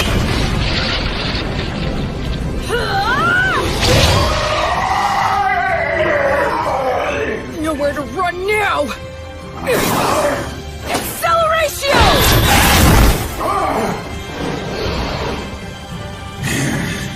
Now gnomes, oh gnomes, slip underfoot, tighten, bind, and tie it down!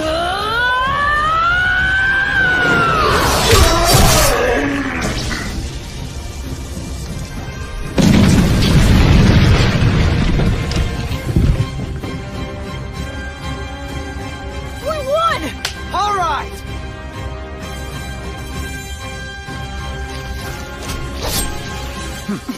On to the next one. Yep.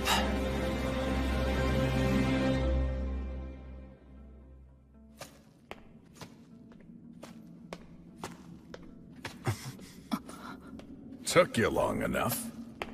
Raistov?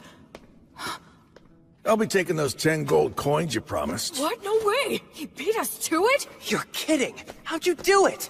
Came from the side. Since you 2 guys were busy taking care of the Chimera for me, it was actually pretty easy. Well, that's Raistov the Penetrator for you. He's too good at getting ahead of people. You have to be if you want to get to the strongest opponents. Careful, there could be traps here. I guess we're the first ones here. Those 10 gold coins are ours. Huh? To our victory!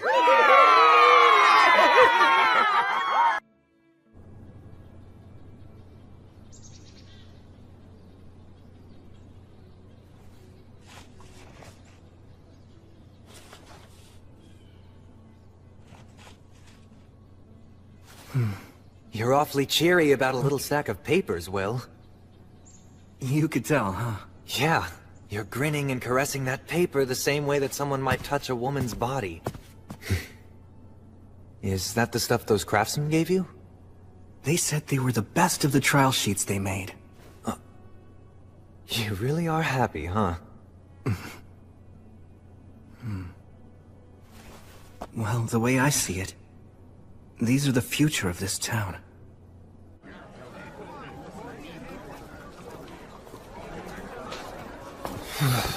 So cold. It's nearly the winter solstice. It's so busy here now. Yeah. 2 years ago, I left the city of the dead and followed the river north, until I found a deserted, half-sunken city. Now, 2 years after rebuilding began, people have given this place the name Torchport, the Port of Light. Hey, Will, what did you mean when you said that paper was this town's future? We have to do more than cut down the local trees and sell the lumber to white sales. Eventually, we'll run out of trees. So, we need to diversify the trade in this town. It'll pay off later on. And that paper of yours will do that? It's the first step, and one worth celebrating. You know, you think like an elf sometimes. Oh. And you're the type that just lives in the moment. This is basically the end of the Earth. I could very well die here tomorrow. So I should do what I want today.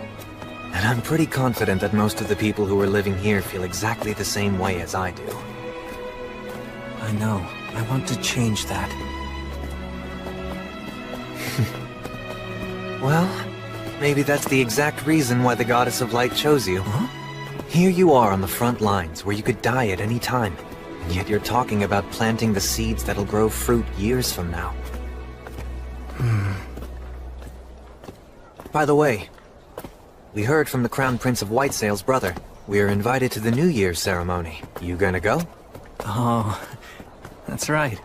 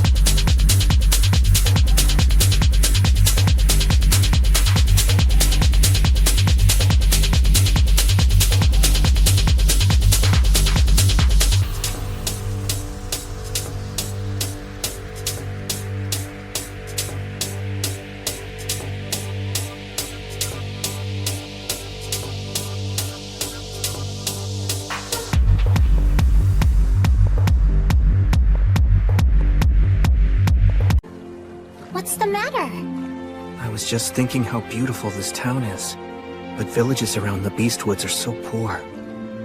We have to work a whole lot harder. Will. Oh.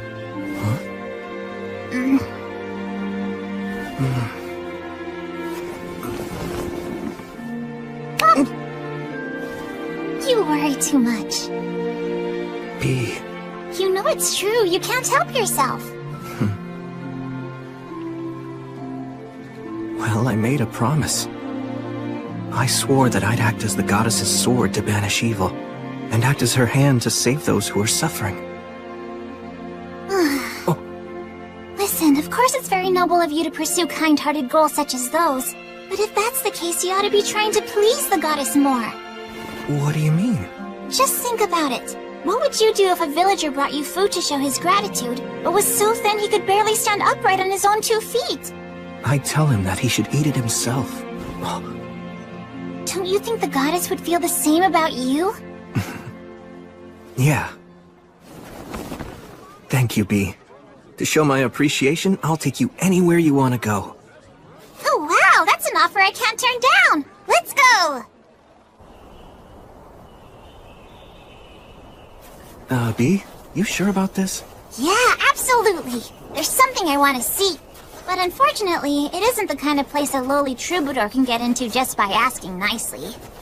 You could sneak in though, right? Because on top of being a warrior priest, you're a great sorcerer. A school tucked away in the woods of a forbidden land where sorcerers study the words of creation. The Academy. Well, let's go then! Wait. Oh! Hold on a sec. This is Maze Alley magic. And there are several signs here too. Warning. Paralysis. Sleep. Blind. Yeah, we can't go in there. Wait, what? But shouldn't you be able to get through it? Come on! Use some of your brute strength! If we tried to force our way in there, it'd end up raining blood. And not metaphorically. It's set up to keep out the uninvited. I see. Well, if even you can't get in, then that's that. Let's head back into town and go... We can't sneak our way in, but... Yes, Will? Let's just go up to the front door. Yeah, that's a great idea!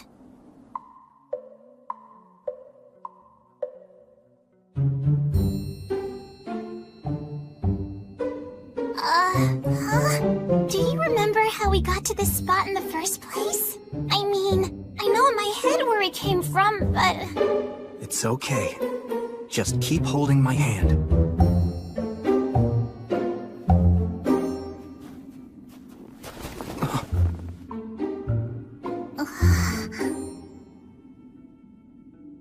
Well, this is just being mean now. So, where do we go? Which is the right path?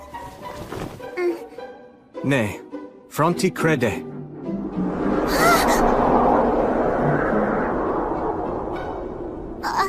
This is the right one. Either learn or leave. So, does that mean if you won't learn, you have to leave? Will, Huh? don't push it, okay? Even the wandering sage in his youth couldn't pass through this route. Or at least he wasn't able to make it all on his own. What? Gus couldn't?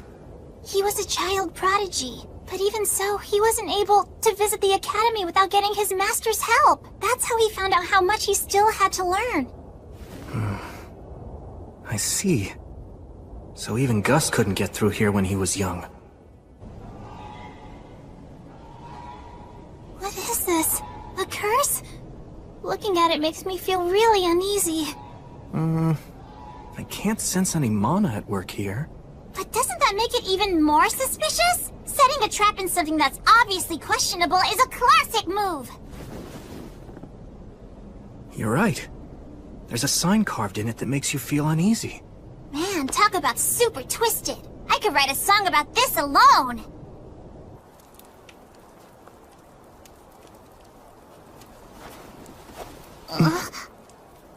Oh? What's this? Visitors? It's a pleasure to meet you, sir. Allow me to introduce myself. My name is William G. Merryblood. And I'm B, Robina Goodfellow. And you, good sir? Would you kindly tell us what your name is? Oh, I'm just an old man who's got a lot of years built up behind him. I'm the groundskeeper at the academy. I don't really think that my name is worthy of giving to a paladin. More importantly, you must be cold. Why don't you join me and rest here for a bit? Sure, thank you very much. Tell us, kind groundskeeper. Do we still have far to go to get to the academy? That's your destination? Why exactly do you want to visit the academy, young lady? You don't appear to be a new student. There's something I want to see. Oh? Is that so? Well, from what I understand, only sorcerers are allowed to enter the academy. It's a rule. We were hoping to ask if they might make an exception for us. We would only need a quick look. Well, I hope you're able to get permission. For now, toast and eat these. They'll warm you up. Wow, thanks so much! We're very grateful.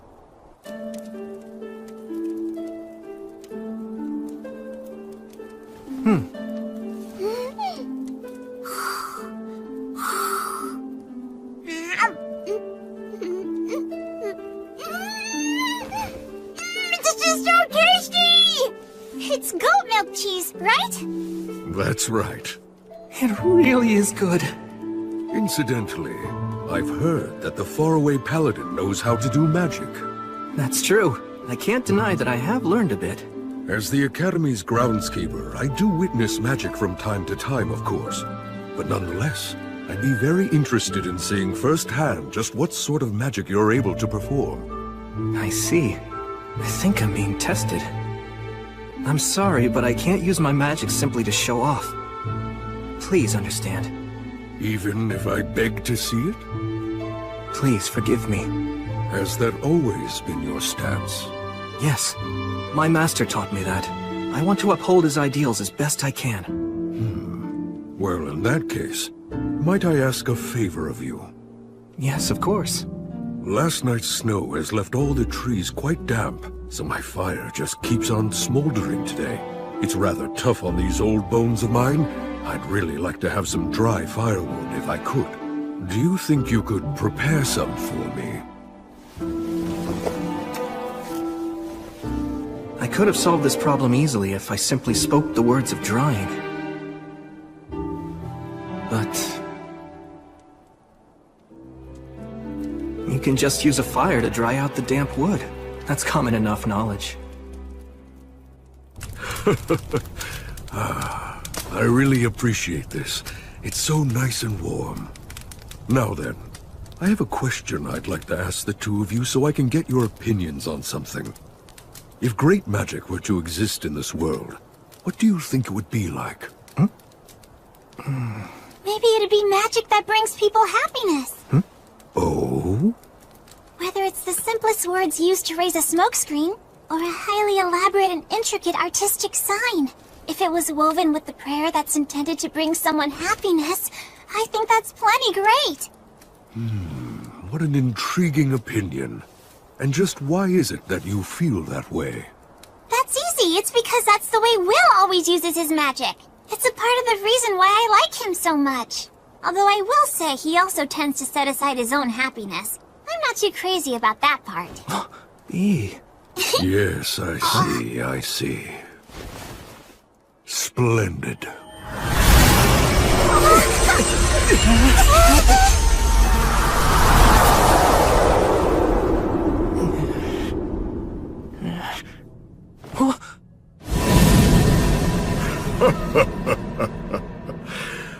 Allow me to properly introduce myself.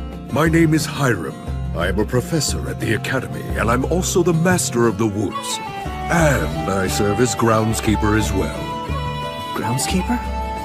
I'll have to make a bit of a special exception, but I'll assume the responsibility and allow you to tour the Academy. Now then, young lady, what part of the Academy was it you wished to see exactly?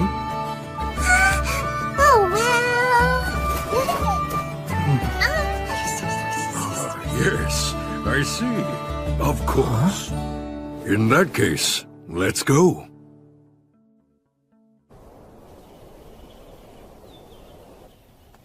Huh? Wait, hold on! What is that? There's a doll out there cleaning! That is a golem created by a previous master of forms. It's quite a handy thing to have. Incredible. It moves so gracefully. Even if the mana here is very stable, I can't imagine the amount of work that must have gone into it.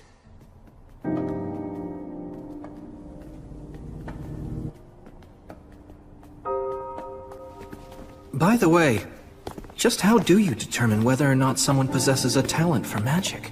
The words of those with magical talent have power behind them. Although both our words of creation and the everyday words that we use in simple conversation have the same roots. The words of a child who possesses true talent just naturally make things happen. I know about that. When a kid like that really puts their all into cheering for you, then you can feel an inexplicable rush. Or if someone who hates you says mean things to you, you can actually end up getting hurt. Exactly. It's said that the ones who make ideal sorcerers are often docile, easygoing, patient, and quiet. Those who are fiery by nature cannot help but use intense language, and if one continues to use words in such a manner, they will ultimately bring about their own ruin. Back when I was little, Gus used to tell me stories like that as a warning. It seems it's a lesson that's shared amongst everyone who uses magic. And it's clearly a sentiment that's alive and well here at the Academy. Well, this is it. Here we are. This is what you wish to see. The Academy's library.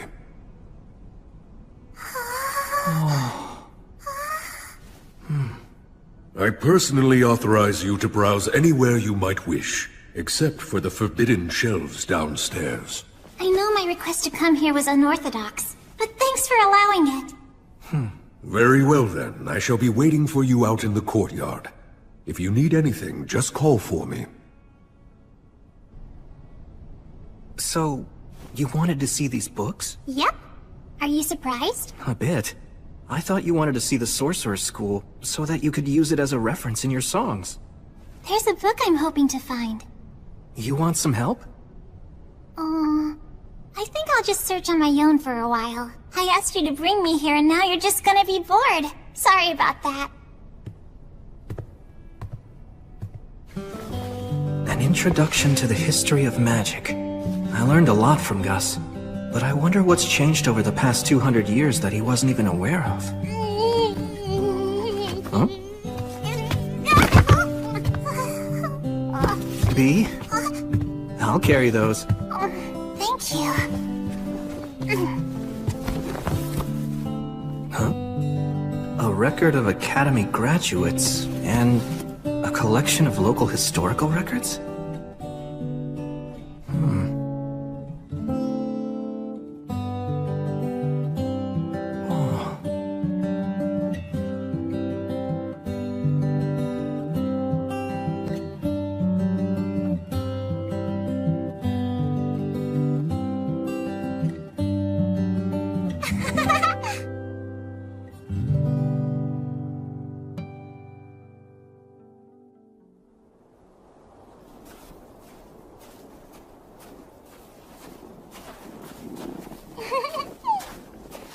Hey, B.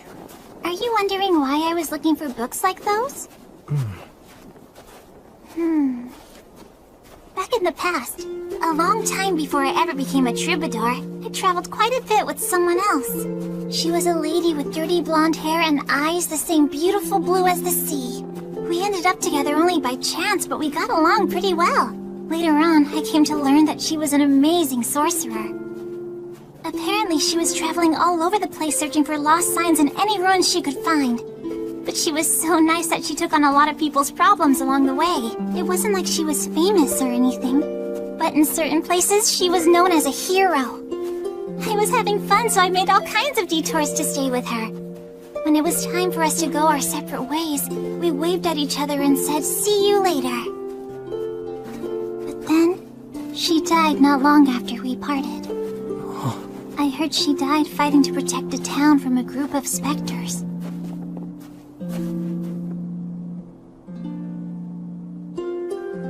I'm sorry. Oh, don't get the wrong idea. It isn't that I'm feeling upset because she died or anything. I mean, yeah, of course I'm sad, but she'd made up her mind, right? I'm not really big on regretting the choices other people make.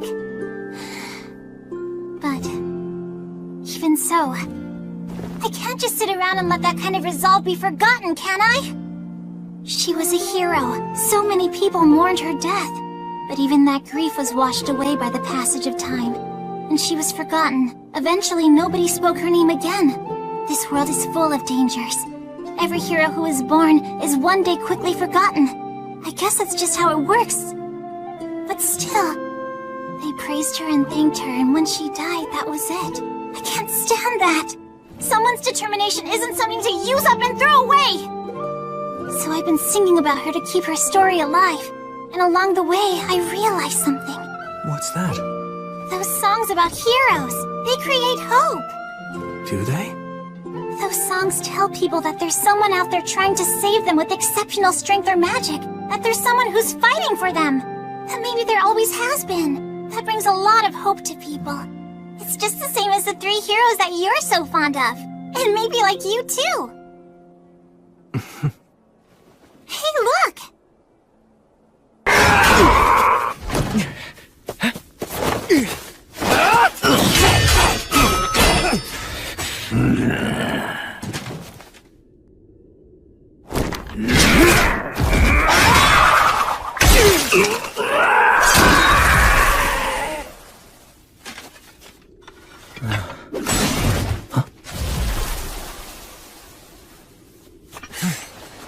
Got a new sword out of it. If the demon commanders were the gatekeepers, then that means... Yeah, It means the Lord of the Forest must be ahead.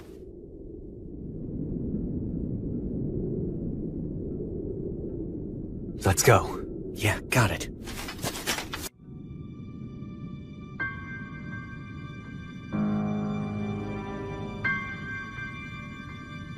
So is that big tree?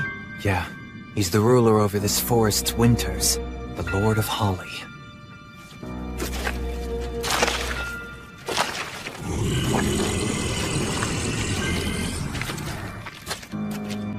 Are those words of creation?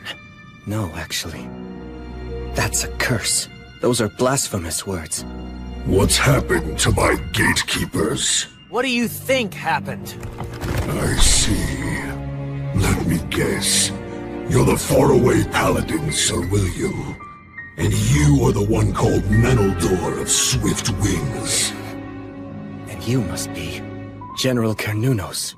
If you two celebrated heroes have come here, we don't need to waste any time. I'll see to it that you die right here and now. A few days ago, on the summer solstice, I saw snowdrops that were blooming out of season. And that's where it all started. Crown Prince Ethel of White Sails asked me to find out why it was happening, so we came here to look into it. And that's what we found.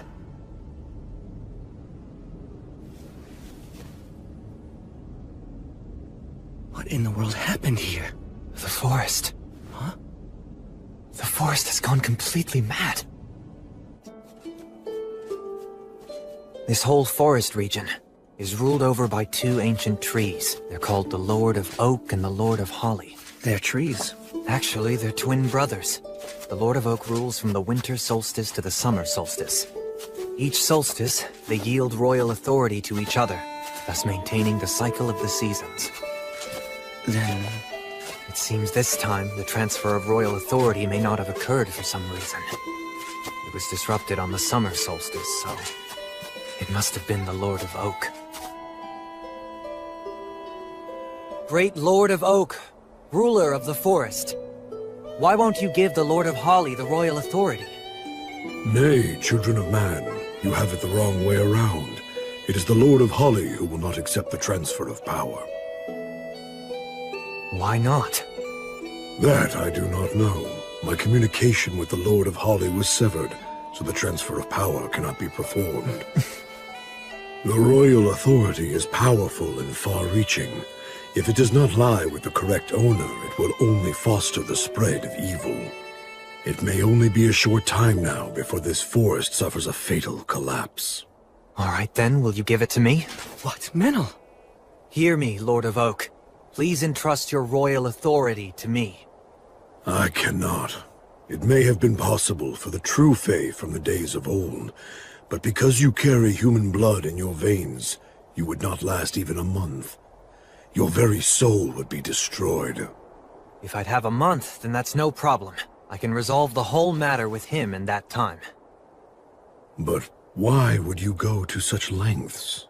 I swore that I'd live my life looking forward, to atone for my sins. Through a friend who saved the soul of the one who saved me, I made a vow to the great goddess. There's no greater reason than that.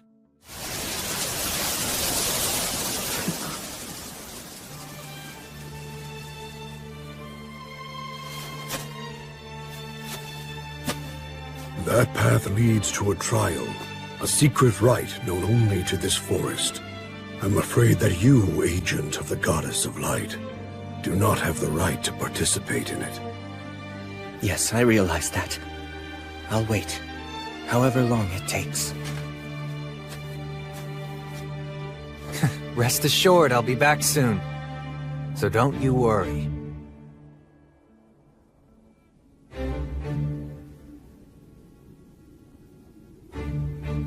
I don't know exactly what happened in there, or what trials awaited him. I'm not sure what hardships Menel experienced or what he overcame. But...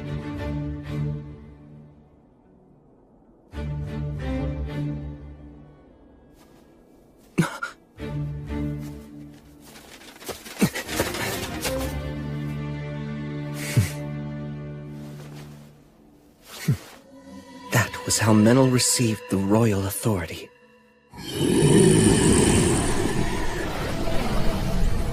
Menel, you ready? You bet. You take him. Hear me, O Lord of Holly, twin brother who rules from the summer solstice to the winter solstice.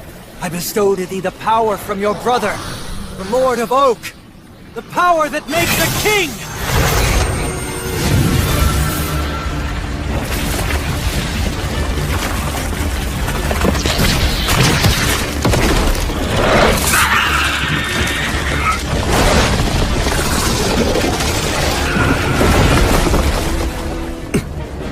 You're going to regret that.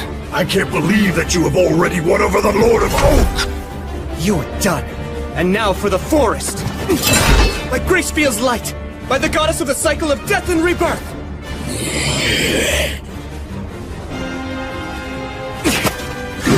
Defumo Adbla! Tessere Oath!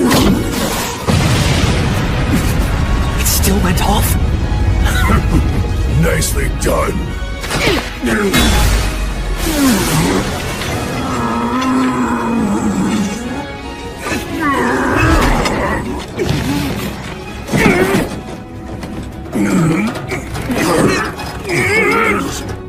Are you really human?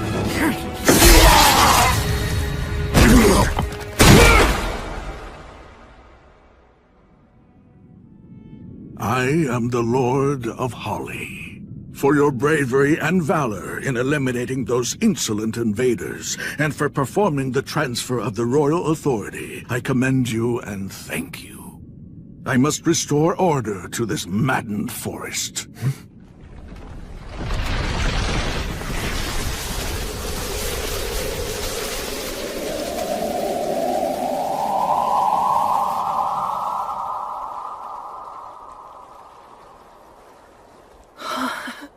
He wields that insane amount of power as if he's just casually waving a hand. Child of both elf and man, you will be like me one day. Huh? You forged a contract with my brother, the Lord of Oak, after all. Though only briefly, you held the authority to rule the forest.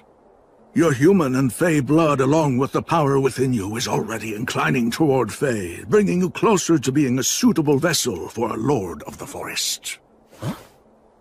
I had zero intention of doing any of that. That is what it means to entrust the royal authority to another, young Sprout. Worry not.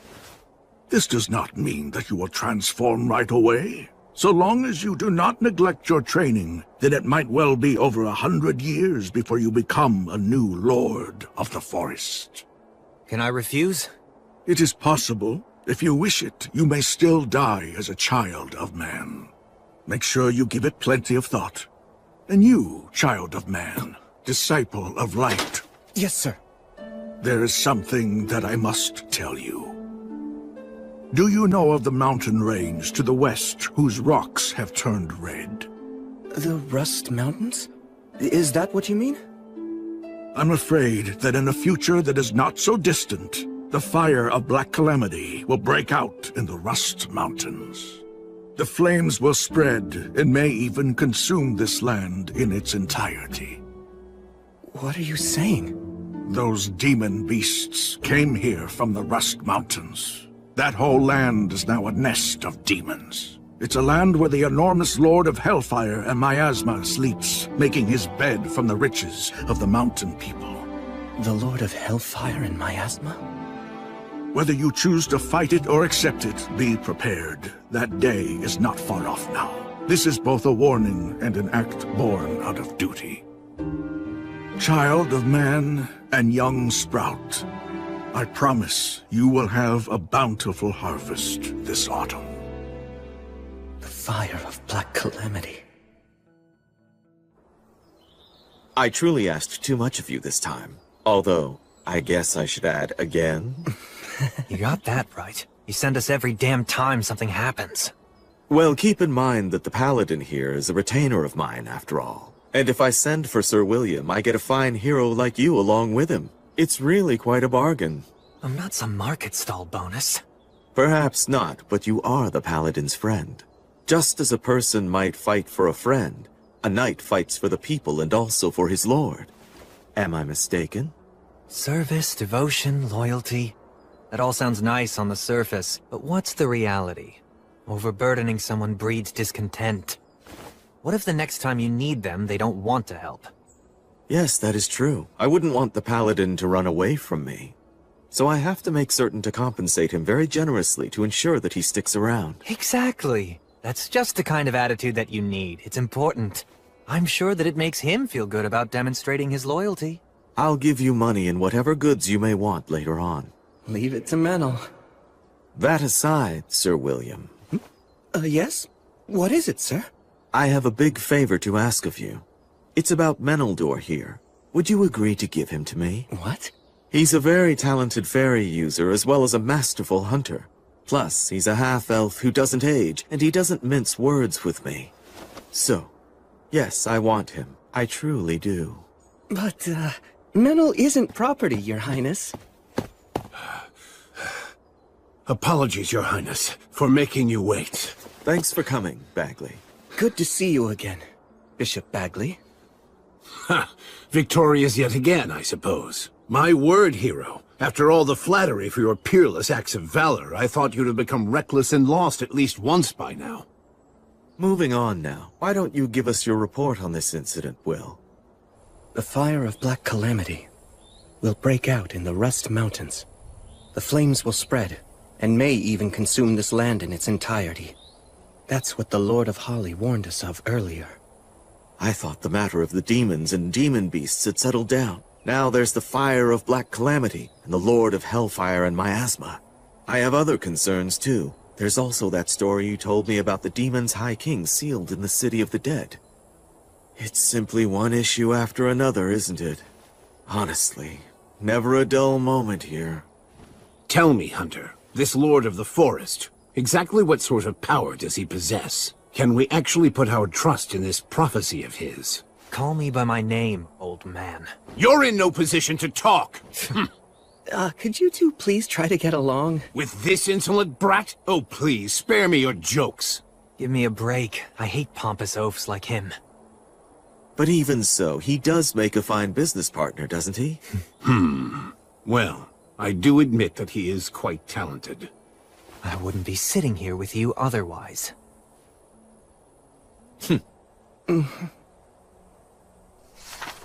Here, look at this. The Lords of the Forest rule the entire region adjacent to this ley line. A lord can be a spirit dwelling inside a great tree or rock, an aged beast that's acquired intelligence, or one of many other forms. But regardless of their appearance, they've all lived for at least a century or two. Essentially, they're a forest's heart and mind, and they know everything that happens within their domain.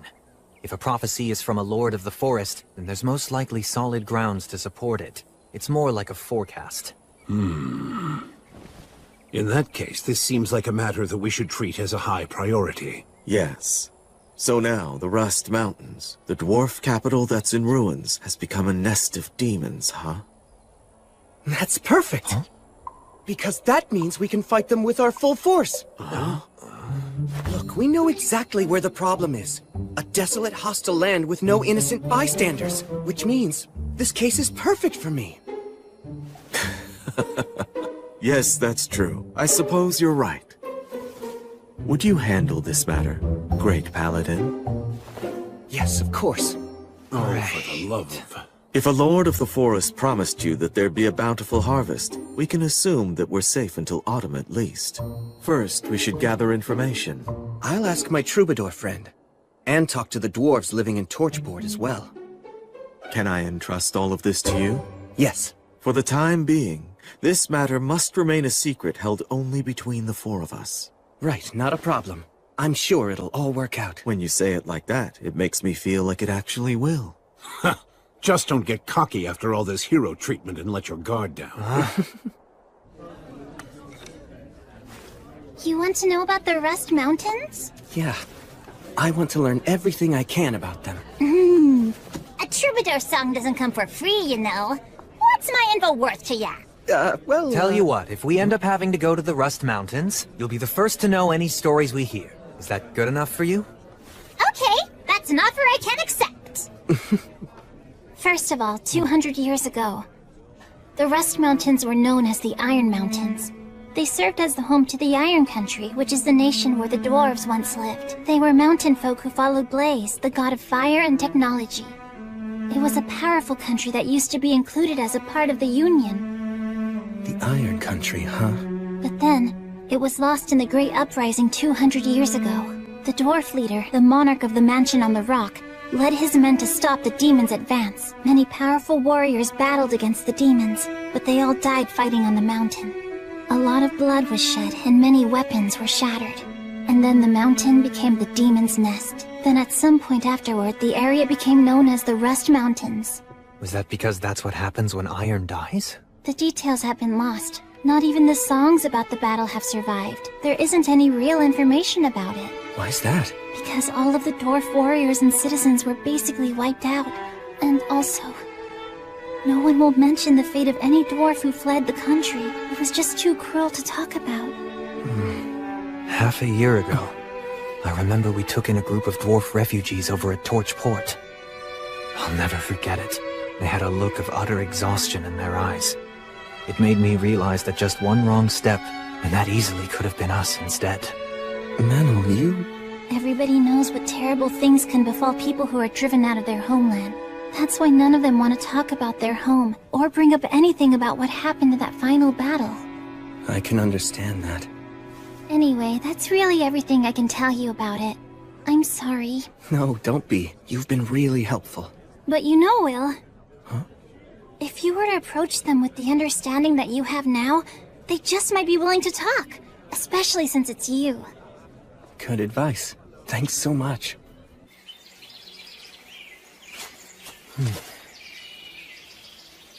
This way.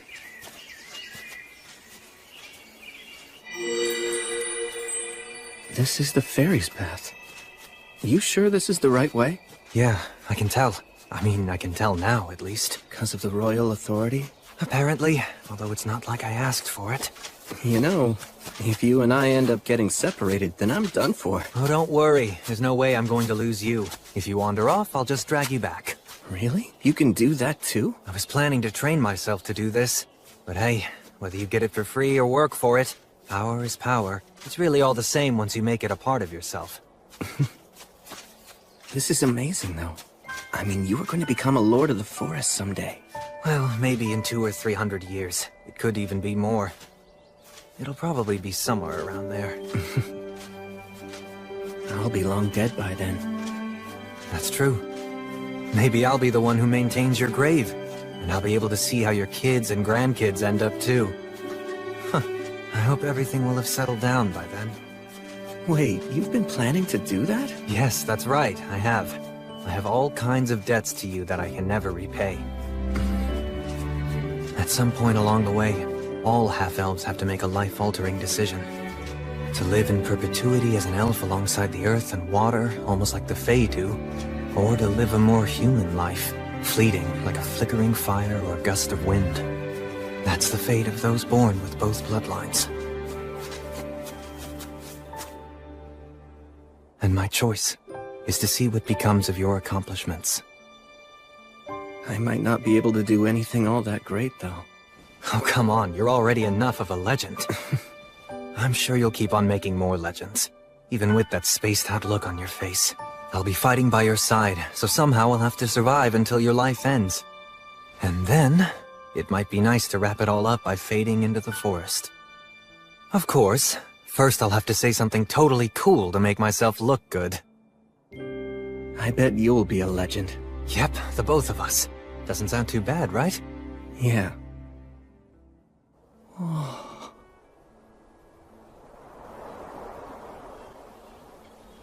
Amazing.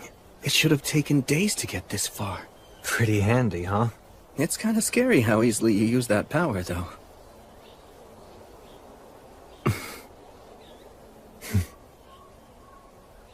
Well, we made it. If you notice any... Huh? Hey, Will! Manel! The Rust Mountains, huh? It sounds to me like things have gotten awfully troublesome. We were hoping the dwarves might know something useful that could help us out. So, I know that some new immigrants have arrived recently. How are they doing? Well, they seem to have settled in nicely for the most part. Well, that's good to hear. A year ago, when I said that our city would support the new dwarf arrivals, it made a lot of the citizens feel wary about the whole situation. Well, after everything that those guys have gone through. Their leader's name is Agnar. Maybe he would be able to tell you something useful. Maybe so. I'll go to see him tomorrow. Listen to me, Will. Today we are going to discuss the spirits. Through the words of the Creator, even before man or the gods came into being, water, fire, wind, and trees came into existence. Every one of them possessed a definite will of their own. And those were spirits? That's correct. And because they had their own will, they chose to divide themselves up into two groups. One aligned themselves with the unstable phenomena that are the lords of the sea and forest, choosing to live long lives. And the other chose the human way of life, opting for definitive lives and deaths as beings with bodies of flesh. Those affiliated with wind, water, and trees consulted with the goddess of the forests, Rhea Silvia, leading to the birth of the elves. The spirits of earth, stone, and fire longed for human craftsmanship, so they consulted with Blaze, the god of fire and technology. This resulted in the dwarf race. That's the reason why dwarfs are such excellent craftsmen as well as being superior warriors. Yeah, those guys are the real deal. Tell me more about the dwarves! Please, Blood! I'm not sure there's much more. They can be a rather quiet lot, but they know what the meaning of true courage is. It's constantly on their minds, in fact. What is? Making sure they know what's worth fighting for, even if doing so means throwing away their own lives. When they go into battle, it's like their souls are on fire. They have no fear of death. I have genuine respect for dwarven warriors. The ones that I met and did battle alongside, at least, they were true warriors.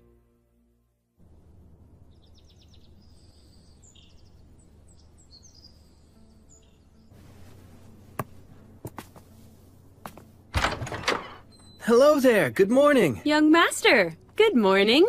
I'm heading out soon to do some training. That's quite some bedhead you've got there.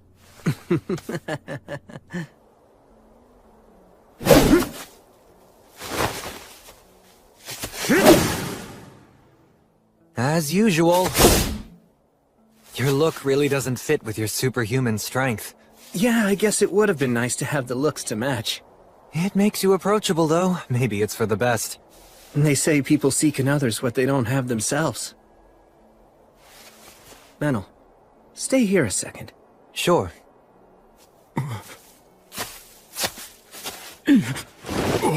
Hey there, good morning.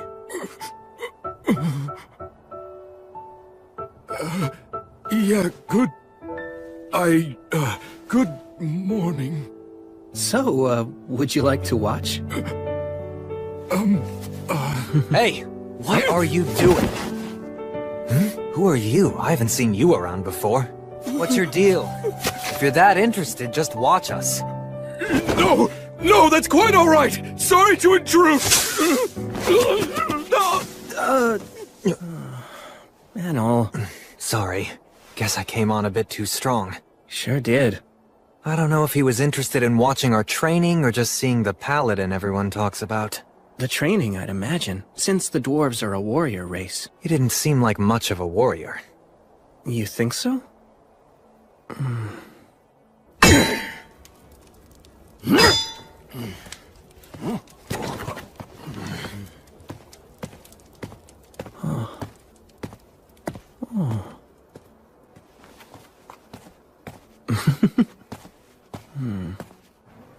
Welcome!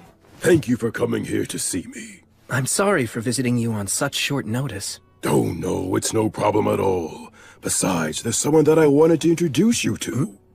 He represents the immigrants who've recently arrived in this city. He's actually my granduncle. His name is Grendir.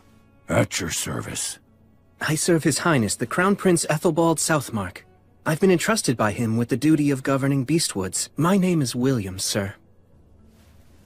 So you and your people, why did you come here? We came to die. Pardon me. Uncle Grandir, you're only going to upset him by speaking so frankly. We haven't much longer left in this world. Our only wish now is to die with our eyes on our homeland. Uncle Grandir is one of the last survivors from the mountains to the west. Oh, from the Iron Mountains. I gaze at those mountains from this great distance, dreaming of the day when we can reclaim them, and hoping such a thing is even possible. I know that I'd be able to die happy if that dream would only come to pass. While I realize that this may cause you some inconvenience, I would be willing to do any kind of work if you could just allow me to stay in some little corner of the city that... Please just rest at ease. I'll do everything that I can. I promise that I'll protect all of you from injustice. Thank you. Thank you so much. 200 years ago, there was a monarch who ruled in the Iron Country. Short and frail, he wasn't very proficient in the martial arts and preferred to spend his time writing. His name was Arvanger, the last king of the Iron Country. He presided over an age of peace. The land was blessed with prosperity and well-being. But then, a storm came. From the depths of the Abyss came an invasion of demons that was led by the High King of the Eternals. When the fires of war encroached upon the Iron Country, an emissary from the demons appeared. It demanded that our people agree to follow the High King. Today's our last day to respond to their demand. If the only difference is who sells us weapons, does it really even matter? Those demons can't be trusted! We must fight them to the death! But if we're dragged into war, our children will die! What are we to do? I will make the decision.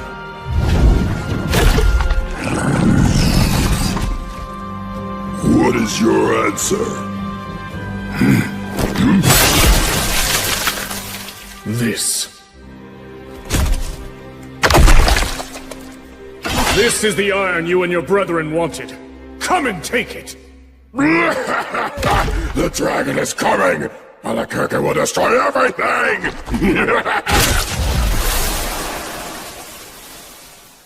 I will not allow it. We will draw the demons of the Abyss here and slay them in the bowels of the earth.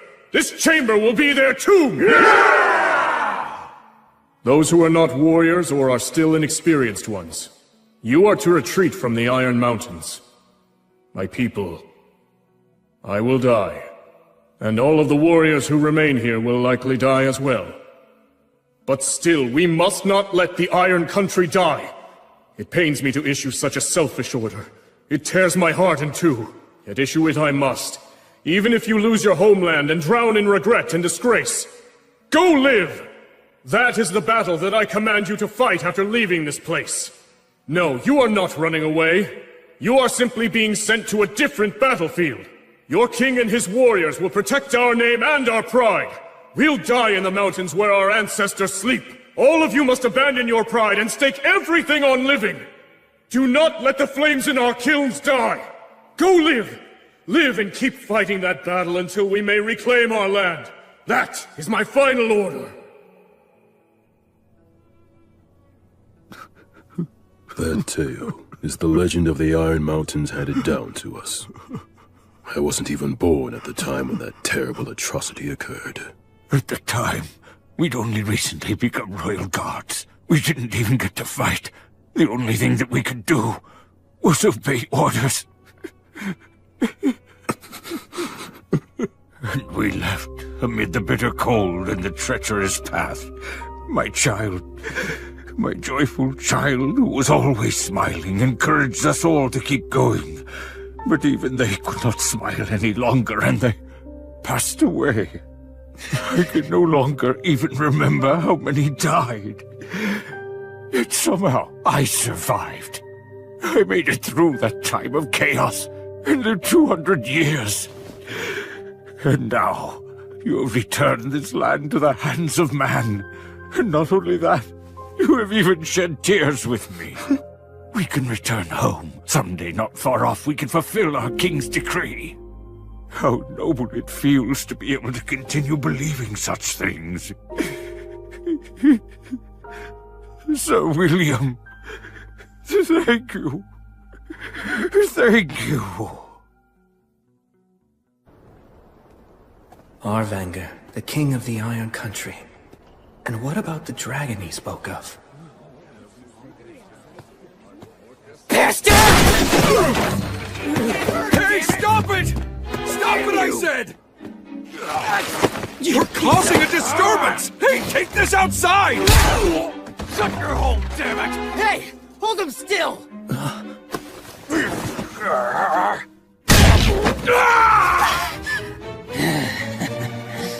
That's enough. Huh? Shut up! What the hell? I won't let you take this any further. You two have just had a bit too much to drink, right? Sorry for the disturbance! Take this and spare us!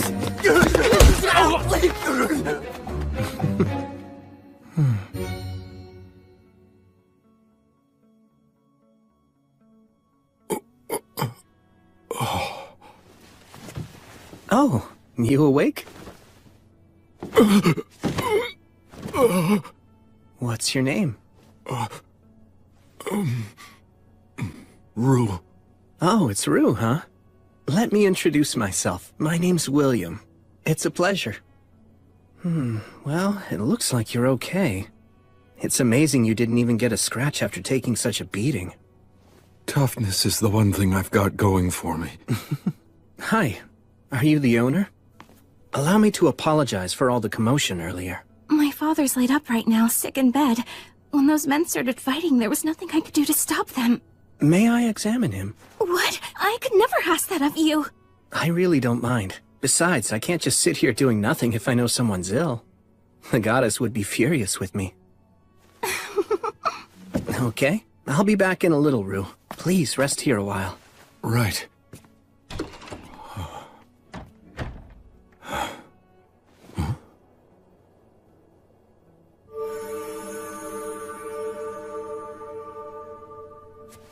Okay, you ought to be just fine now.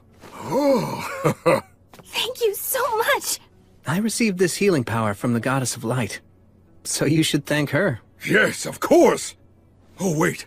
I have an idea. Please let us provide a nice meal for you. Yes, please. That would be great. To tell you the truth, I actually forgot to have dinner tonight. Huh? What are you doing?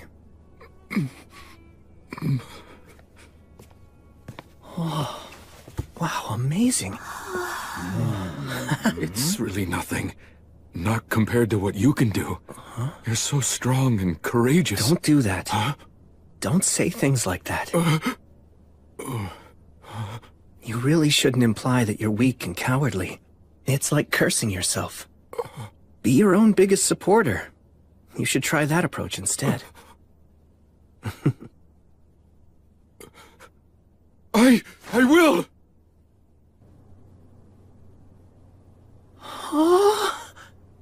Enjoy it before it gets cold. Thank you very much. Earth Mother Mater, and all of the virtuous gods, as we now partake of this meal, we give thanks for your grace. Please bless the food before us. Now then, cheers. Yes, cheers.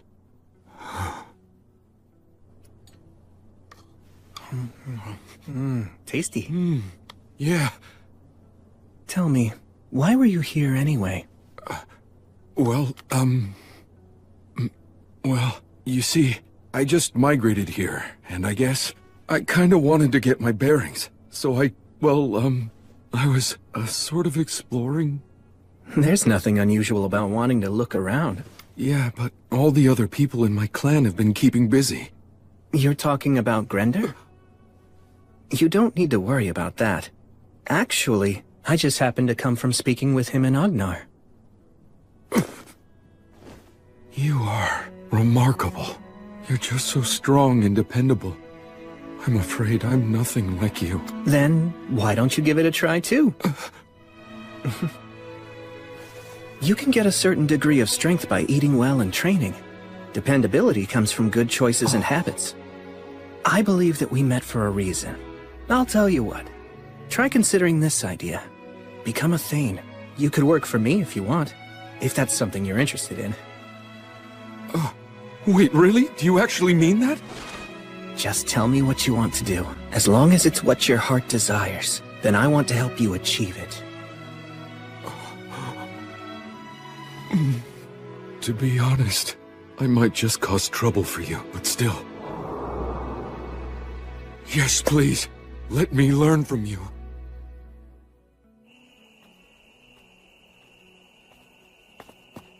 Huh?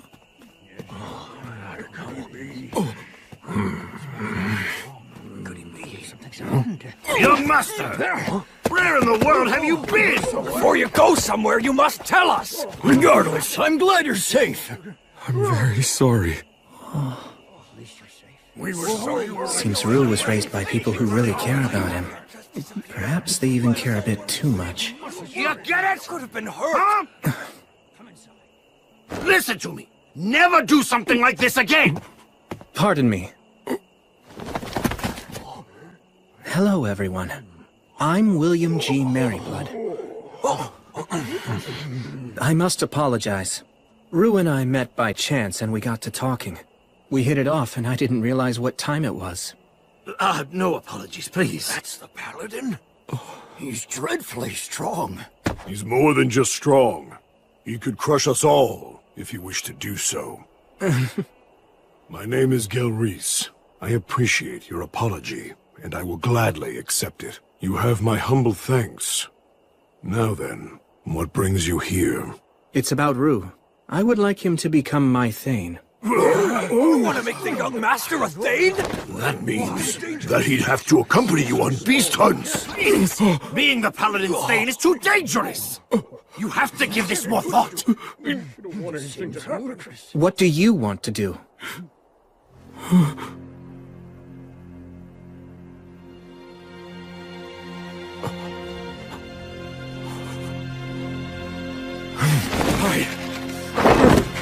What I want is to learn from him! To learn what a warrior is! To find out what courage is! To discover it with my own two hands! If I never confront danger, or never even take a single step on my own, what can I ever know about being a warrior? What can I really know about having true courage? It's simple. I want to be someone I'm not ashamed of. For our ancestors! If I know nothing of battle, or of courage, or of conducting myself nobly, can I call myself a dwarf? It's final! I've no intention of ever reversing my decision!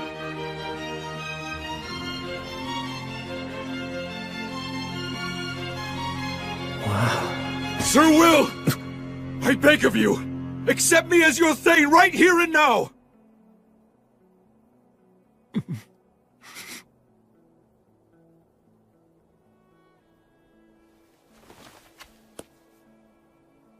I will guard with my own two hands the loyalty you offer.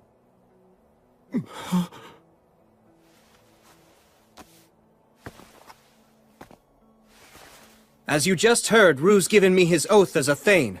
And so, as the knight that he now serves, I will gladly listen to what you have to say. Our young master will be the faraway paladin's Thane. So be it. You're agreeing to this?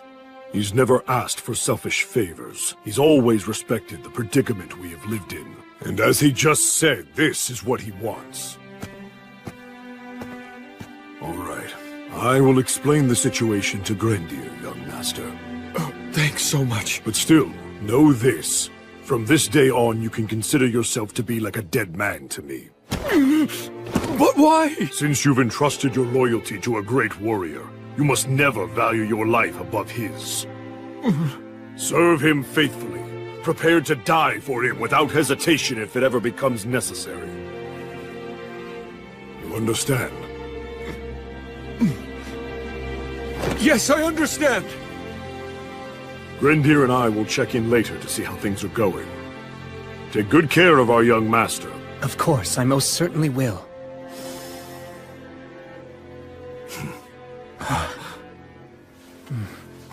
I'm looking forward to this. Yeah, same! Let's talk about your pay now. There's a lot involved in being a Thane, but I'll provide your equipment, and I'll pay you. Oh, I'm just happy merely to be serving you. That's not enough. I had someone tell me many, many times about how important money was. Right. If I don't compensate you fairly, it'll look bad. Some may say I don't value your work or loyalty. Granted, it may be in bad taste to put a price on everything, but money is almost always the clearest indicator of value. You're so mature for your age. Well, that's the goal at least. I'm trying my hardest.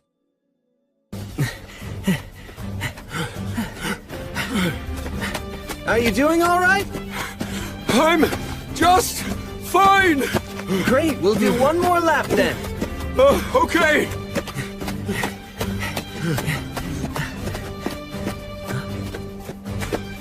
Blood, Mary, and Gus must have worked so hard to figure out how to teach me everything I needed to know. How'd they train me so efficiently? Last lap, full speed! All right! Well, all I can do is keep trying my best, and maybe I'll reach their level someday.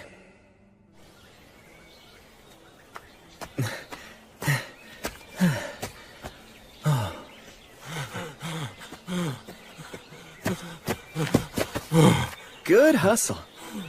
Do some light walking to catch your breath, and then we'll start strength training. Right. Strong muscles are the most essential foundation of combat. My master said you can solve most problems with brute force, and you need muscles for that. I see.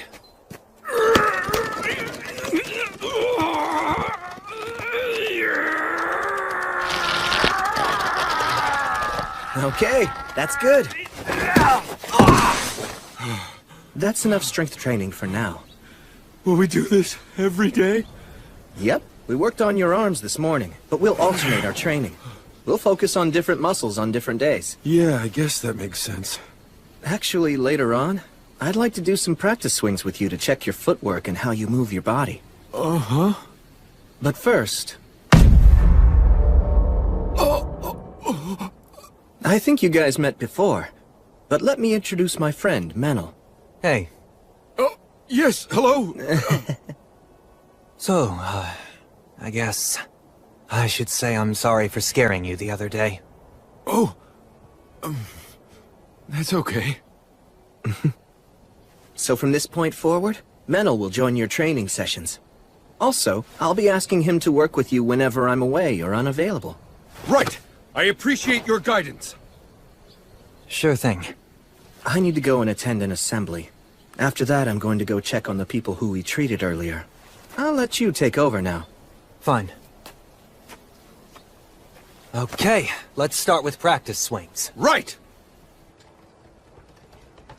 Okay, I'm counting on you then.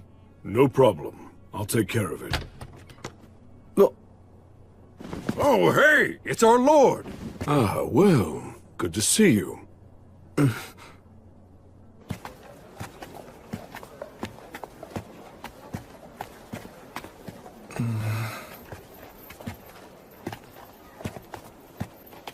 So, Gelreese, what were you doing at the tavern? They'd received a booking for a big celebration that's scheduled to happen 10 days from now, and they asked me to supply the meat for all the guests. Oh, so you hunt for a living, do you? No, actually, I work as a mercenary. But thanks to that, I have some experience in handling crossbows and traps. So hunting is just like a side job? Something like that. Hurry up! That's right. Not so fast, kids. Okay. It's truly a fine city. Yes. People from many walks of life work to make it that way. You know, Paladin. Yes? There was a time when I was a warrior in the service to the Iron Country. I was inexperienced as a fighter, so I wasn't granted the honor of dying in battle beside our king. To fulfill our king's final command, we took up weapons and worked for many different employers to get by. Contentment was not easy to find. We traveled across many lands before finally arriving here in this city. Please, I beg of you, guide our young master and teach him as best you can. Yes. I swear on her light.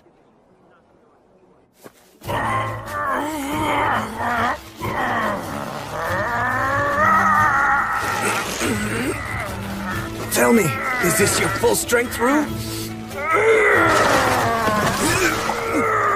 Surely you've got more in you than this! This is your best! We're done. I'm afraid you've lost. Getting used to pain is just another part of training. How did you do that incredible move? You mean that last one? Hey there, Menel. Come over here. As your test subject?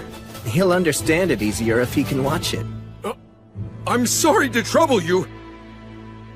Damn it. All right, fine. But you'd better make it a clean throw, you hear me? Hold on. This should get Bishop Bagley to start an investigation.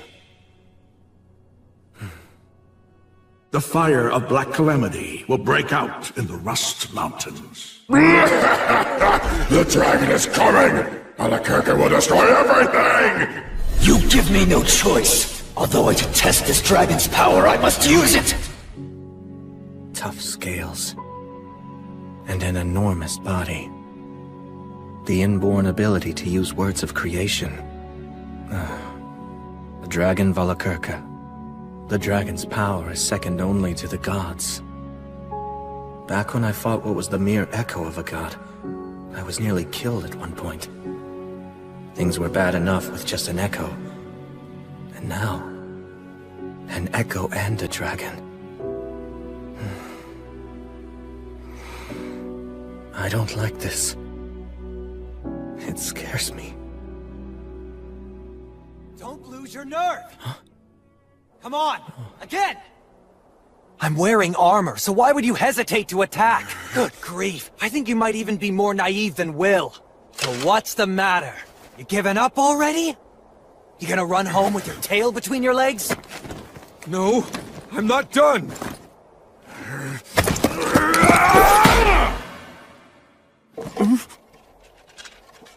Right on my head and I barely felt it. Are those bulky arms just for show? Huh? Oh yeah, you're clearly scared now, aren't you? Are you gonna start crying and run away, are you? I won't run! Then strike again! And put some force into it, you weakling!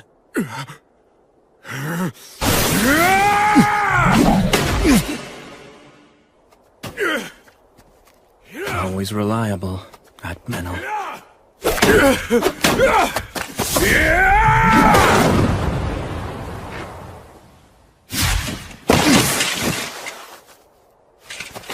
Ha! You actually put some spirit into that one. Keep it up. Thank you very much. Incredible. Rue gets stronger with each sparring session. Hey, Blood. Was this what you were feeling? Back when you were training me?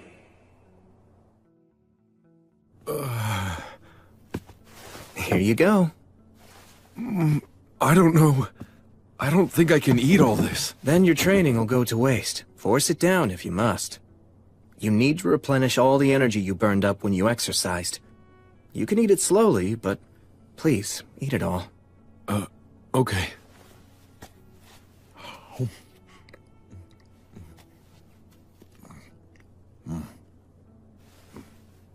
So, I just wanted to say thank you once again. For what? Well, first of all, for allowing me to become your Thane, and second, for the training you're giving me. You even pay me and provide me with food, and for all of that, I'm extremely grateful. Are you aware of my background? Well, I have some idea, I guess. You see, I was actually born of noble blood within my clan. My parents died of an illness while I was young, so the other people in my clan shielded me from hardship. Well, that much is apparent. But I started wondering if that was the right way for me to live. I bear responsibility for my clan. Should I be so weak and so cowardly? Then one day, I heard a song that was about you. I couldn't stop thinking about it. I couldn't stop wishing I could be like you. Getting to serve you now is like a dream come true. I'm so glad to learn from you. To be able to understand what it means to be a warrior and what courage truly is. Thank you. I'll do everything in my power to be a worthy master to you. I swear it. But I'm not so sure I can teach you what courage is. What?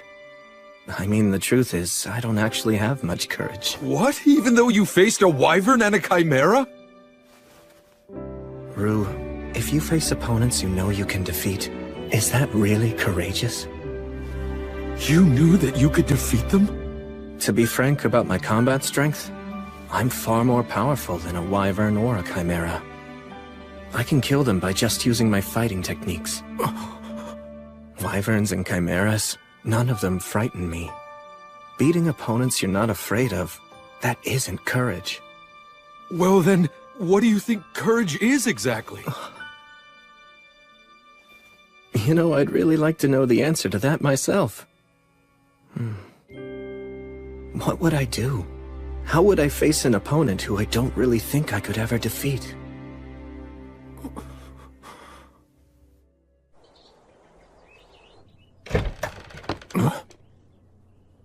I have returned. Oh, Restov! I'm glad that you're back. How'd it go? Nothing seemed especially out of place. Should I go see Anna and report my findings to her as usual? Yes, please. Thanks, Restov. I'd heard you'd taken on a new thing.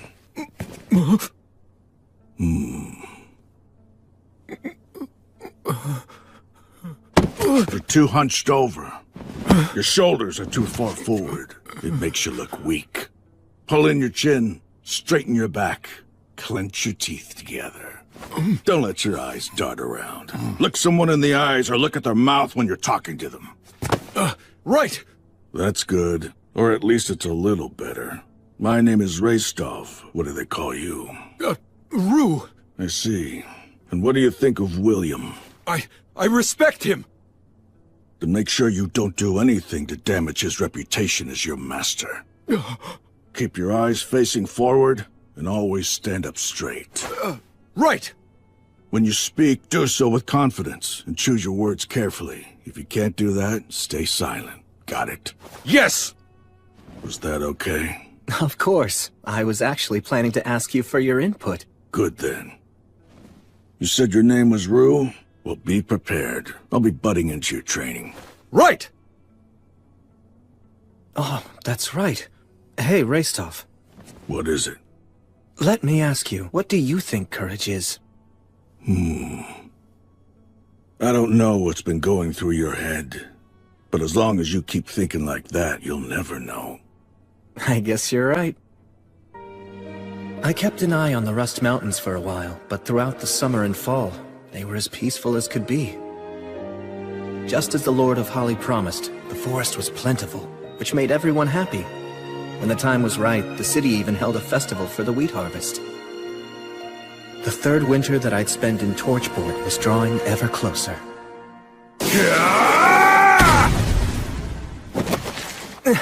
Well done! That was quite a good throw. Wow, thank you very much! My lord! My lord! Oh. Sightings of undead were reported. Sorry it happened again. It's fine. If undead are involved, then I need to make it a top priority. So what should we do this time? Good question.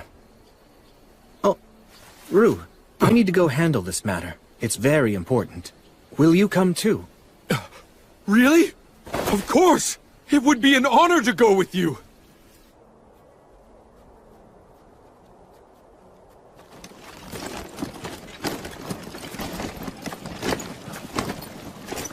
And one more thing. I've heard that dwarves can see in the dark, but don't rely just on your sight. Yes, understood.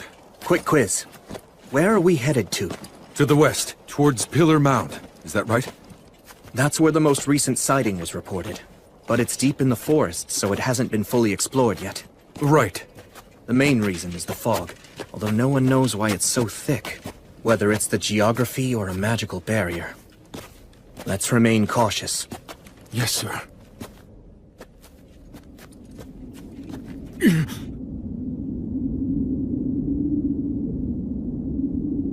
It's, quite eerie, isn't it?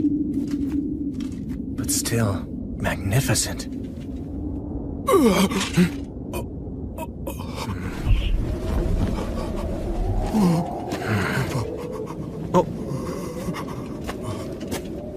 Sir Will! It's all right. Look closely. What is that thing? A gravekeeper, I think. A gravekeeper? This place is a burial site. Really? It is? This figure is probably here to scare off any potential grave robbers, and the fog is likely either a magical barrier or the result of a contract with the land spirits. I imagine the reason this place was created was to be a resting place for loved ones who'd passed on. And so... may everyone here please rest in peace.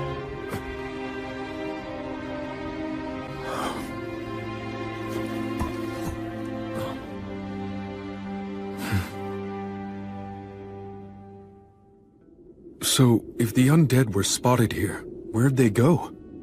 Considering this is a burial site, I'm beginning to think chances are that someone was merely seeing things. But I'd imagine that the undead are more likely to show up at burial sites. Why's that?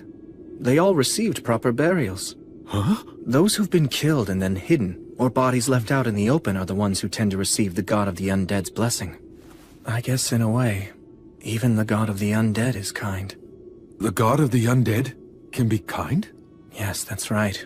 In a terrible way. But, sir, what exactly do you mean by that? Stagnate, the god of the undead, simply cannot bear to see people die miserable, hopeless deaths. Thanks to that, when facing a tragic death, all dying creatures are granted the right to overturn it. But, that's a... While it might be a blessing for them, it's a curse for others. But still, this remains a core belief of Stagnate's. That no one should ever have to die in misery. And if they do, they can overturn their death with the radiance of their soul. Sir Will, you, seem to know quite a lot about all this, don't you? To meet a real echo of Stagnate, surely you've never really encountered one of those before, right? Perhaps what you encountered was a herald instead. Sir, why won't you look at me? Well, I mean, how do I put this? Please don't laugh right now! It seems like someone was just seeing things. So then our search was all in vain? Is that? Rue, over here. Does this lead to the interior of the mound? Let's go look. Right. I don't see anything. Lumen. Flammo Ignis. Here, carry this one, Rue. Understood. How come we need two types of light, though? When you're going up against an opponent with no night vision, what's your first target? Okay. Let's go. All right.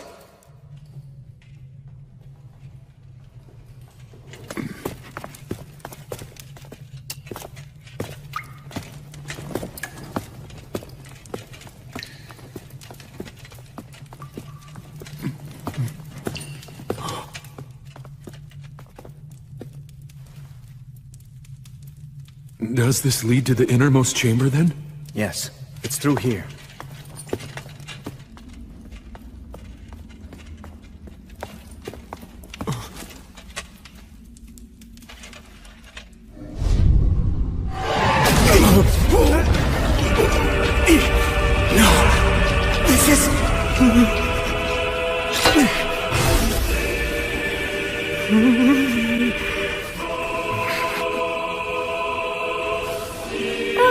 Welcome.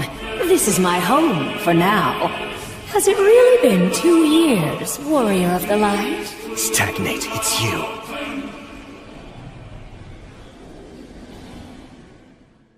Warrior of the Light. Has it really been 2 years? It's you, Stagnate. The god of the undead? Defense isn't an option here. So we have Now to— hold on just a minute. If you two intend to fight me, you will win. The form that you see here today isn't an echo after all. A herald. Very astute. The last time we faced, you gave me an utter thrashing. Thanks to that, it's unlikely I'll be able to send an echo to this world for quite some time, no matter how hard I try. Heralds. Messengers of the gods that convey their will.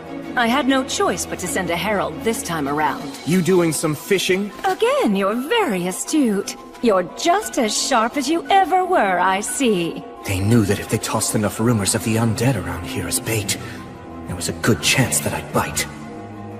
How despicable. Regular fishing is despicable as well, at least from the fish's point of view. But then, that's just how gods are. It seems that you're not here seeking revenge for our last encounter. First, an apology. Apology? The echo that you faced last time behaved shamefully in its dying moments, and for that, I am deeply ashamed. Newborn echoes tend to be very emotional and irrational. They act impulsively, and in general are rather infantile. Still, that's no excuse. The god of the undead is apologizing? You know, young dwarf, that powerful warrior you're with actually managed to kill me. All that stabbing and being stabbed, what a fiery night it was. I wasn't aware that gods had such a fondness for jokes. Look, just tell me what you want. You're no fun. I mean, really, would it kill you to humor me a little while we chat? This god can speak the words. That's what makes them so dangerous. Brave warrior who defeated me. Paladin of the Light. This is my revelation.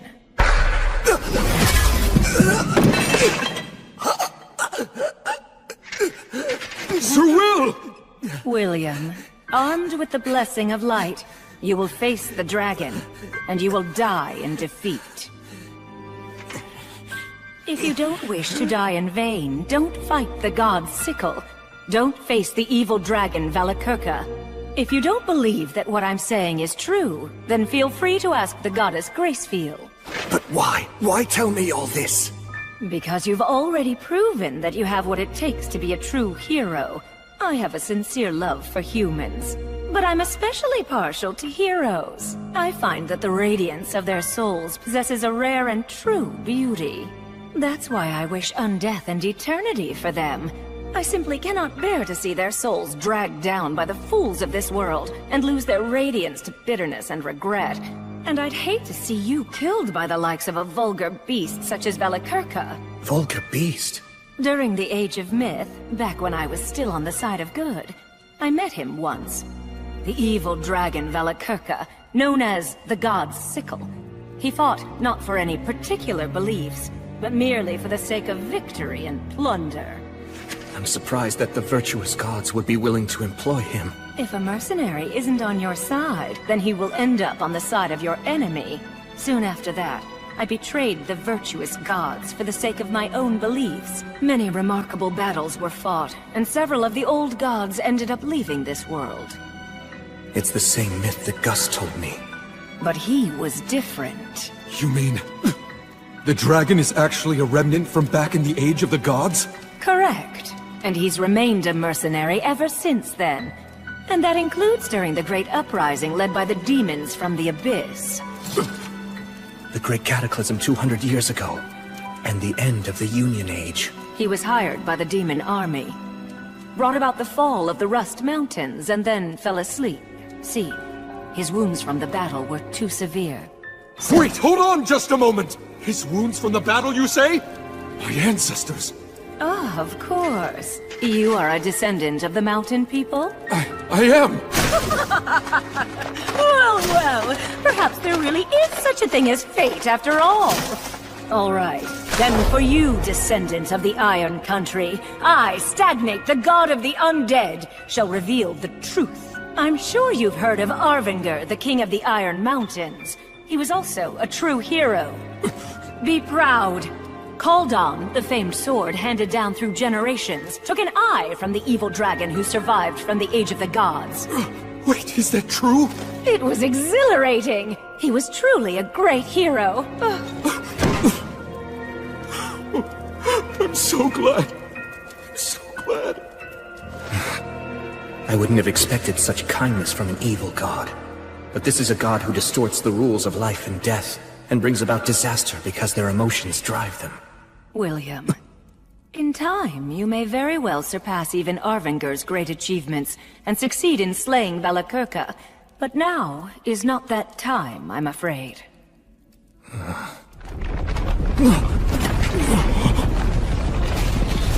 The dragon's sleep grows ever more shallow. The dragon's giving us a show of his power. Return home at once. Chaos is imminent.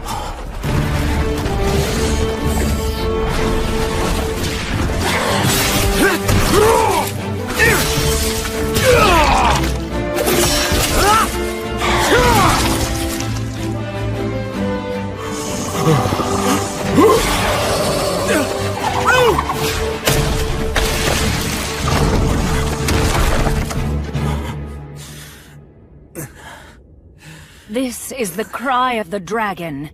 It also goes by the name, the Dragon Roar.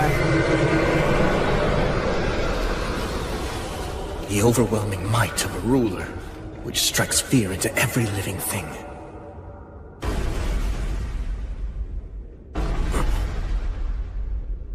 Something troublesome's coming this way. Even you will likely struggle some with this foe.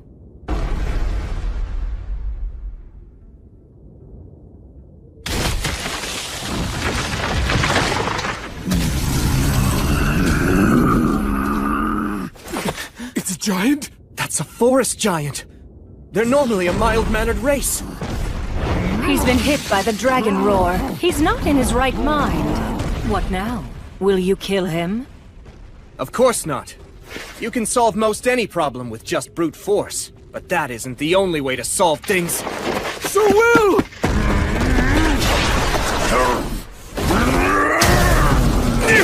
This is nothing!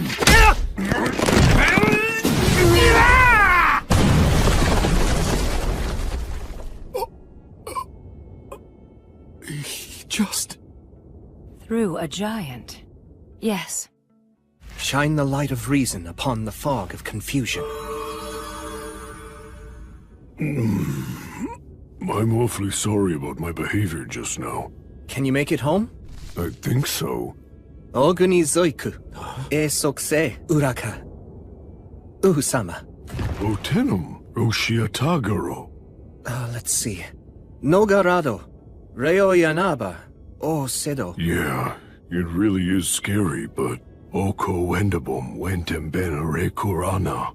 Onawushum, Nizimanim ho shabe oko pascha. Oh. I am Gungar of the Jotun. Ogiho ye soyo William, no ho ne ruhuso.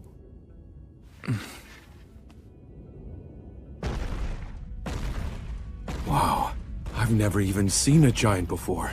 Yeah, me neither. Yet you speak their tongue? My magic teacher had immense knowledge and an amazing memory. You saw it. That is the power of the ancient dragon that even the demons fear. If he awakens and tries to bring about another uprising, then you will have no choice but to defeat him. But you won't be enough. I should have people sacrifice themselves? Even as a foe. That doesn't seem like something that you would say. 1,000 lives is worth it to save 10,000. As infuriating as it is, so long as you live, more people can be saved, so there's no choice. As bringer of the light, the faraway paladin should think long and hard on it. Farewell.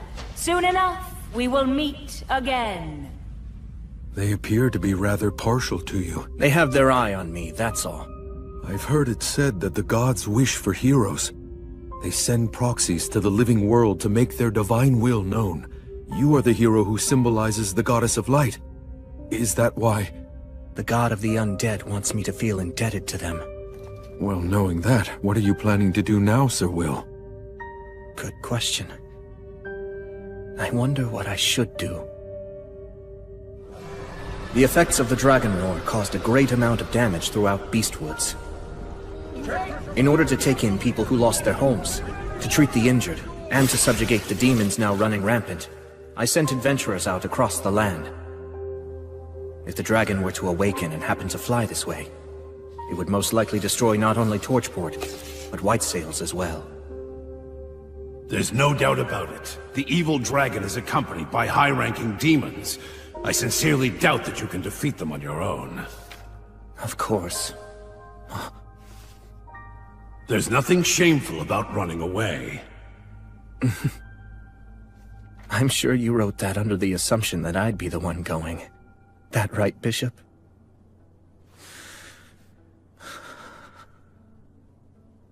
Goddess, if you would only tell me that there's a way for me to win. Or if you told me to fight even if I couldn't win. If you ordered me to prove my righteousness, I'm sure that back when I couldn't move forward, when I was mired in frustration, when time was just passing me by as I sat idle, I was reborn, raised with love, respected and acknowledged, and regarded as the central figure among my peers. I'm coming in. Wrestling with yourself again, huh? Yeah. So that's why you didn't notice. Take a look outside. We've got a bit of trouble. Huh? Tell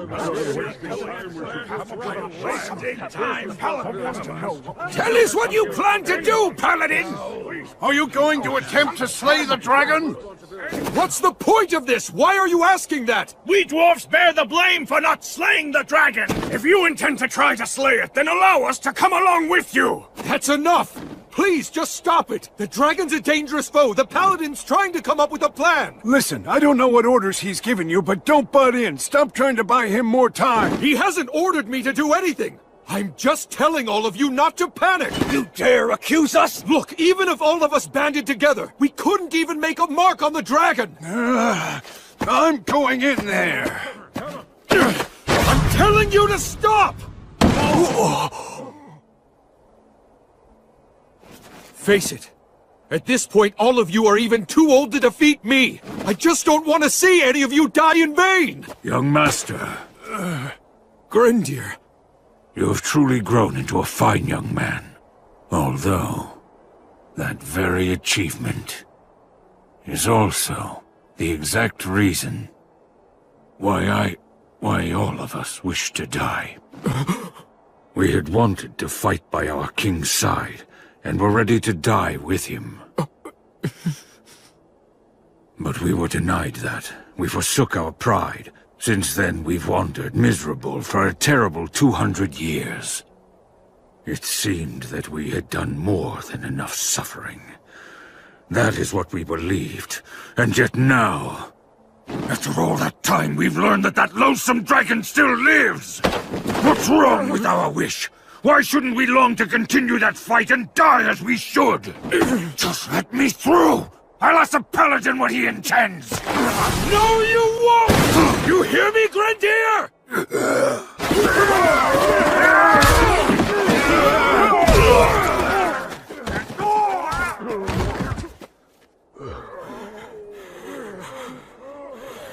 You want to know what's so wrong with your wish, Grendir?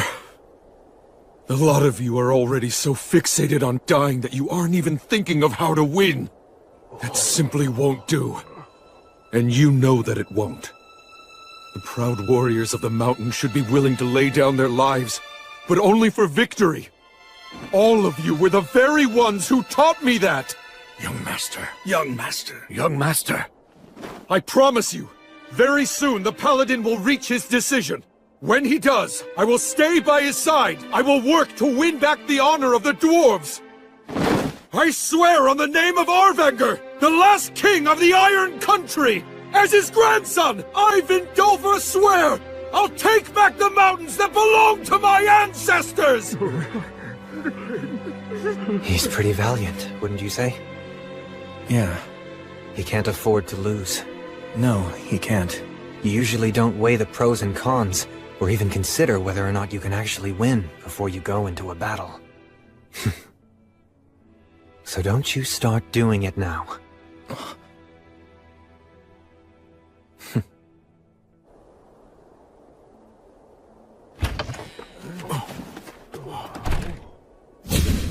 I will slay the dragon! I've made up my mind, that's what I'll do. Rue Vindolfur, I commend your vow to reclaim your ancestors' mountains. Will you come with me? I had hoped you'd ask me that. I had faith that you would. With pleasure. Are you sure you want to say yes so quickly? There you go asking that, when I know you have every intention of following him yourself. Hey, guess you've grown a spine. But we're up against a dragon. Numbers aren't going to help. And we can't spare many of the city's defenses, so it's only you and me, and Will. We'll also need a guide who knew the mountains 200 years ago. I will. No! I will go. This is no job for one who wants to die. Besides, you have a standing commitment to keep our people united. I shall act as your guide. Thank you, Gelreese. I appreciate it. Count me in too. Raistolf! I came over here to see just what this big crowd was all about. It seems you're as sharp as ever. So that makes us 5 men picking a fight with demons and an evil dragon. Do we stand any chance? I doubt it. There isn't a surefire method for killing a dragon. We're at a disadvantage. Are you still willing to come along with me? Yes! That is right where glory and honor lie. That's what a warrior's true worth is. I'm already used to having to go along with your crazy ideas. Then let's go slay a dragon and take back the mountains!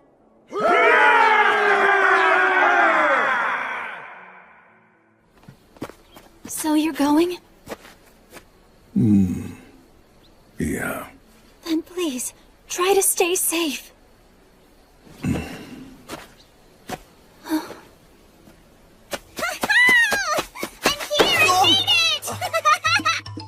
Bee! You're going to slay a dragon, right? Yeah. Well, then I get to write a song about it just like I promised I would, right? Yes, of course!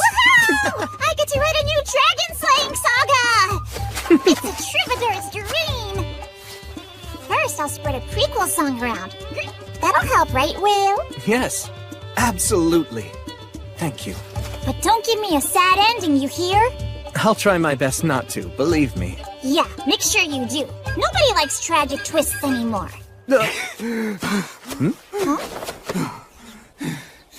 Don't leave me behind like that. Sorry about that. Anyway, I managed to secure the supplies that I figured you were going to need. You're saying you already knew that I'd be going? Of course, although I was still anxious that I might not reach you before you left. I was just procrastinating a bit. I'll write in your song that you were just waiting for the right time. That sounds cooler, right? You're always exaggerating. That's why people seem to think Sir William is some kind of incredible strategist. I hesitate and have doubts, like everyone. I don't want to die, and I don't like pain. But you're still going, right? Yes. The vow I made to the goddess is far too important. Just so you know, I'll be using that line in my song. Pious warrior, the hero of light, ever devoted to his goddess. May the winds of fortune forevermore be at your back! Listen, Will, I won't tell you not to go or to be cautious. I know that this has to be done now. If you need any other supplies, please just let me know. You know, now that you mention it, there's one big thing I'd like to ask for.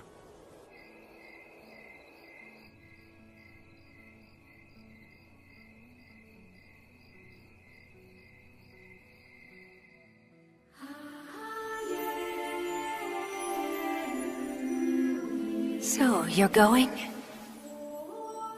I must admit, I do not wish to see you die. I'm very honored. Thank you so much. You still plan to go? You insist on keeping your promise to me? Yes. Well then, I cannot say your decision defies my will. After all, that promise is shared between the two of us. Now, kneel before me.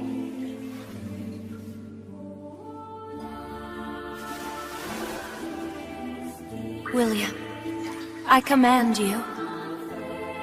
Do not be afraid. I am right there beside you at all times.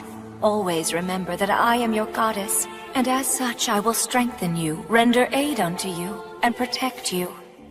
Go, as my knight, go slay the dragon, and fulfill your promise.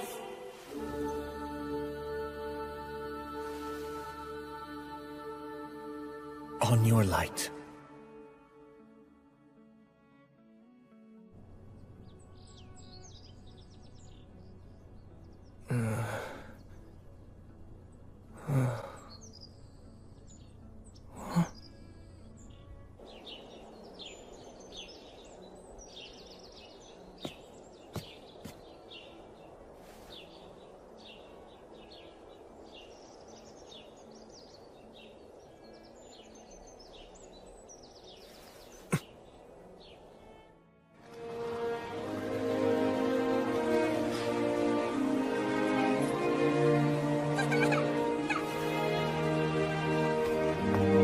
Will, it's all set. I've made all the arrangements you asked for. I appreciate your help. Well then, you take care now. Right. I wish you well, young master. Our spirits are with you on your journey. Right, thanks.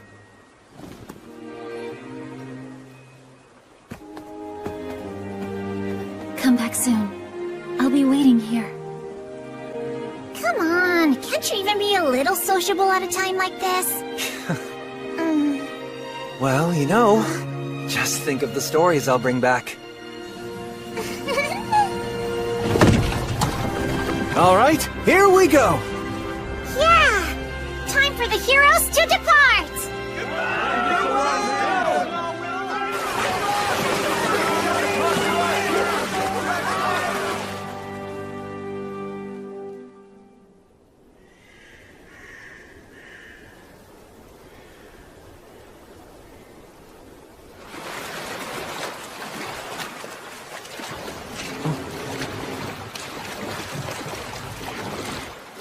We'll disembark here.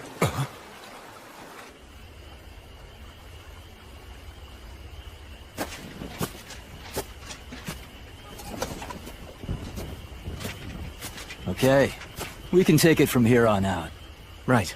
Please carry out the plan as we discussed. You bet. We'll be counting on your continued favor after this, too. Of course. You stay safe out there. Yeah.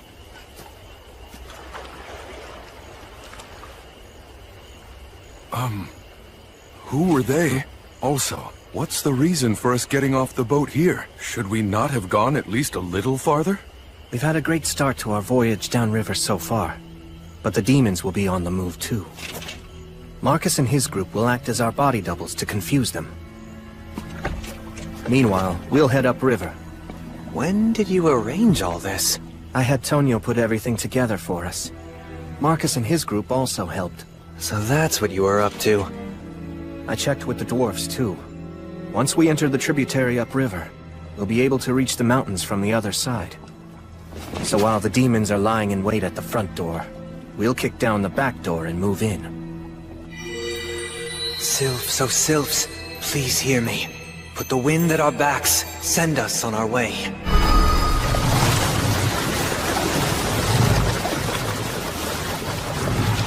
I put conceal and silence on us to make sure that we won't be easy to find. Moving at this speed, we should be there by morning.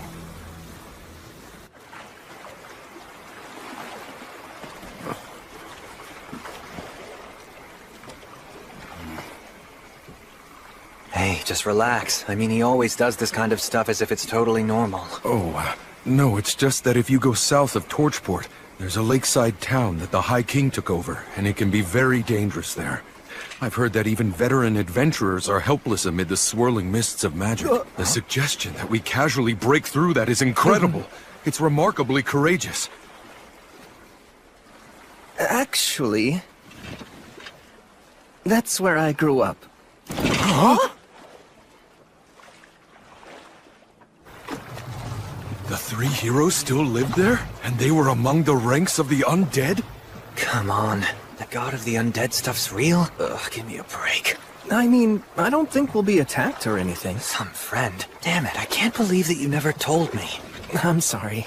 Oh, that's right. You did cry when you heard that song about the three heroes. I didn't cry.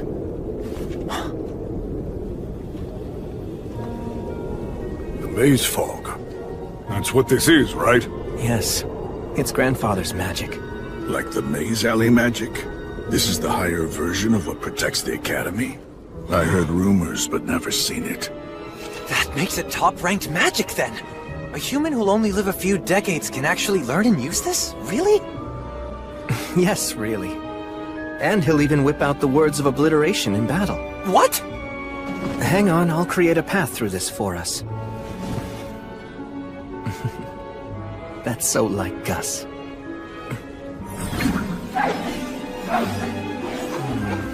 This word goes here, and knowing Gus, this'll be set up here.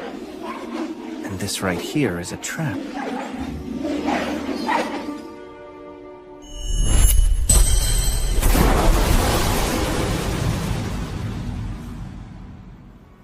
All right, let's go.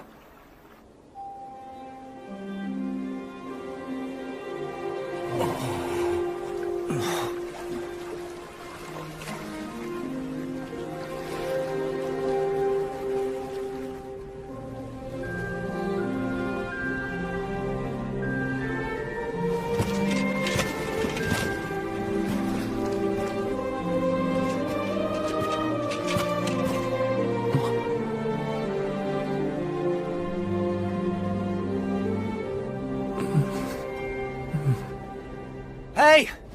Huh? Go on ahead. Thanks so much.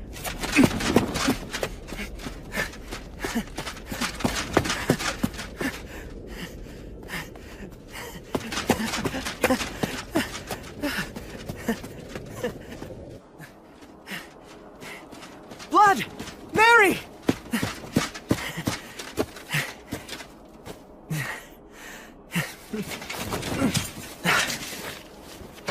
I've come home. And I brought my friends and companions. I'll be back later, okay?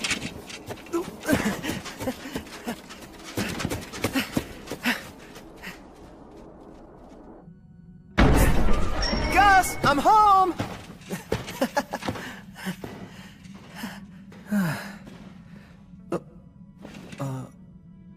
Gus?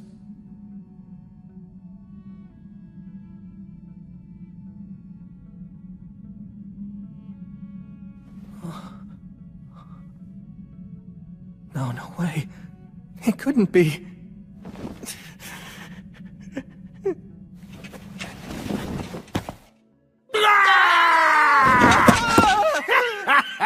Carelessness is the greatest enemy.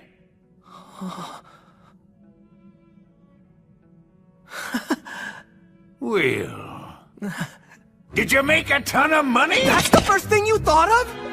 How about something like, hey, you're still alive? I knew that the boy Blood Mary and I raised together would never die so easily. I wasn't worried about that. All right, fine then. Yes, I'm getting good, meaningful use out of my money.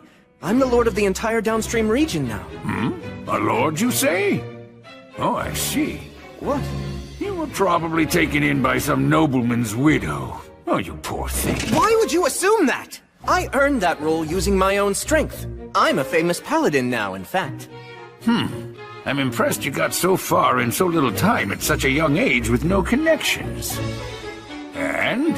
What of your love life? Oh, well, Wussing out, are you? Oh, how sad. And I so wanted to meet my great-grandchild before I moved on in the cycle. Why'd my grandson have to be a wuss who can't get a single woman? Hey, I'm not a wuss! Aren't there any opportunities when you're out adventuring? Like you save a bandit and find out she's a strong-willed girl in disguise? Or you help a peddler girl who's running from some guards? What's that look for? Done both. But they were all guys.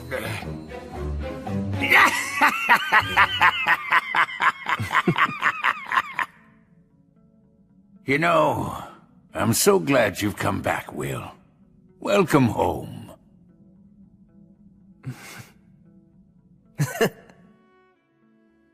What? The dragon? You intend to fight Calamity's sickle? It's the only way. Are you at least going to try to finagle him? Finagle him? The gods hired Valakirka to work for them, didn't they? Which means there's a chance you'll simply be able to resolve everything with money in the exchange of goods. Yeah, I recall someone else talking like that before. My, what a coincidence, Sir Menel. I remember that too. I'm only saying that there's no need to limit yourself to just one possible solution. You always have to be flexible with your ideas. Don't let your focus get too narrow. Okay. Now then, friends of my grandson, allow me to extend my warmest welcome. So please, I hope that you'll make yourselves at home while you're staying here.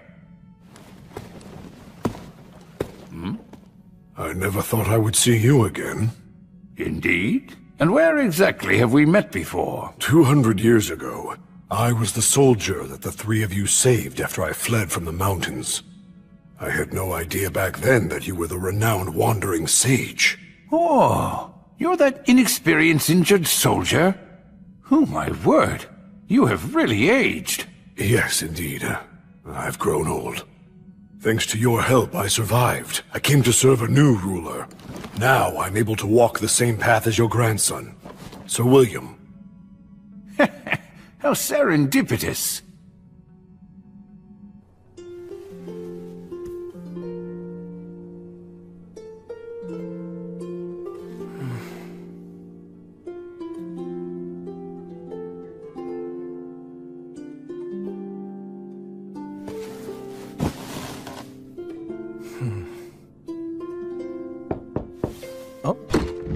Hey, I'm coming in.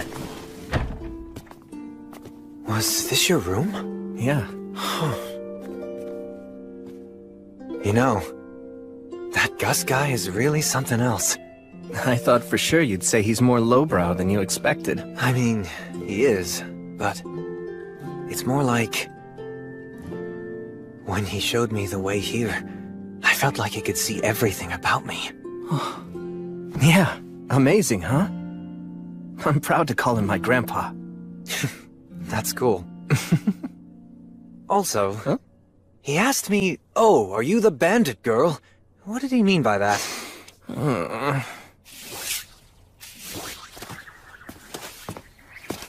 Gus, got a minute? Huh? You want to know about Valakirka? Yeah. The evil dragon Valakirka. I've never seen him with my own two eyes either. I would have liked to have tried bargaining with him if I'd ever had the chance. If the demons hadn't been the ones to employ him as a mercenary, then all those heroic lives would never have been lost. If you really do intend to fight him, you're going to want to aim for his old wounds. Dragon scales are very tough. I doubt that even blood would be able to cut through them and reach the dragon's flesh. What about the words of obliteration? Only if they land right. I thought so.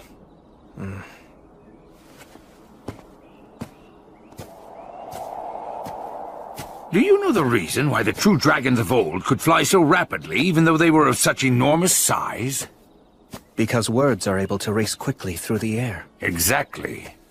The dragons of old reside within myths. As such, they are far closer to the words than those of us who live today are. Which means if it comes down to a battle of magic, you'll lose. He has the advantage in magic, huh? His constitution, along with the physical strength and hardiness it provides him, are no joke. You're disadvantaged in close combat, too. To phrase it like Blood might, he has got you beat in muscle. The typical strategy used to beat a dragon is an ambush. However, Valakirka is likely using the demons as an early warning system. I'm really starting to see why the god of the undead tried to stop me. Stagnate did, huh? Did a herald come to you? Yeah, in the form of a crow. Huh. Sounds like you've got an admirer. I hate to agree, but... Stagnate thinks the way all gods think. You can't keep up, and talk about being overly friendly for a god, and impertinent to boot. Although, I have to admit that I am still somewhat grateful. Stagnate gave me the chance to live as one of the undead and keep raising you, and allowed Blood and Mary to die happy as well.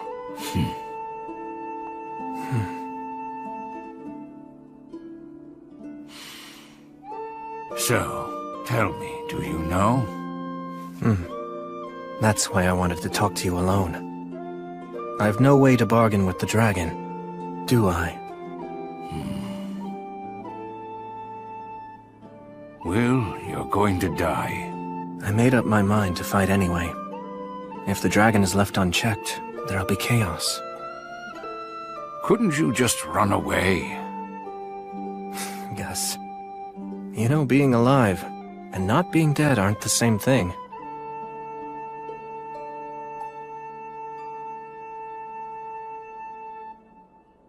Well, I guess there's nothing more I can say. Oh, yeah. There's something I've been wanting to ask. I heard the story of how the three of you killed the wyvern. Oh? Well, there was a boy and a half-elf girl that you lent some money to, remember? Oh, that brings back memories. Of course I remember that. They were promoted and became nobility. The old half-elf lady is still waiting for you to this day. Mind if I collect the debt she owes in your place? Oh, well, getting one's money is important after all. You can't do that if you're dead. And when you borrow something, you have to make sure to return it. It's fine by me, then. If that's the case and you're gonna go through the trouble of collecting that debt for me, I can't just sit around and let you die. Oh. The equipment used by the compatriots who battled the High King is still kept here in the city. Why not refurbish it for your own use, for you and your companions?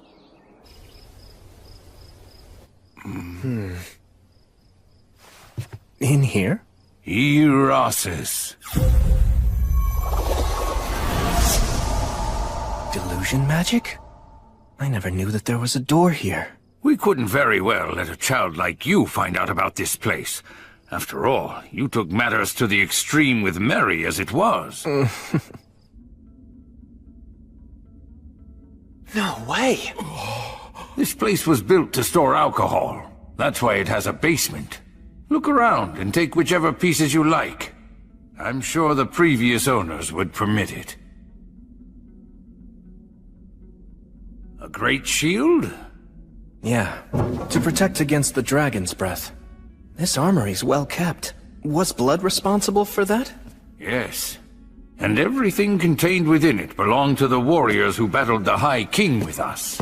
Are you done already? Yeah, I don't need anything. It's certainly a fine sight to see, but no matter how well a weapon performs, I can't put my trust in one I'm not used to. That said, Gus the Sage, I'd like to borrow your talent for signs. Oh? Please engrave some words onto this that won't detract from its usability. I should be able to master a change that small within a few days. Ah, I understand. Very well, give it here. Although nameless, this is a fine sword. It's clearly long been used with care. I'm sure one day, it'll be honored in song as the Sword of Rastov. Yes, maybe. Or so I hope. Hey!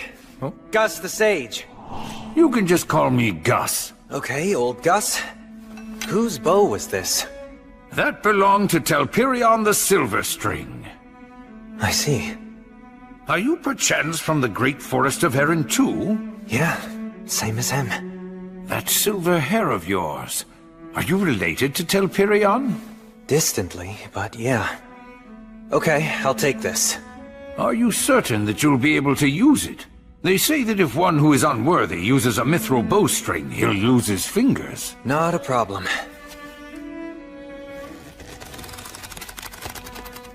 See?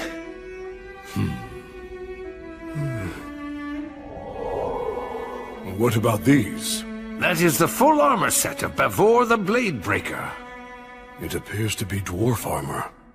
Indeed. Bavor was actually a wandering dwarf warrior. He was a participant in our battle against the High King. Said it was revenge for the Iron Mountains. I see. Well, then I shall take this along with me. And I'll take this. It takes remarkable strength to swing that like you just did. Can you tell me about the person who used this before? That weapon belonged to Ewing the Fierce. He always wore a smile on his face. He didn't very much care for fighting. If the world had been at peace, perhaps he would have taken a different path and become a fine farmer.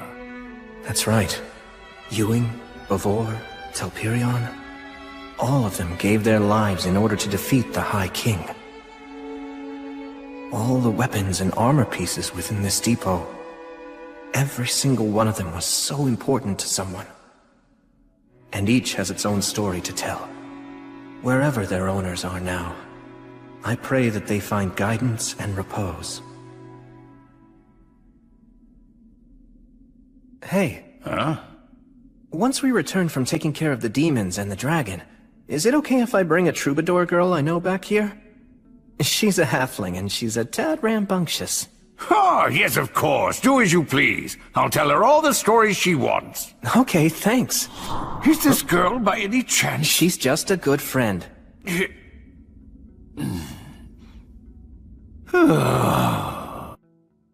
Al, take this. Huh? What's up with that dagger? Is the hook on the wrong side? Yes, you're right. The design's unusual. It's a right-handed stiletto. The halberd is strong, but it's unwieldy. Whose was it? Who did this dagger belong to? It was my father's. I can't take this! I mean, it's a memento, right? Yes, but still. I feel like it's better off in your hands. It's right somehow. It's okay. He gave me plenty. He gave me many valuable things. All right. Let's finish this before the others come back with the food. You could have just let me take care of all this myself. It'll go faster if we work together. Besides, you're royalty, aren't you? Well, only a name. Honestly, I've often wondered why I couldn't have been born to another family who ran something simple, like a workshop. Although if you'd been born to a family like that, you'd probably say to yourself, maybe I'm actually a prince descended from the royalty of some fallen nation, and it's my duty and destiny to rebuild my kingdom. I wish I could tell that version of myself that trying to rebuild a kingdom isn't as great as it sounds. Even so, you'll still do it, right? Yes, I will. In truth, all of my people long for their homeland. If putting my life on the line will inspire them, I'm happy to do it. I think that would be truly wonderful. But I feel like I've dragged you into my own problems. You haven't. I always knew that I'd have to fight too. If I abandoned this place now, I'd never be able to face my parents or Gus again. Besides, I want to do something I'm proud of. When I return to the Goddess of Light's side one day, I want to be able to tell her I lived my life the best I could, and show off a little, you know? So I won't run. I'll fight the dragon. It's because of you that I made that decision. So thank you. I ought to be the one who's thanking you. I swear on your father's dagger, no matter how this may end, I won't regret anything.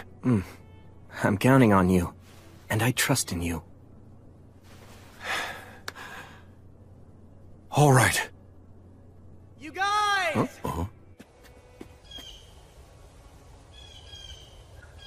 I brought food back.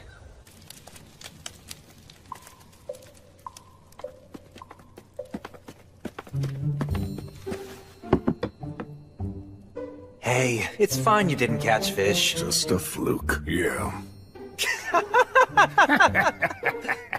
Well, great warriors aren't always great fishermen. It was a fluke! Got it. Right.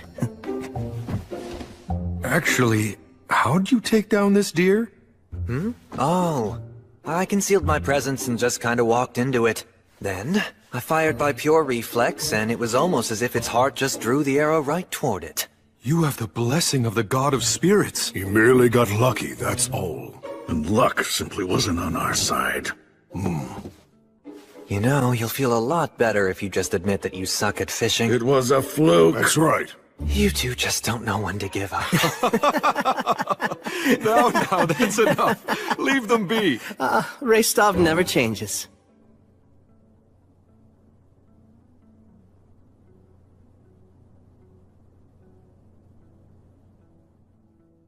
Will, are you afraid of me? No way! Of course not. Listen close. Humans have flesh that feels warm to the touch, and they breathe air in and out. You should get used to how humans look. I'm sure that one day you're going to make other friends, and they probably aren't going to look like the three of us do. It'll be fine, really. I'm not afraid of you at all, Mary. I won't be afraid of other people I meet either. I'm so glad. My mind's at ease now. Will, there very well may come a day when you'll feel regretful. Huh? Valor is the strength to destroy injustice, but at the same time, it is a curse. A curse? Because you know you're strong, there are times when you can't give up, even if it means your own death. I'm only teaching you to fight because it's something I want to do. I'll understand if you hate me for it. Hate you? There's no way! Blood, I can never hate you! That's so.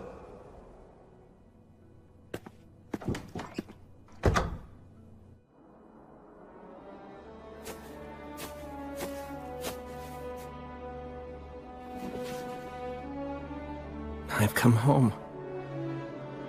Mary, I actually made some friends. And it's all thanks to you, Blood, that I made it this far.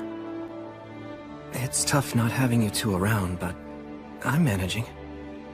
Because I remember the last things you both said to me. And that's what helps me see these things through. I have to leave now. Oh, Gus. So you're leaving then? In the morning. Valakirka is an absolute warmonger through and through. He can only survive amid the chaos of war.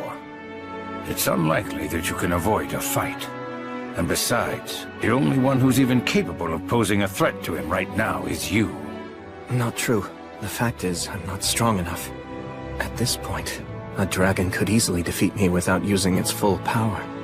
Chances are that you're going to die. Both you and your friends. And even if you somehow manage to survive, that doesn't mean someone else won't die. It seems this place is your last stop. You could run away. If I threw it all away to survive, it'd just mean I wasn't dead. In this life and my past one, I learned that that's simply not good enough. I'm pretty sure that all the others feel the same way. Al, Menel, Restov, and Gelreese, they've all come prepared. Maybe even more so than me. Besides, in spite of the odds, we don't intend to die. Honestly, it's mystifying. Just who do you take after? Good question. Then you should attack the dragon as soon as possible, before his body has had a chance to fully heal. The wound to the eye that King Arvanger gave him. You have no idea of just how deeply I wish that I could go along with you and help you out. But yet, when it matters the most, I'm of no use to you at all. Honestly, just hearing you say that is enough. It's okay. You can stay here. Please watch over Blood and Mary. I'll be waiting.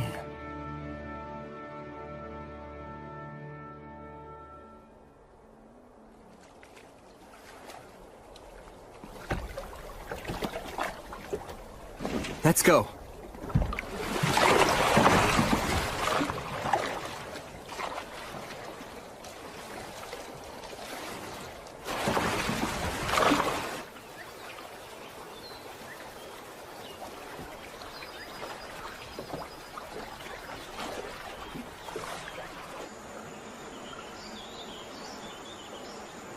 We need to take this tributary, don't we? So the map says. Any changes in the terrain and we turn back. All right. Sylphs, oh Sylphs, please hear me. Put the wind at our backs and send us on our way.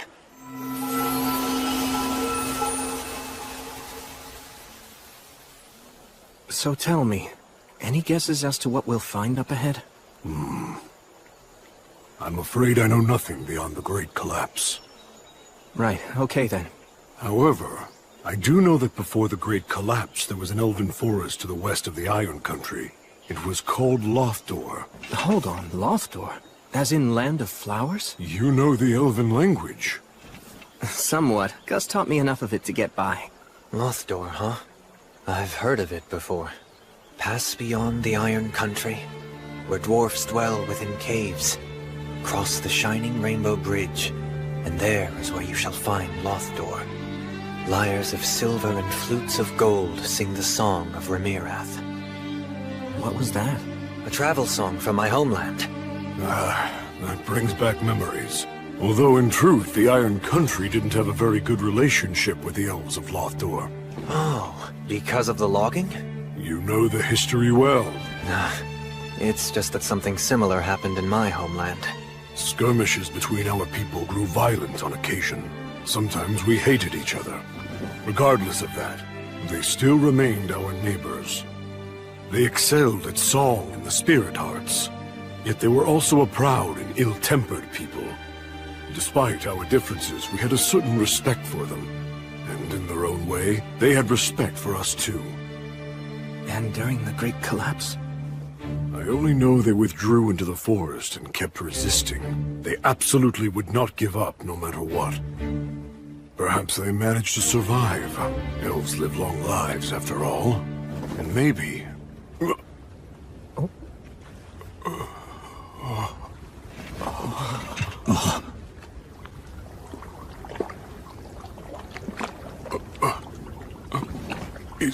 Is there no one here at all? I don't see a soul.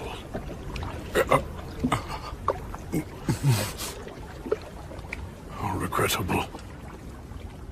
Looks like in 200 years, the flow of the river has changed. You know, this landscape looks rather familiar. Words of taboo. Yeah, if the elves really did sequester themselves in the forest, then there wouldn't be anything that anyone could do to discover them. So demons cursed the forest with rot. We must destroy them. You said it. We can't let them live. But first... Yeah.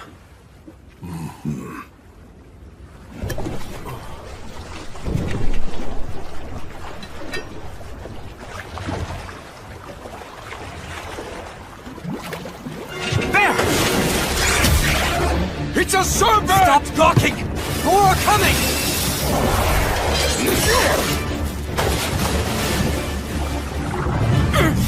Metal, full speed! Yeah, I know! Sylphs, oh Sylphs, please hear me! Put the wind at our backs and send us on our way! Damn it! The response is too slow! Keep up the incantation! Raystov and Gelreese, take the port side! Al, you back up Metal! We're in a real pinch here. It's risky, but... Vastar! Will!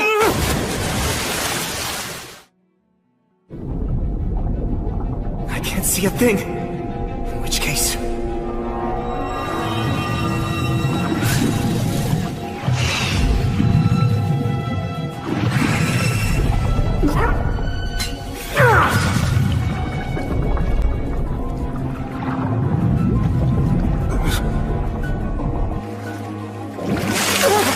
Sir Will! You all right?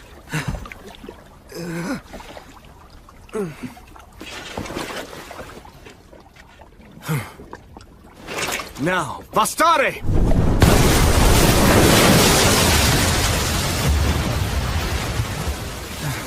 It's done. Man, you are merciless. I have to be. Menel, let's go, but move carefully. Yeah. I saw that the water turned clear all of a sudden back there. That was a prayer of cleansing. Isn't a prayer of cleansing only strong enough for the amount of water in a bottle or a small pond? That's Will for you. He's all in.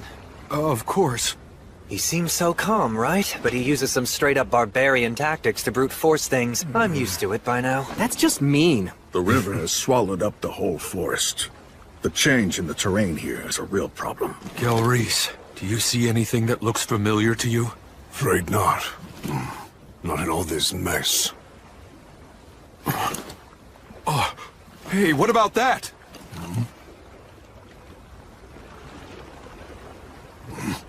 Going by that style of architecture, it's definitely elven workmanship. Where are we on the map now? I'd say right about here. If that's the case, we need to go that way. Unfortunately, the Fae around here are weakened. I can't call on them. Although maybe if I could use my Lord of the Forest powers. No. We probably shouldn't try to clean this up anymore. If we do, we might catch the demon's attention. Well, then let's row.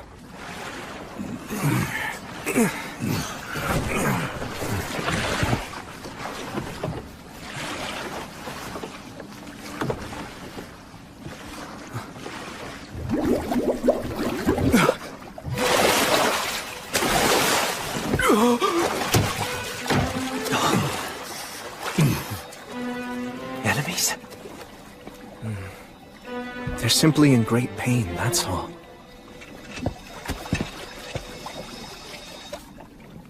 It's okay. Everything is all right. After this, none of you will curse anyone anymore. You won't haunt or torment.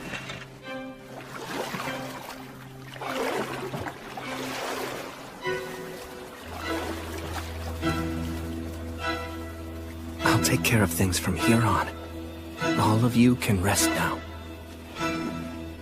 Hear me, Gracefield, goddess of light. Grant them peace and guidance.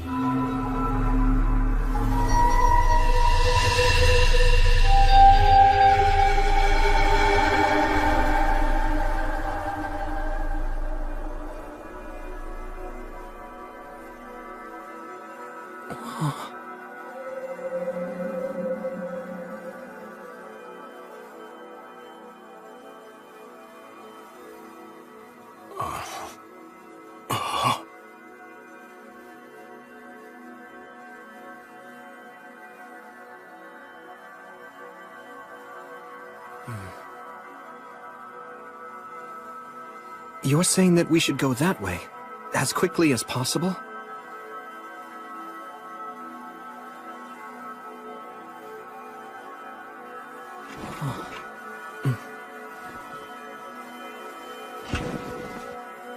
Then please, grant us the blessing of your light.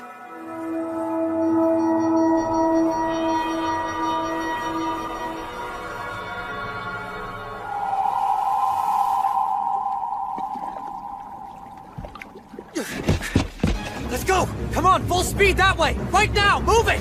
Huh? You can't ever trust an elf's sense of time. Sylphs, hear me! With the wind at our backs, send us on our way! You know the saying, when an elf says, wait a second, he means see you in a year? Well, it's actually true. So when someone with such a lousy sense of time says, as quickly as possible, that means... Oh, damn it, I knew it! Maidens of water, give your blessing and race with us over the surface! Row! Hurry!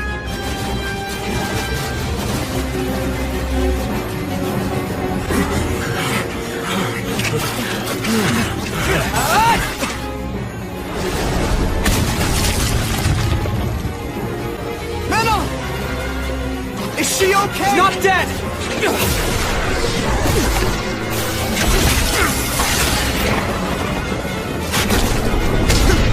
Damn it!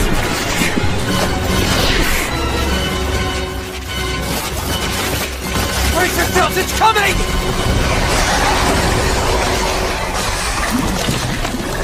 Hydra. Sagita Flamium! Fire hurts it! Right! Al, Gelreese, and Raystov, stay in front! Menel, take her and swap with me! Right! I'll stay in the rear! From there, I'll burn its heads. The rest of you, stay in front! Right! Got it! Ready to go!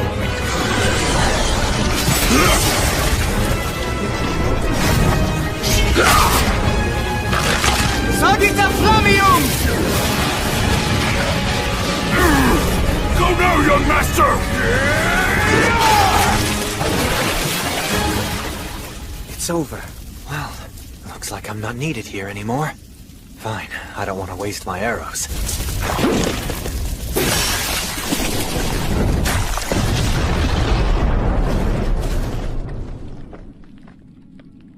We get it? Stay sharp! A Hydra's poison can't be neutralized by everyday means. It'd take a miracle. A monster like this can still do damage even after all its heads have been cut off. You don't want to suddenly find yourself hurt fighting its death throes. Will! Help her out. She's been bitten. Hang in there. I'll heal you right away. You can't. Hydra. Poison deadly. This is bad. The prayer of healing won't work if she refuses it. Just stop talking! No. Up north. My people's village. Enough, my brethren. Come on, let him help you. Just stop. Breath. Run. He's no ordinary priest. You can be saved, fellow forest dweller. So please, accept his miracle. Now pray!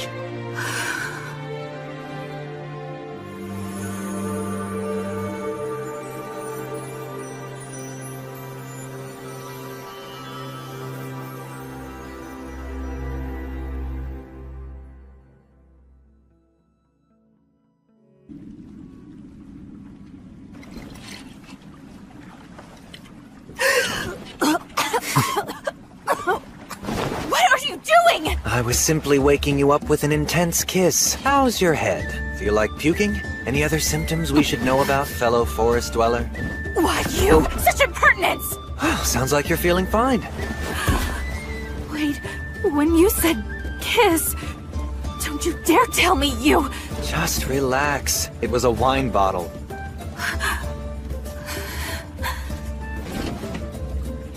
Erendra rumen komen tiarmo. Sorry for startling you. I wasn't taught a lot of manners. I am Meneldor of Isil. And I am called Dinalind of Remirath. I was named after the swift-winged eagle who appears beneath the silver moon. May our fateful meeting be singularly blessed.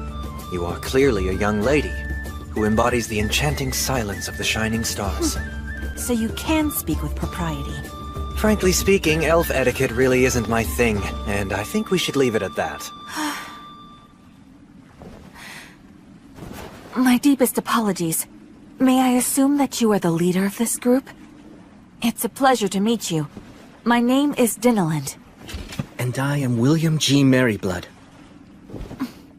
You saved my life earlier. From the bottom of my heart, you have my most profound thanks. Slay the dragon? Just you five? Seriously? You think we'd come this far into the middle of nowhere for nothing? I could believe that you'd do so, perhaps. But I'm sure that William wouldn't. He seems quite honest and sincere. I realize it's crazy. But even so, we still have to do it. I see. You are very brave. Why were you taking on a Hydra in a place like that anyway? It's somewhat of a long story, I'm afraid. We should eat first before hearing it then. You can't trust what an elf really means by somewhat.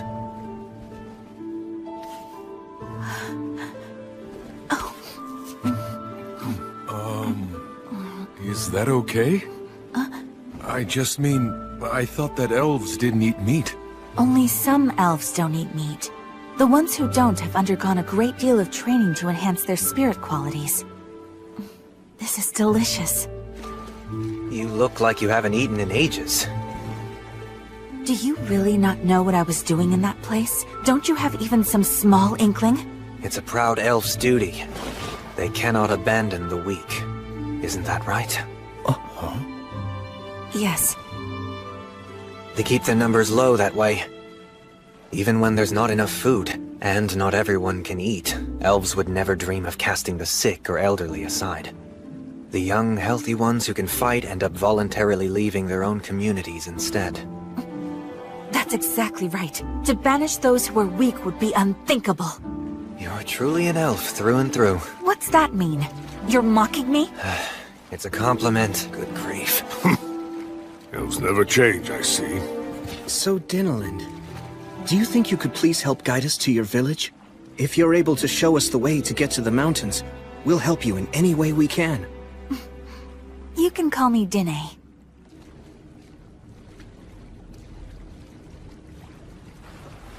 This all looks pretty bad. There's more than only the demon's words of taboo at work here. That's true. It's the evil dragon's miasma. The evil dragon? It defiles the forest, degrading it year after year, killing it bit by bit. And there are more and more strange beasts. All of this fog and mire. It blocks contact between our clans. The mountains, our only true landmark, are now the dragon and demon's den.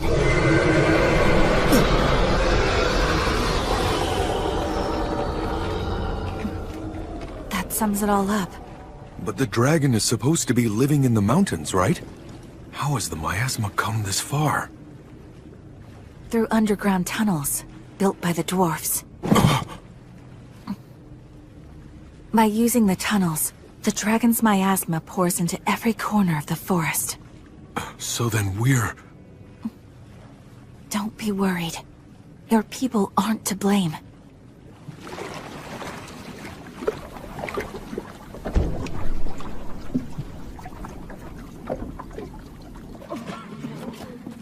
The powers of the Fae have weakened throughout this entire region. Because of that, the water, air, and food here have all been poisoned. Lothdor. The days when it was a beautiful land of flowers are long gone. So now, at best, it's the land of the half-dead. As a result, we never imagined heroes would come from the outside world to try to slay the dragon. Yet you came. Welcome to Lothdor. I warmly welcome you, you brave heroes. Please, allow me to heal those of you who are critically ill. Can we grant access to human strangers who've appeared out of nowhere? Can we really allow them to see our compatriots in their current weakened state? But these people... This offer has come from a warrior with most impressive weapons. Let me cure your cough. Wait, it should not be I. O Goddess of Light, hear me, Gracefeel.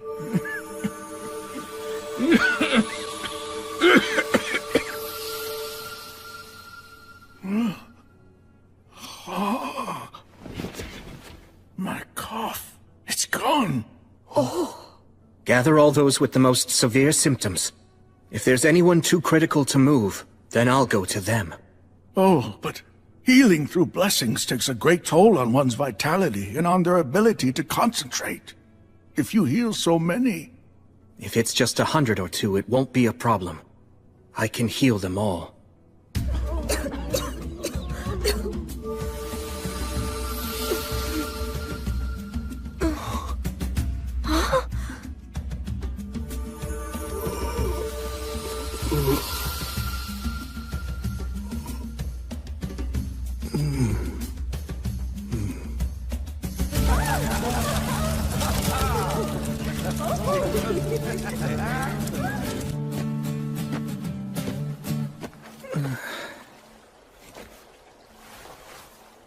Goddess of Light.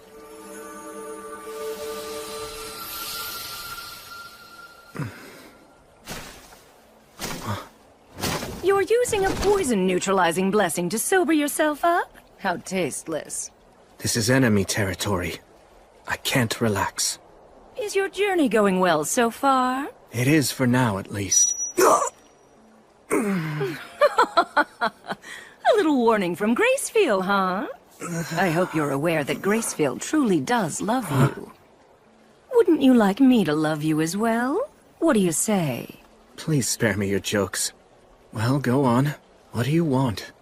Only to deliver a warning. This will likely be the last chance for you to abandon your mission. If you continue, you'll die. Flee for now. Amass more strength. If I do that, Al and his people will die. Yes, the dwarfs will die. But when the dragon eventually fully heals, many thousands will die. Both humans and elves alike will fall. But although the evil dragon will inflict much damage, that harm will also bring more followers to you and your goddess, Gracefiel. Many brave and skilled warriors from all across the land will rise up in order to slay the dragon. Among them will surely be disciples of the virtuous gods, and you will lead them. Gracefiel will have regained her power, and you'll earn her blessing. And after that, you'll be able to reach the evil dragon's throat with your blade. Of course, while I loathe to even suggest such a thing, it would be best to permit some sacrifices. It wouldn't be cowardly. It would be an act of bravery. I can't do that. Oh? Why? Are you really so desperate to save everyone? If you die now, tens of thousands of beings will die in the future. But if you flee, only several thousand will be sacrificed now. By staying, you will endanger 10 or even 100 times as many lives. And it might be quite a long time before another warrior comparable to you shows up. I understand what you're saying. So then? I know that the moment I accept your proposal, my promise and my faith will both be broken. I'm sure you know that, which is why you've made such a sound argument. You're hoping to break my spirit, and in doing so, bring me over to your side. Am I wrong? I'm simply a weak person. I'll follow the easiest path, lose heart and quit. I know I'm only human, and just like all humans, I have a fickle heart. But the goddess taught me something important, that I can still start over. I've met family and friends that I cherish. I found things that I need to do, and things that I want to do. And that's why I'm going to see them through. Until the moment I meet my death, I'll continue to serve as her hand and her sword. I swear it on the light of Gracefiel. Rats. Seems I've failed to persuade you yet again. You're correct, you know. I realize that your soul isn't very strong. If you give up, you'll lose heart and fall. That's all your soul is worth.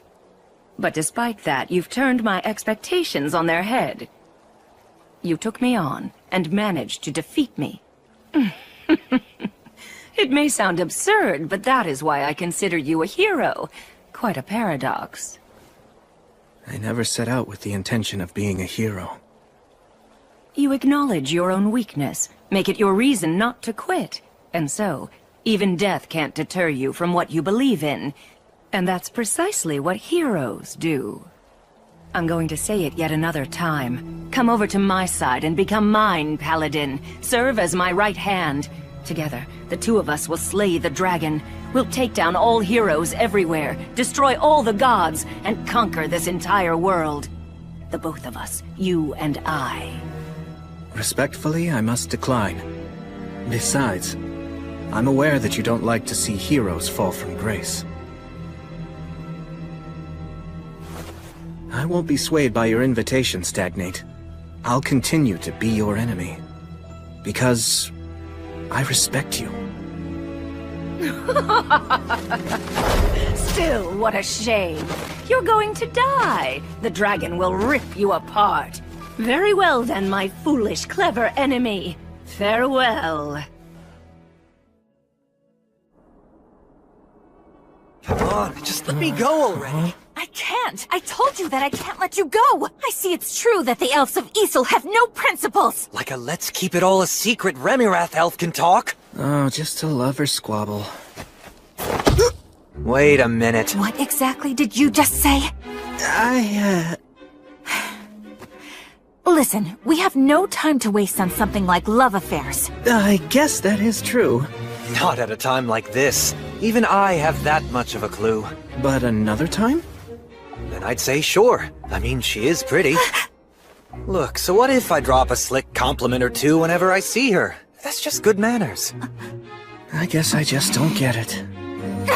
You really are just Ectokaku Niragamose! Is that so? Well, I'd say that you're an Onomaknak. Excuse me? The Lord of the Forest here. That's right. I should be able to heal him at least some. Oh, right. With the new abilities you have.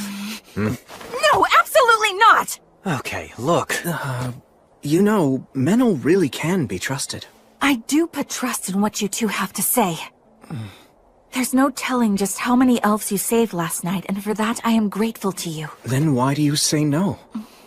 Where the Lord of the Forest is, it's Demon Beast territory. To put it plainly, it isn't our land. Okay, then... What, we should just depend on you?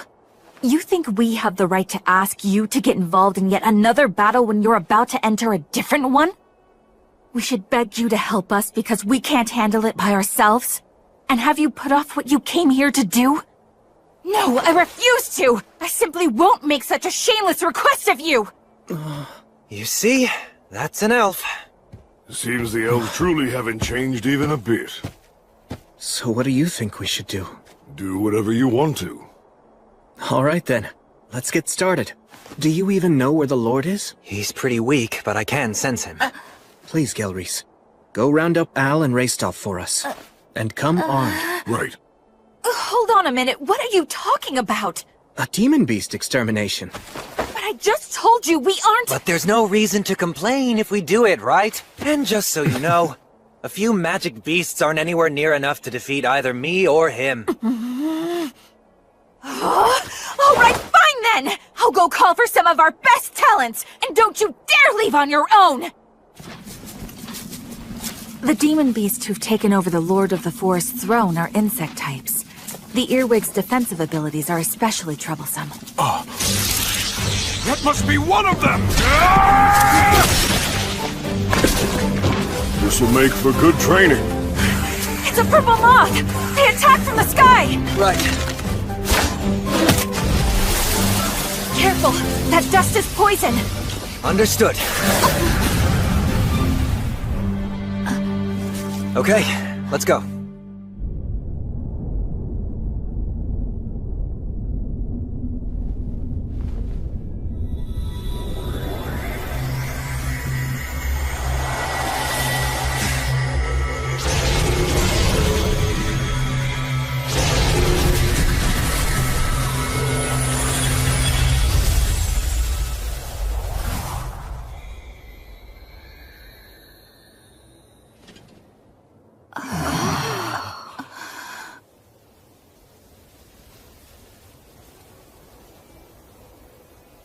Nicely done there. Of course. William? Are you quite sure about this? Why do you ask? Well, it's just that if the dragon or the demons notice what you're doing... Yes, that would be bad. Well then... But still, if we ignore this and move on, then that would be worse. Al, Raystov, Gelreese, I'm sorry for getting you all involved in my problem. You don't need to worry about that. After all, the truth of the matter is, if it weren't for you, then we never would have been able to make it this far. The young master is absolutely right. Agreed. Nothing new there. I'm more worried about you. You're planning to charge straight in, right? Yes. What? Charge straight in? Could you please show me to the nearest underground tunnel entrance? One that leads to the Rust Mountains where the dragon is right now. If the enemy is going to find us, better sooner than later. I beg you, please. Very well, then.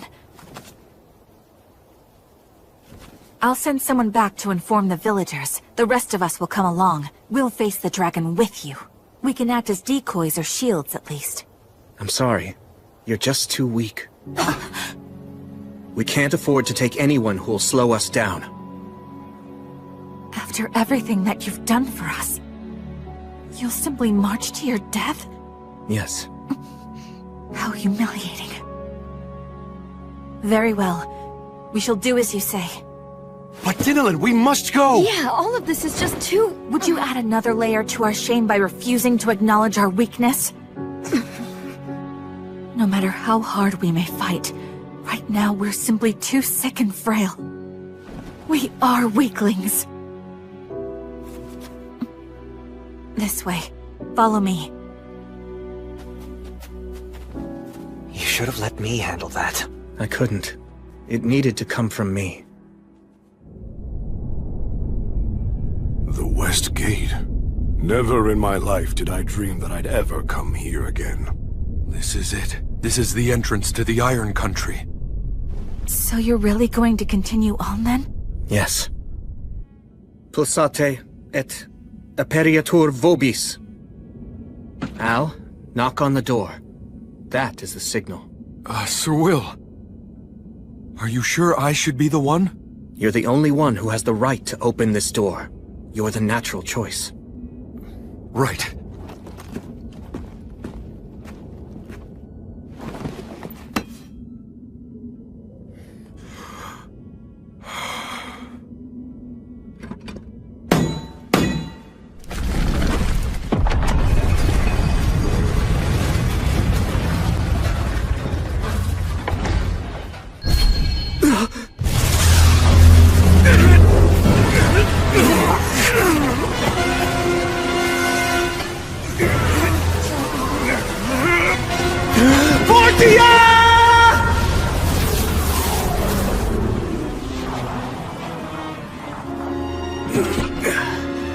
It seems that they did notice us. Calamity's sickle. The evil dragon, Valakirka. Damn it.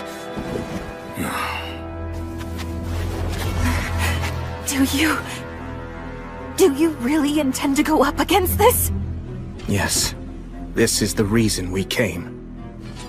Lumen. We came here to reclaim the mountains. To reclaim peace. So we're going in. Wait! We won't forget our debt to you. We, the Elves of Lothdor, do hereby swear to our ancestral god Riasilia. One day, we will return the favor that you've done for us. I shall pray for all of you, that the blessing of the virtuous gods and the spirits of courage will be with you as you go.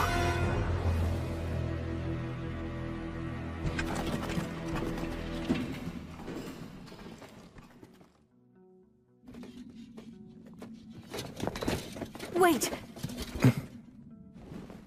We won't forget our debt to you. We, the Elves of Lothdor, do hereby swear to our ancestral god Riasilia. One day, we will return the favor that you've done for us. I shall pray for all of you, that the blessing of the virtuous gods and the spirits of courage will be with you as you go.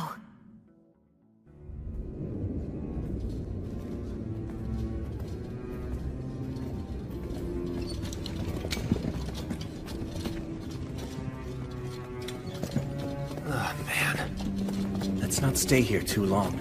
We made the right choice not to use fire. The air down here is stagnant.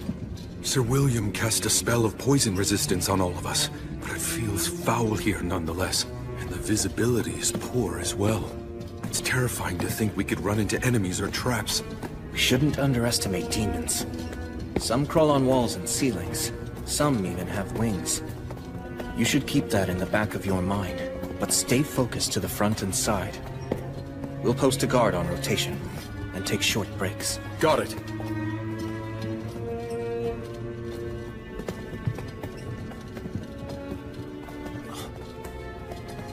Hold it!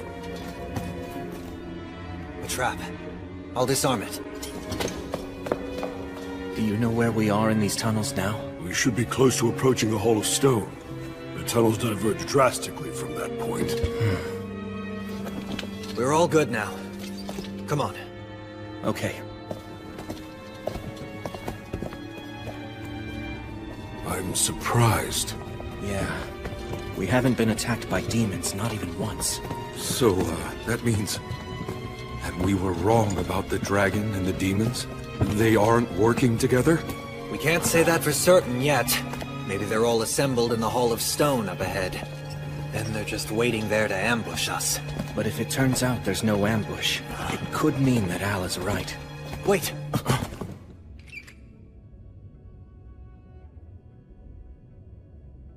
What is it? I heard something.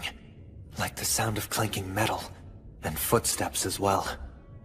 Do you think it's an ambush? Don't know. All that I can really say for sure is that something's out there.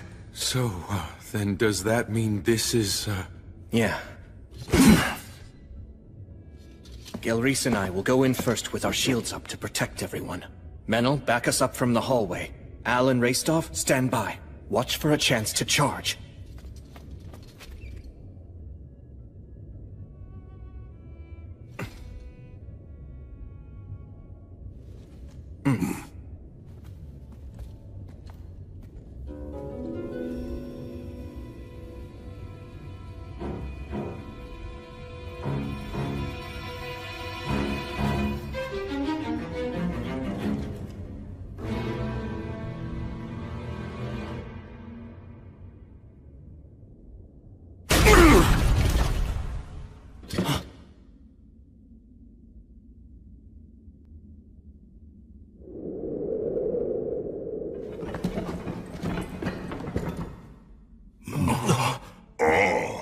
A couple dwarves.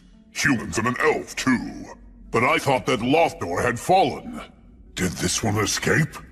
Don't worry, brethren. You're safe here.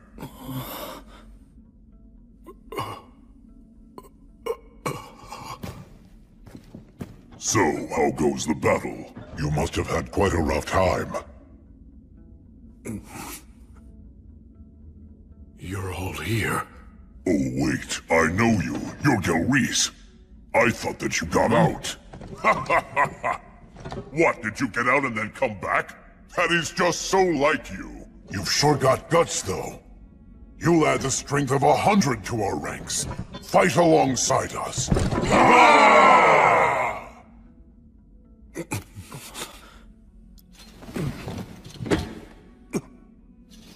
Al, you... I think that I ought to be the one to tell them.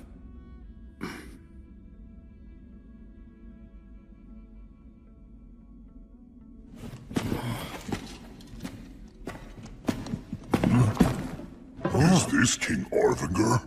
No, he's not the king. The king should still be in the throne room. My name is Vindolfer. I carry in me the blood of Arvinger, the last king of the Iron Country. The last? He's not the last. We're still here. The Iron Country has not yet fallen. This is a fine escapade. You have prepared well. I can tell that you've continued to repair and improve it. That's right. It is the pinnacle of our engineering. We will not allow the demons to enter here. I see. But still...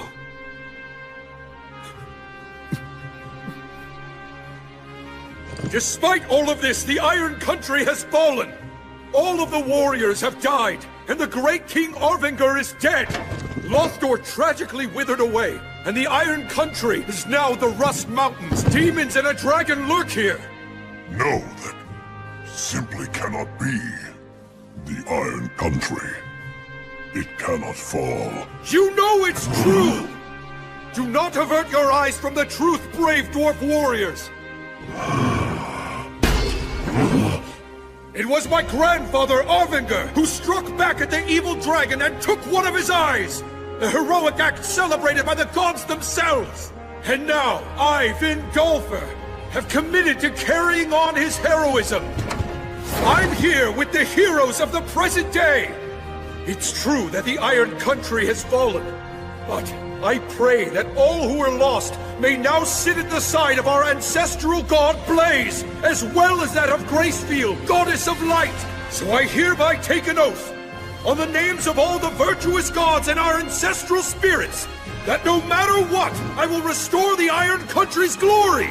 The kiln fires yet burn, and their flames will spread, burning away all the rust. Soon the Rust Mountains will be the Iron Mountains once again!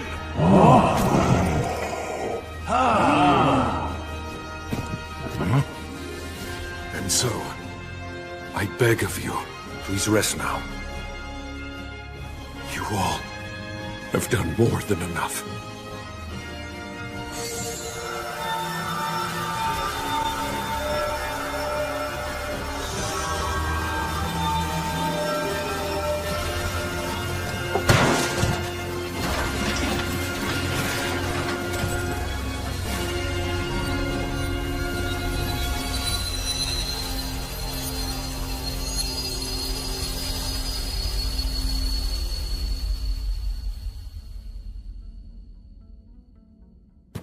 Good job.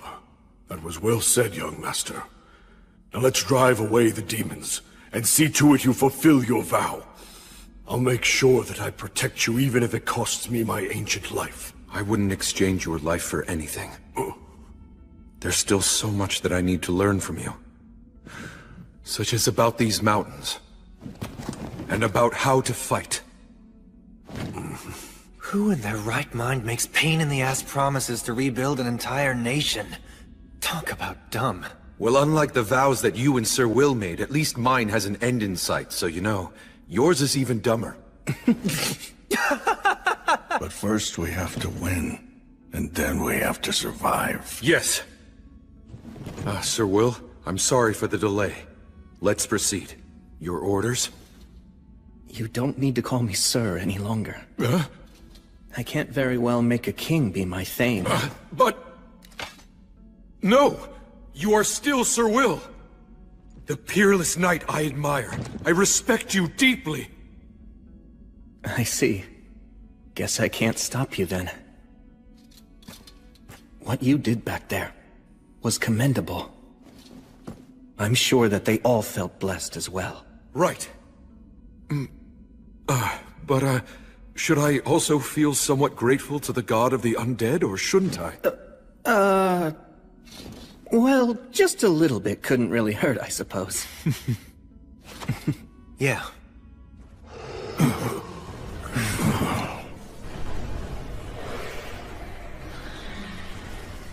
I know this had to be done, but it looks like we've lost too much time. Right, let's go. We must take back the Iron Country, the nation of the dwarfs. I swear we shall, on the light of Gracefield!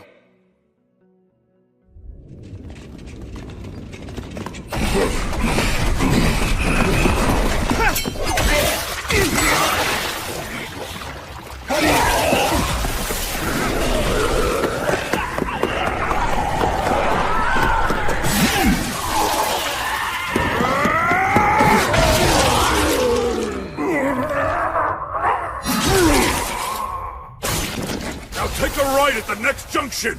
Right! Well, glad to see none of our guys on the front line are holding back. Will, you good? Yeah. We're not getting much pressure from demons behind us. I can handle it myself! Covering our backs on your own, huh? I see you're as brilliant as ever. Nice job. I'm really not, though. After all, I'm not alone. We're nearing the Hall of Light. The dragon's likely in the great cavern beyond it. I imagine demons will be waiting to intercept us in the hall. It's the throne room where the great King Ovinger delivered his final speech to our people. We must reclaim it. Yes. And we shall! If you say so, sure. I'll back you up. Yeah. Everything that was stolen should be taken back by its rightful owners.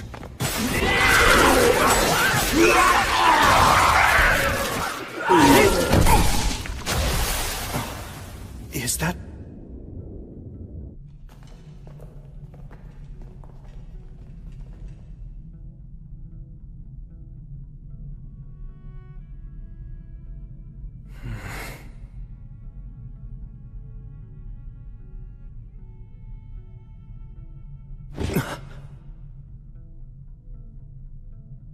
I think that's...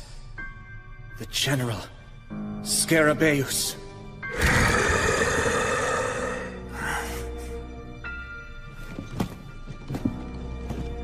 Sir Will, please let me handle him. Al. No, wait. Vindolfer. I wish you good luck. You have my thanks. Hey, wait! It's fine, Menel. Let him do this. Hang on a minute. That's a general. It's way out of his league. Still, this is Al's battle now. It's a king's battle to reclaim his throne.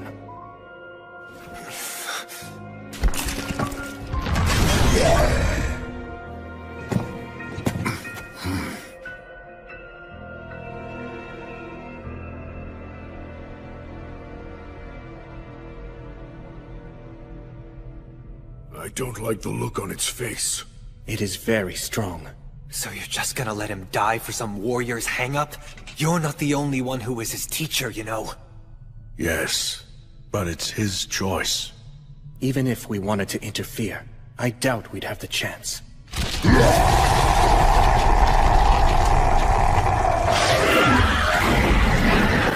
see what you mean.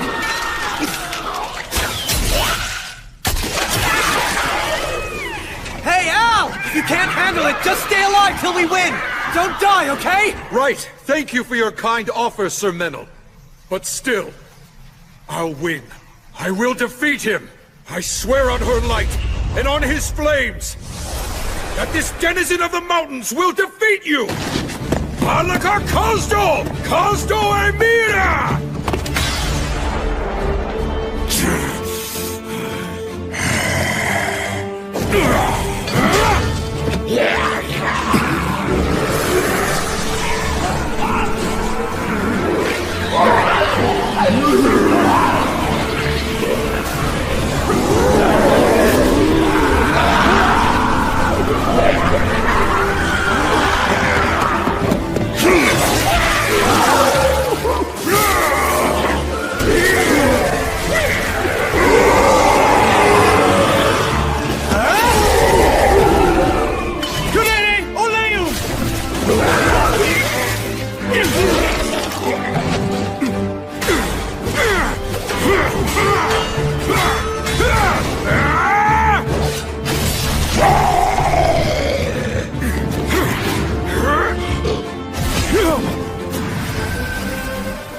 Is that a blessing?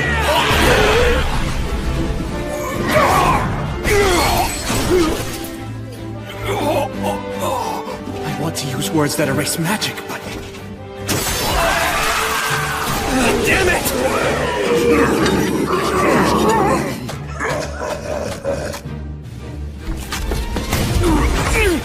No! It's all right, because I will not lose this on my solemn vow and on the hopes of all of my brethren. I swear that I will take back our homeland!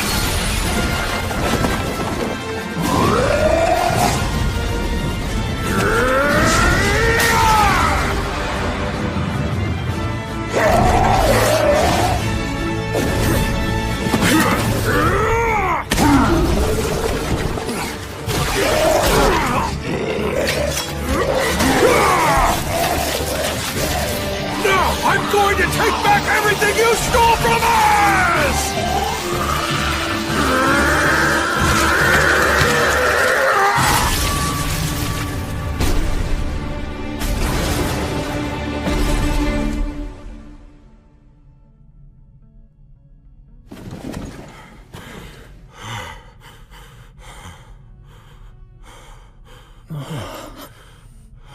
When they go into battle, it's like their souls are on fire.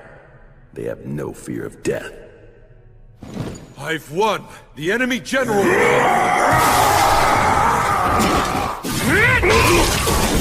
It's not over yet, Al! Keep it up a little longer! Of course!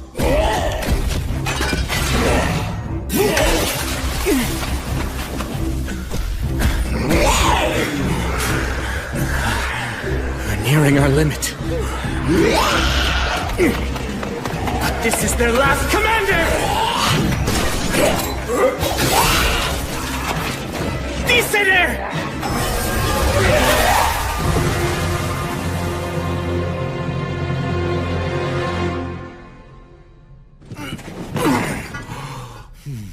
Now, Gilreese, you go stand guard first. Right. Let's heal you.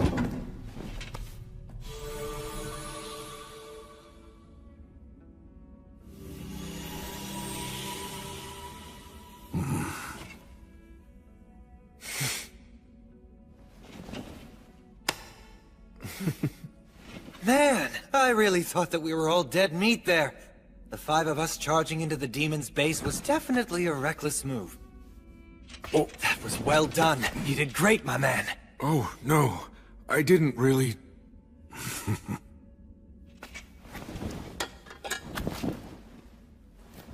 You did it. You took it all back. The mountains and the crown. Not quite. It's not done. I still haven't managed to take everything back yet, after all. Yeah, guess you're right. Although, as soon as I manage to finish things here, I would like you to be the one to put that crown on my head. Huh? Hold on, isn't that something that only high-ranking clergymen can do? You mean like you? Oh.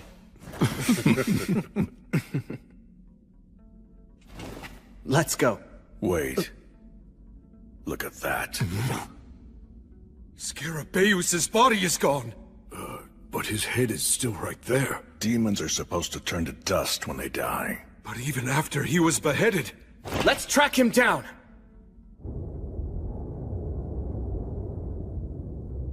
He's heading straight toward the Great Cavern. To get help from the dragon. He could just be wandering around blindly, his body moving reflexively. The miasma is getting thicker and thicker. Be careful, everyone!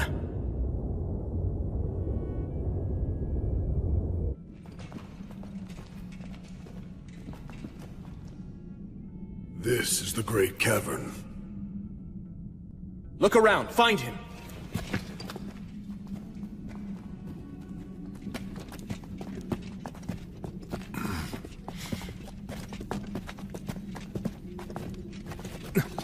That's him. What is he doing?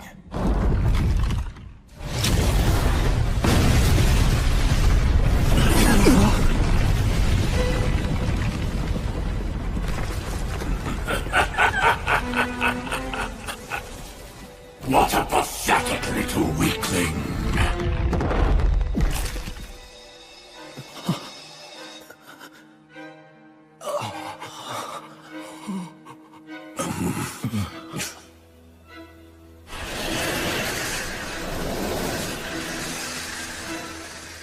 Greetings, all of you. I welcome you to my bedchamber.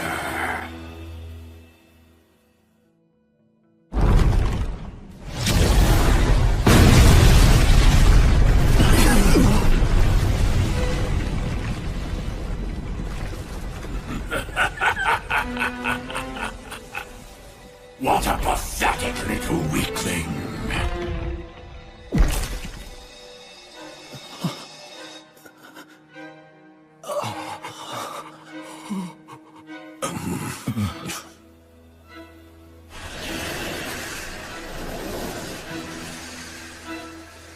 Greetings, all of you. I welcome you to my bedchamber.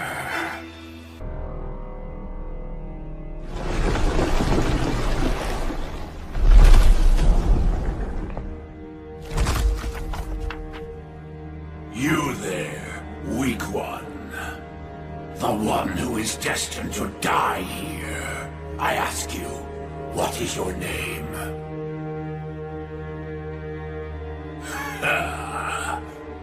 What's the matter? Won't you give your name? Can't you even speak? This is... an overwhelming predator.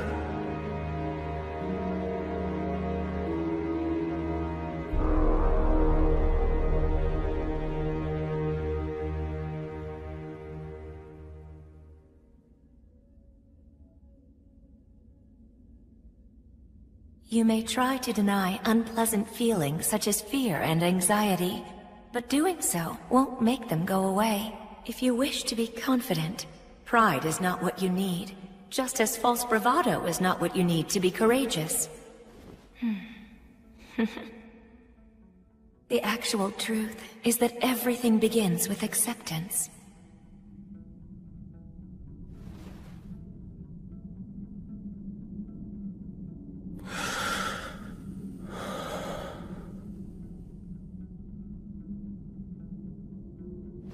If you're going to ask someone's name, shouldn't you give your own first? Oh? It seems that you are not merely another one of the lowly rabble who are only seeking to plunder. Fine, I shall give you my name. I am the Sickle of the Gods, also called Calamity's Sickle. I was born with the last flicker of a star. My life is eternal and everlasting. I am the Lord of Miasma and Sulfur, the brother of the lava. I am Valakirka!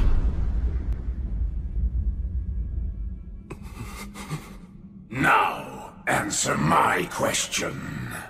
Who are you, small one? My grandfather was the Wandering Sage. The name my father bore was War Ogre of the Star of Leo. My mother's the beloved daughter of Mater. I'm known as the Light of the Hinterlands, the faraway paladin. Disciple of Gracefield, the goddess of Flux. I am William G. Merryblood. It is an honor to meet you, Dragon of the Age of Gods.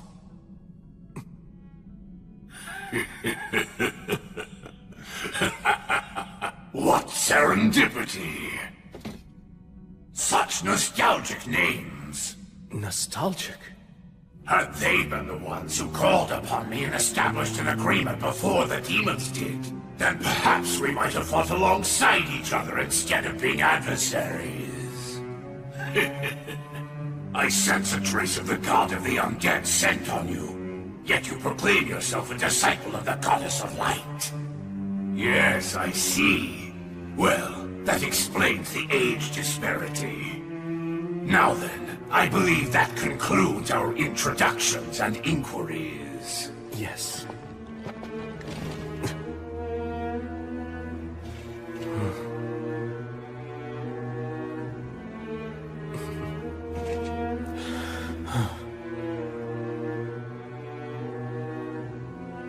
Faraway Paladin. Do you wish to take me on as your servant? Why does that surprise you so? You and your companions destroyed the demons. You're a danger even to me, and that is inconvenient. Since that's the case, it's only natural that I would seek something new to depend upon for protection. Of course, I do have some ulterior motives as well. I'll have to ask for appropriate compensation.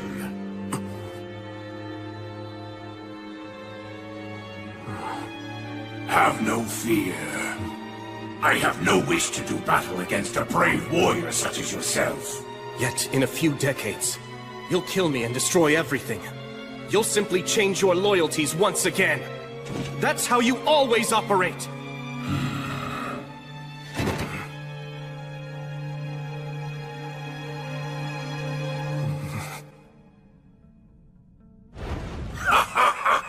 Splendid, splendid. You're completely correct.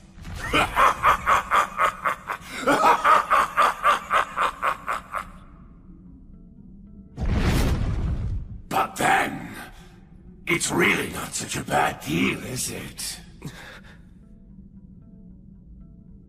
He's right. If I accept the deal, I won't have to fight a losing battle today. After all, what reason do you really have to fight me? Did you not come to me armed with spear and determination because you perceive me as a threat to innocent people?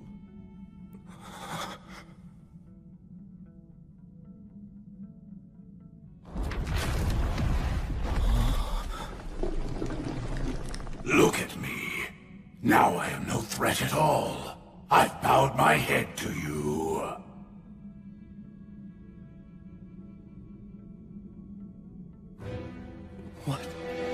What is going on? All right, make your choice. Show me you have what it takes. Prove you can wield authority over me. Now what will it be? Are you going to choose peace? Or will you choose battle, even if it means your demise? You should be aware that I'm not a patient creature. Act now, choose quickly.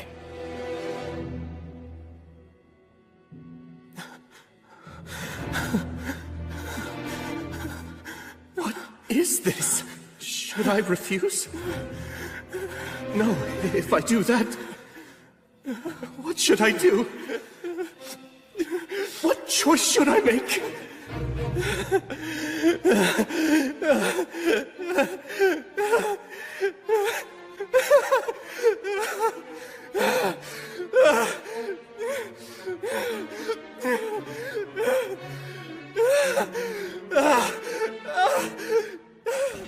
Someone...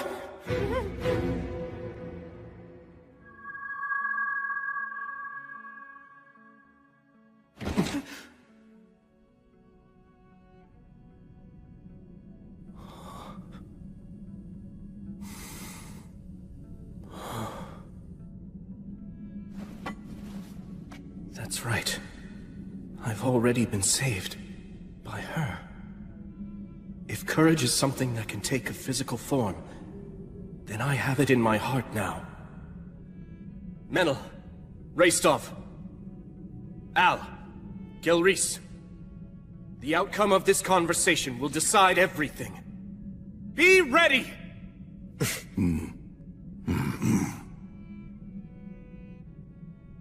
So then, have you decided?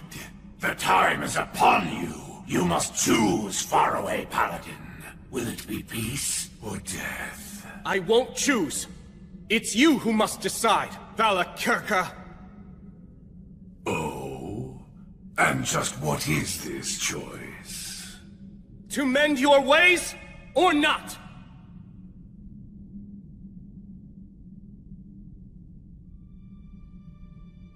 Let's be clear. The peace that you're speaking about, it's merely a limited peace between you and me. It's not specifically peace for me, or for the innocent people you mentioned before. Am I wrong? No, indeed, you're correct about that. In that case, I can only offer you one way out. Mend your ways! And just what am I supposed to improve? The extreme eagerness you show for constantly scheming and seeking conflict. If you swear to mend your ways and truly seek my patronage, I'll also take a vow. I'll swear to the Goddess of Light that I will protect you. And for as long as I live, I'll defend you from all who are hostile to you. That is how I operate. Well, decide now! Will you choose to improve or fight? Give me your answer, dragon!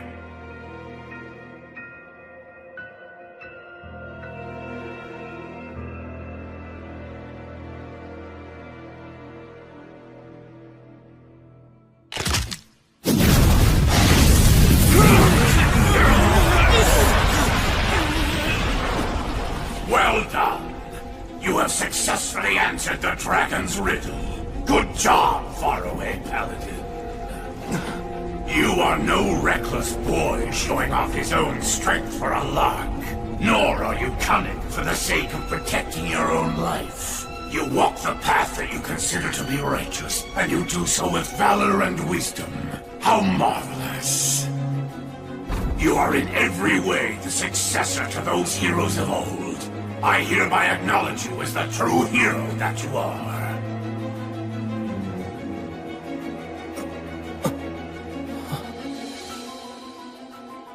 However, I refuse to meet your conditions. I won't change my ways.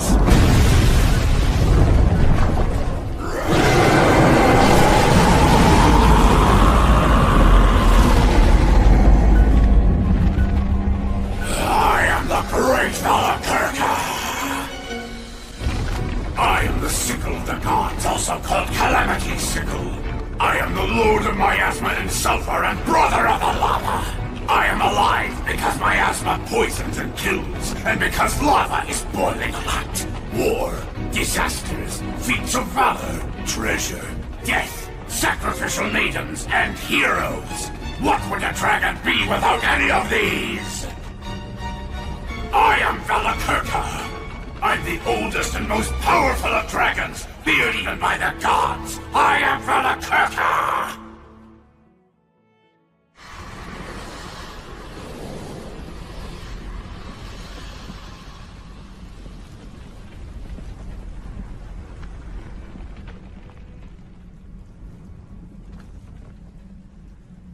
To the hero.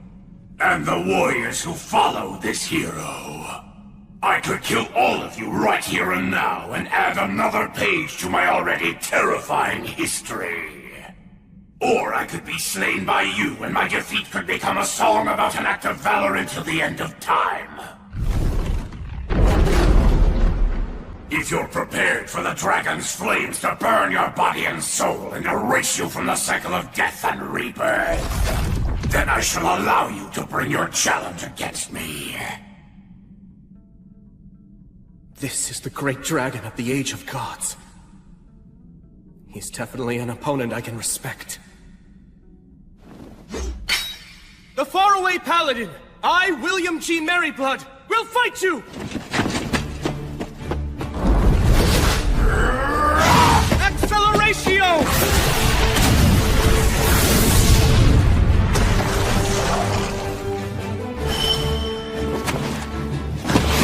Lamina!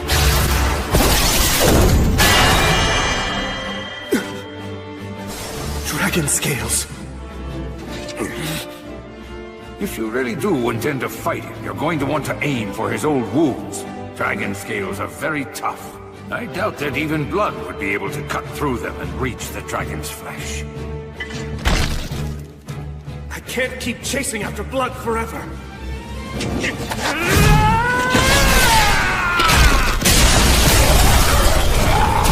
Acceleratio!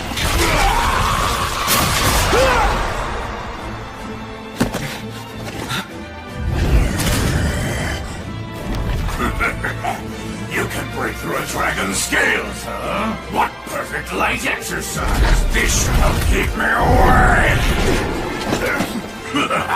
Hey!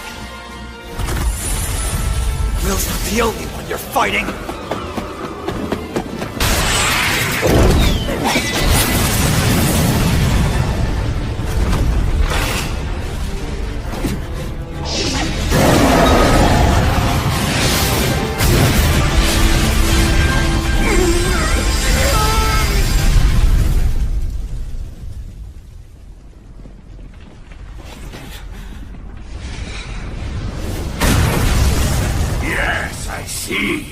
Very impressive teamwork!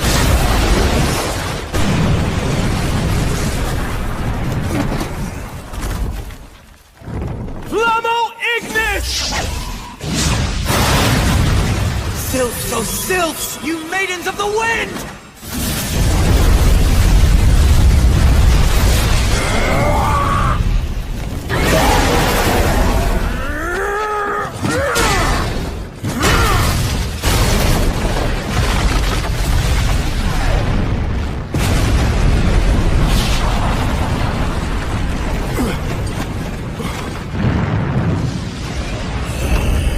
Right now! Legata! Notice! Obligatio! Conciliat Sequitur!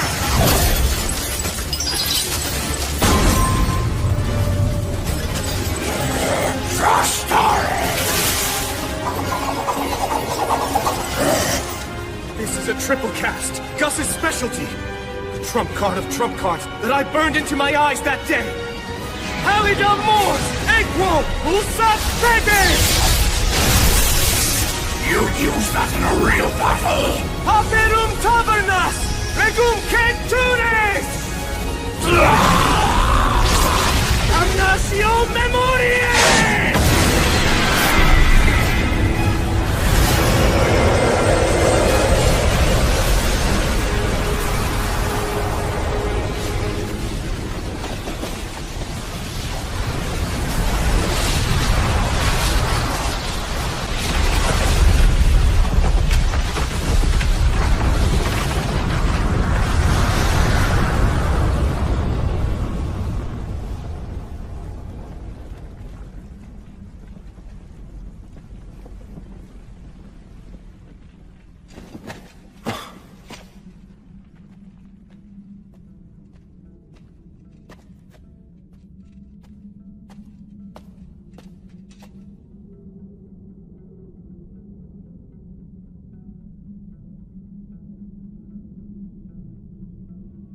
Did we win? Looks like it. The moment of victory is surprisingly disappointing.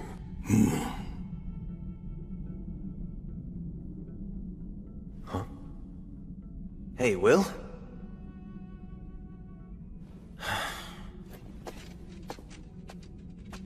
The dragon's destroyed, isn't it?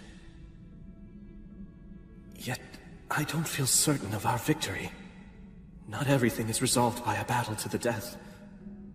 Sometimes you win by pure chance. And yet...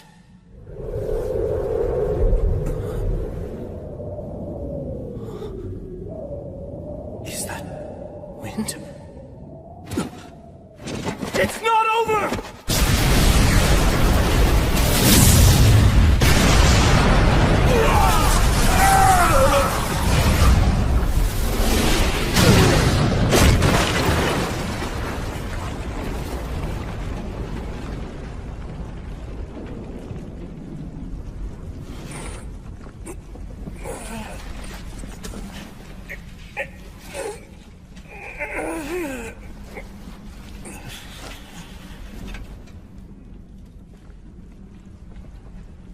He changed.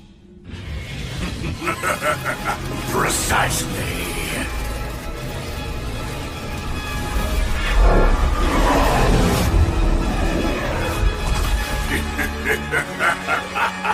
Words of transformation. Words that are so risky, but humans can't even use them. Actually, that raises another point. How was a huge beast like Valakirka able to get into this underground country in the first place? So, have you caught on now? That's right!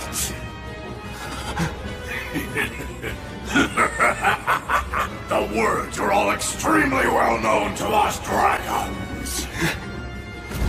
Oh, I see. You'd hope that with the words of obliteration, you'd be able to erase even someone like me.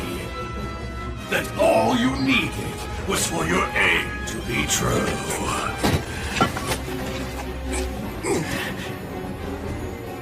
He even knows how to counter the ultimate destructive magic.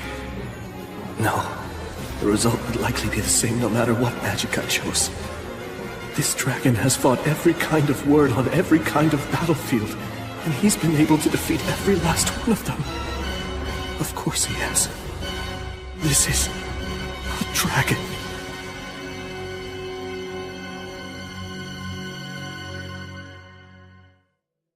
This dragon has fought every kind of word on every kind of battlefield, and he's been able to defeat every last one of them.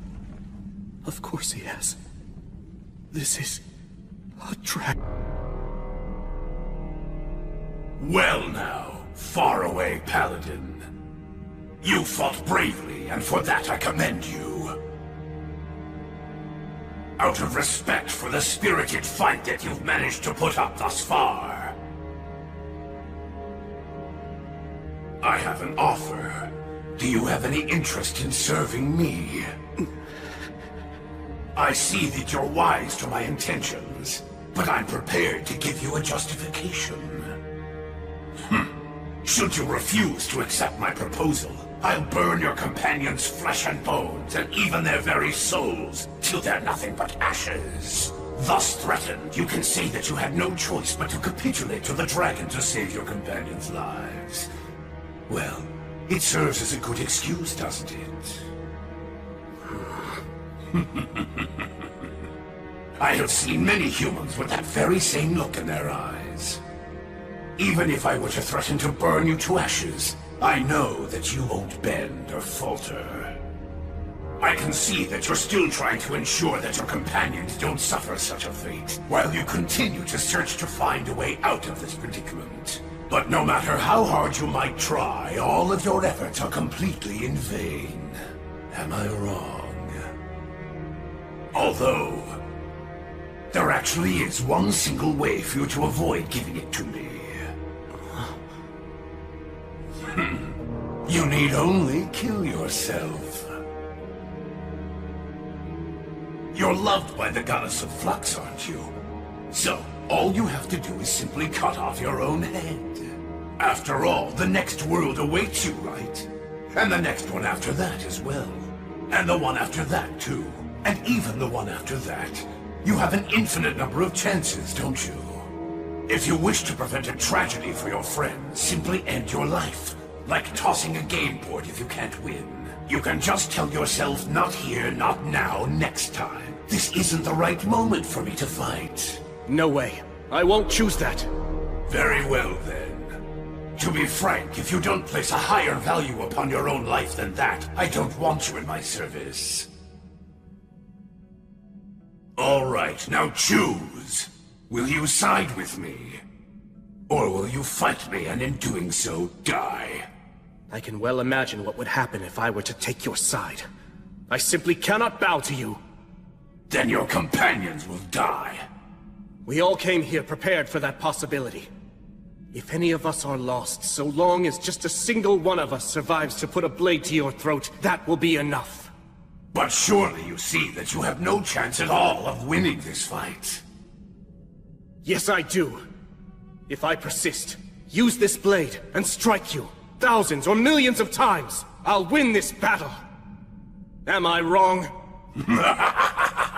Maybe you could, but only after thousands or millions of miracles come to pass. It doesn't matter how many thousands, millions, or even billions it takes. If I have a chance at winning, if there's even a possibility of keeping my promise, then I'll take it. So now, you'll see how stubborn I can be. Dragon Valakirka! Speak your peace, faraway paladin. I'll slay you. Right now! I'll strike you down long before you can! Fortis Vita! Acceleratio! Cadere Radium!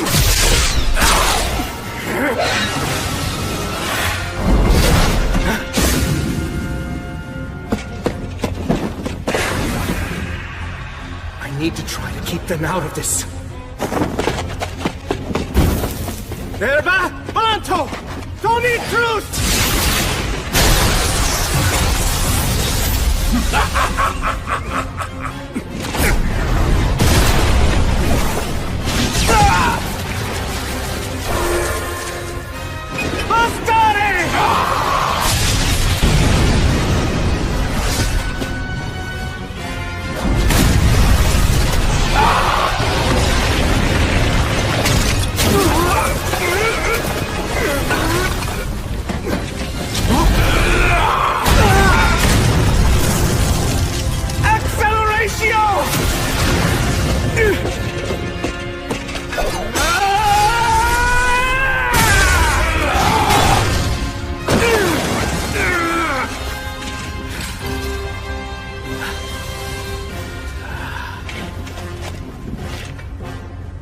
Pale moon.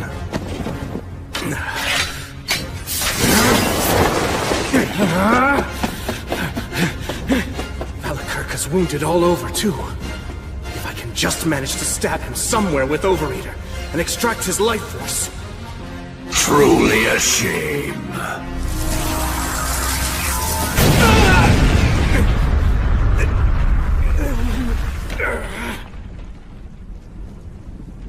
I am quite familiar with that particular demon blade. I know that it's indeed a legitimate threat to me. It's said to have been forged by the hand of a demon king in times gone by. It was created in order to confront and kill the High King, who was obsessed with swords. But despite its power, if one knows how it works, it can be defeated. Much like this.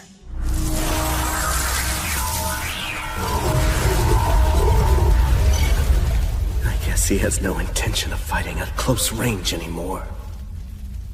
While I admit that this battle has been an entertaining experience, I have to confess that I never dreamed a mere human could make a fight as difficult as you've managed to make this one. Faraway Paladin, William G. Merryblood. My mana, it's already... And I commend you for being able to wound me as many times as you have.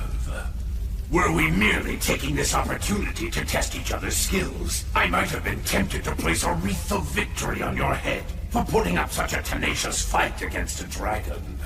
Your strength genuinely rivals that of the heroes from the Age of the Gods. You are, without a doubt, a true man of power.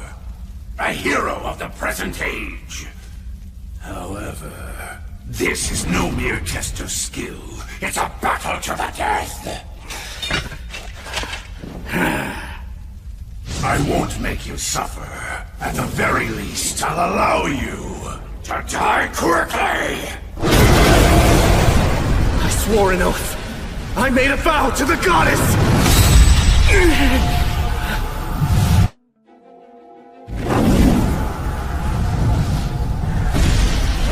A herald, eh? So you're too weak to send an echo, are you? This is nothing but a pointless, wasted effort, goddess of light!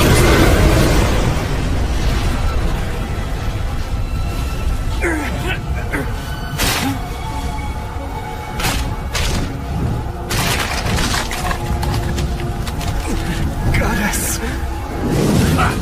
So you value your hero's life that much, do you? But be that as it may, the intervention of a mere herald from one single god isn't enough to change anything about the outcome.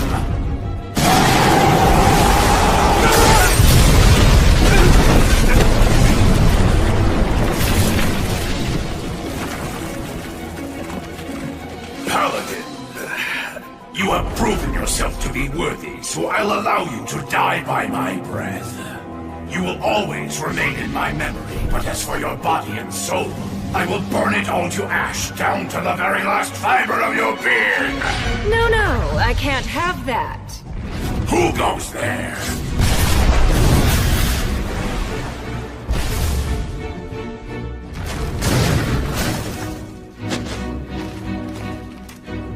This hero is my prey. I've chosen him as my enemy. After having watched him fight, I'm absolutely certain about that. And I won't have him defeated by someone else right in front of me. The god of the undead here? Stagnate? Well now, evil dragon Valakirka. I believe you said that the intervention of a mere herald from one single god isn't enough to change anything. And you're right. I told him that too. That's the same prediction that I gave him. I said that heroes are insufficient, even with the goddess of light helping. That's true. There's no chance of slaying a dragon like Calamity's sickle. But you know, now that I come to think about it, I didn't consider what could happen if such an intervention actually involved two gods.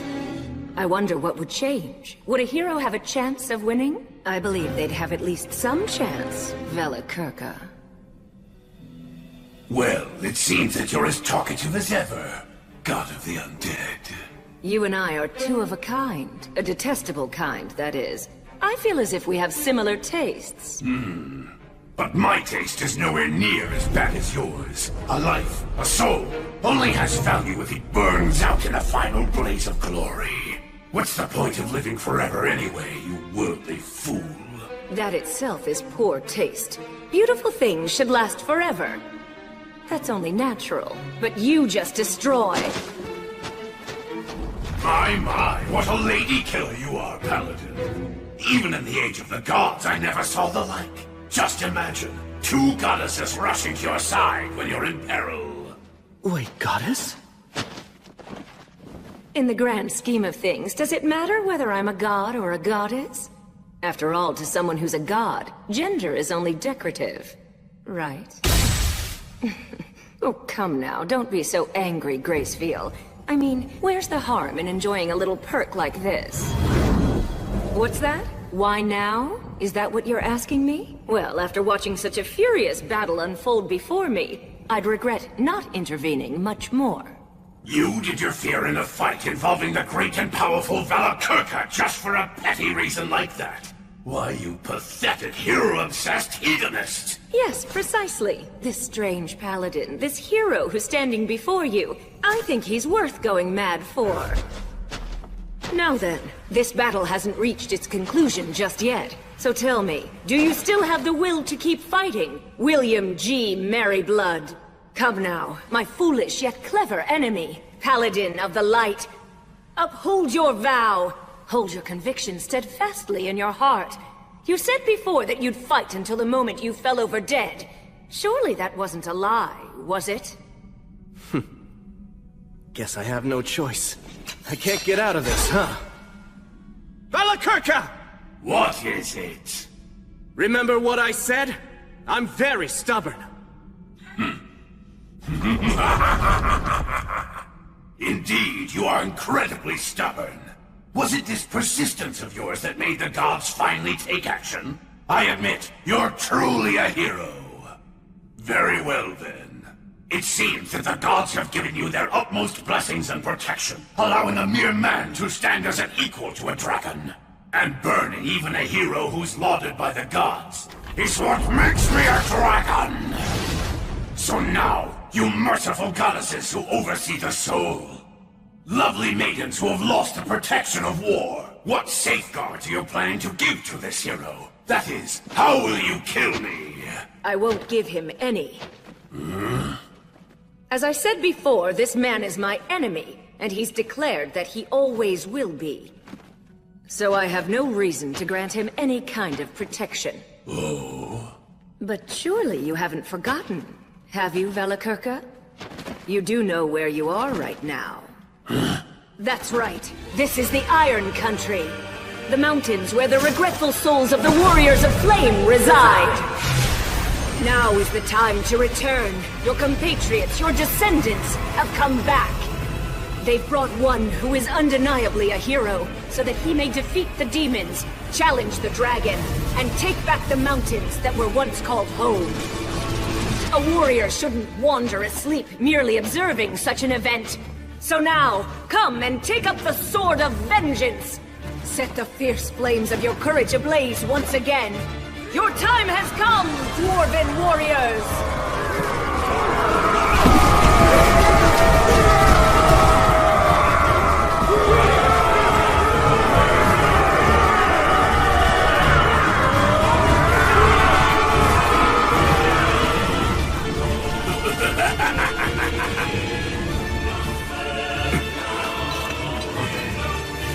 You guys haven't all become undead, have you? Relax. We're all still alive. That's right. As you see. We did cut it pretty close, though. That solo battle of yours kept the dragon distracted for a while. Then, with the protection of our ancestral god. Well, it took a while since I'm not used to it, but I healed us all. I see. Al, remember when you were fighting against that demon? You were in the divine protection of Blaze, the god of fire. Indeed. So, what is all this? They're our allies. Reinforcements we can rely on.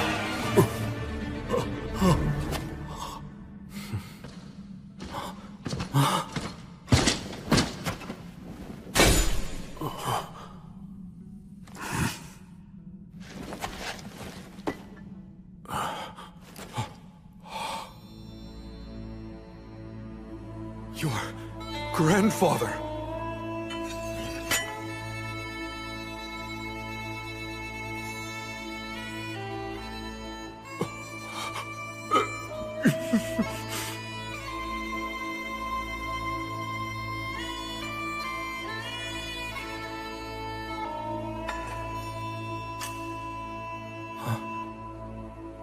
Hold on. Shouldn't you give that to Al?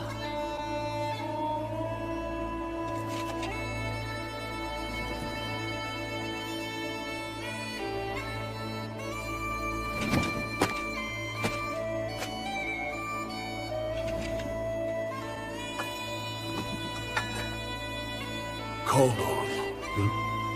An enchanted sword handed down among the dwarves since the age of the gods. This blade took one of Valakirka's eyes. Hero of the light. Care for my grandson, and for these mountains. Please. Grandfather! Valakirka's flames burn everything, even souls. No way. Not yet. It's not over yet.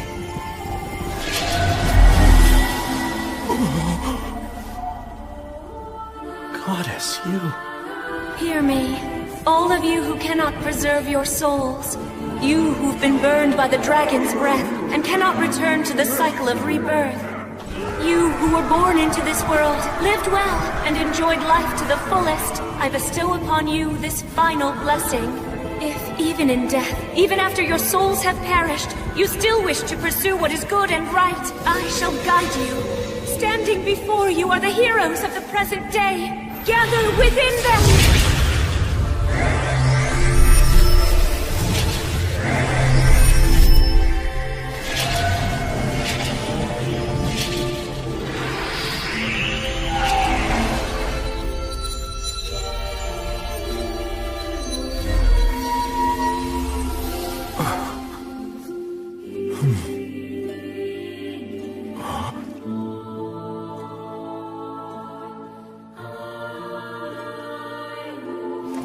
Grandfather.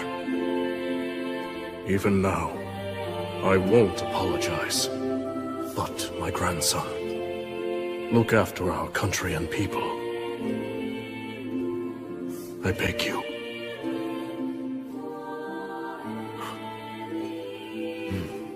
I will. You can count on me.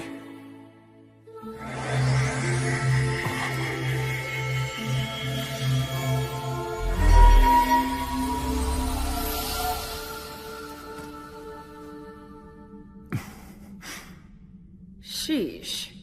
I guess that nothing's changed. She never could let me have all the fun.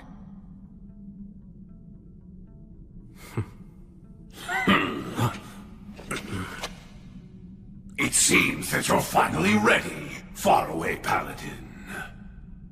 You weren't just being nice, were you? Certainly not. I merely like to let my wine age a little. Now that you've prepared and gathered all you need, you, the heroes, will come for me filled with hope, and I will crush you. And when I do, right when your faces contort in despair, that moment, that glorious second, is when I feel the greatest joy! Now come on, challenge me once more, faraway paladin! Which will it be? Will I kill all of you and add a new entry to my long history of terror? Or will you slay me instead and go on to be celebrated forevermore for achieving such a tremendous feat? The time has come. Let us finish this battle! Here goes. Yes, I order you once again. Go. Slay the dragon, and keep your promise to me, my knight. On my sword, and on the light, on the souls of the warriors that now dwell within my chest, the evil dragon will die! I will slay him! Slay the dragon, and keep your promise to me, my knight. On my sword, and on the light, on the souls of the warriors that now dwell within my chest, the evil dragon will die! I will slay him! Burn, flames of courage! It's time for retribution! Evil ends now! Bellator! Bellator! Mortis! Fortuna! Adiuvan!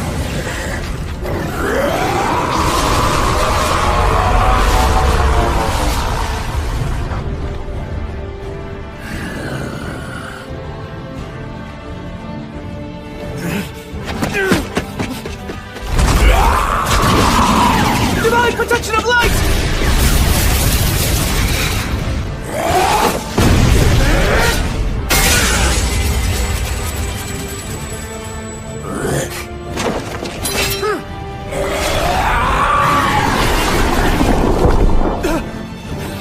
I'll crush you!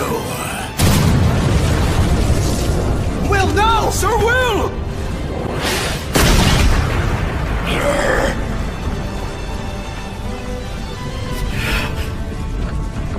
I swear, Will. He's figured out the dragon's moves.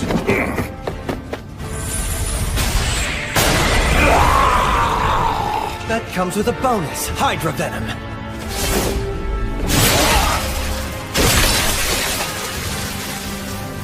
Now fire!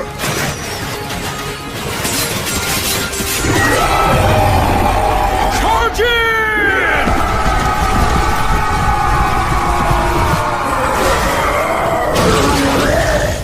Quick defend!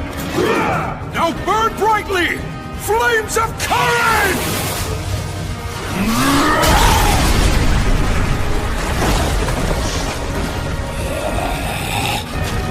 This is our homeland, and we're taking it back right now!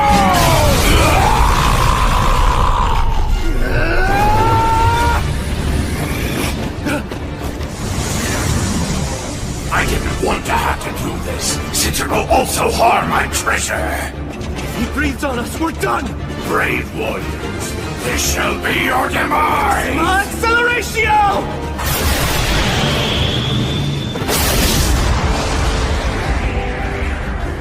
Solus Ortus!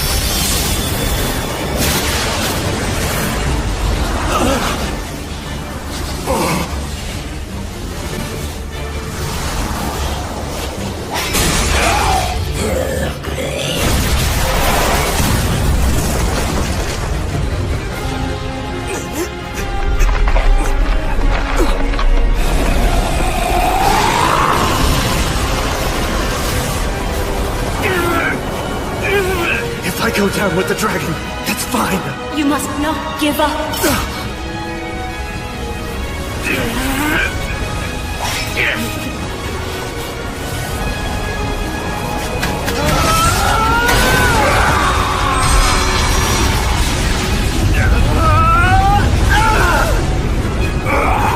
I swore an oath to the goddess. I made a solemn vow to her.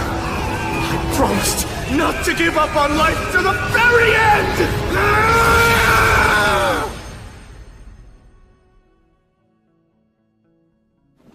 Will. Hey, Will. Please, Sir Will. Huh? Hold on. Am I? Come on, speak to me. Will, are you all right? I'm just fine. Menel. You shouldn't get up yet. I feel really good for some reason.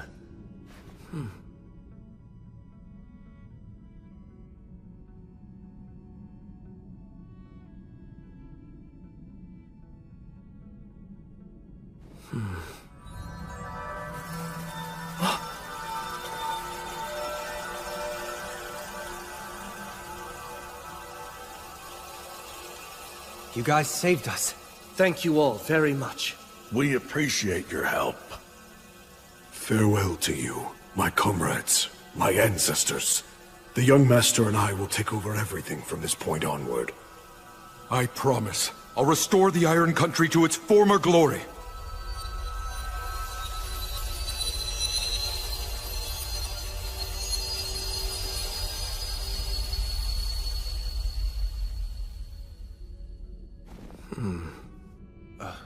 What's wrong? My body. Something feels strange. Yeah, I'm sure it does. Do you know how many times that dragon turned you to charcoal? You need to rest, Will. Oh, no. I don't mean like that. What? Huh? What's this? You absorbed the dragon's life force through that demon blade. It's obvious. The dragon's breath burned your body and soul until they were red hot. It tempered you, and then his blood hardened you, just like forged metal. What? To put it plainly, Valakirka's dragon factor has interwoven itself deeply into your body and soul. Ordinary blades will no longer be able to cut you, and weak words will feel as if they're nothing more than a light breeze on your skin. Oh, However, your new condition increases your animal nature. Don't let this power make you arrogant. Make every effort to keep the dragon factor quiet. If you don't, then it will only bring you to ruin. And to be honest, I do not wish to see you die such a pitiful death. Stagnate, you... I'm afraid I've been rather free with the use of my power. But then, since I helped you slay the dragon, you now owe me. I'd say that's not such a bad trade-off. You do feel indebted to me, don't you? Yes. Excellent. You see, when dealing with a hero such as yourself, pinning you down and forcing you to yield to me is much less effective than making you feel grateful and indebted to me. It is a shame that Gracefield guided those dwarf warriors away, but why should I bother seeking them out simply to make trouble for you, when asking for nothing and simply making you more and more indebted to me will prove more profitable later on? That's exactly what scares me about you. Then I shall go now. And farewell to you, Gracefield. I've troubled you enough for now. Stagnate, goddess of the undead, won't you consider giving up your ideals? It's not too late. Will you discard your undead powers and work with me to guide souls once again? If you would Don't finish that thought. And no, I won't. I'll always follow my own ideals. I see. Farewell, my elder sister. Yes. Farewell, my little sister. Well then, William G. Merryblood. Huh? You have acquired great power, and your name will now shine even more brightly as a hero. But as light grows, so too does the darkness. So try to avoid becoming a warmonger and hating people, and keep your womanizing in check. Oh dear, that's right. You don't actually have a woman, do you? Hey, mind your own business. I understand that you've devoted yourself to my sister's service, but even so, you should take at least one mate. How else will I have the pleasure of seducing your offspring? That's the worst possible reason. Actually, if I were to create a female Echo one day, would you consider siring offspring with me? Look, I'm not asking you to do it for me, but really, what harm could one single child do? Rhea Sylvia creates demigod children with heroes all the time, after all. All right, I'll let it go for now. Also, as you may recall, I once asked you if you'd like me to love you, didn't I? Well, I lied.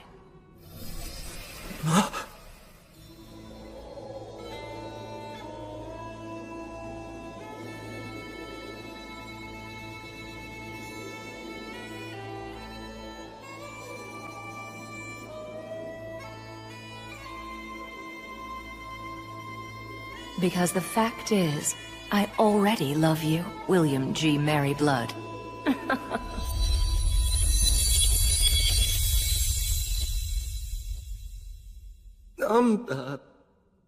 Man, goddesses sure are impetuous. Anyway, just be happy, Will. My knight, and all of you heroes, you've done well in your goal of slaying the evil dragon. Splendid work. I still can't believe we won. I shall reward your efforts. If there's anything you want, you need only speak it. A wish? If I may, please, Goddess of Light. This area is full of the dragon's miasma. Can it be expelled from the mountains and Lothor? Now that the evil dragon is gone, this request can be granted, at least to an extent. Well, if that's the case, then please, I beg you to purify our homeland. Yeah, I'd like to ask for that as well. Gotta think of Dina and her people. And I shall also make the same request of you for the sake of my fallen compatriots. I'm fine with that too. Just being able to fight the dragon was enough for me. Add my name too. I request your purification and blessing. Very well. I have heard your wishes.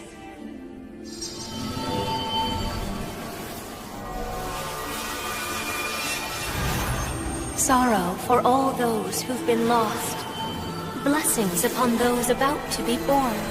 May there be peace, prosperity, and joy all across the land.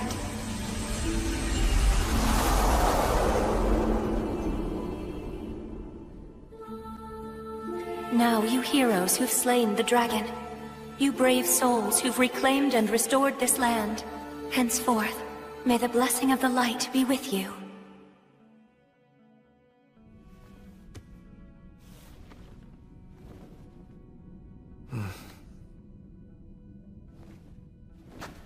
Let's clean up here and head home.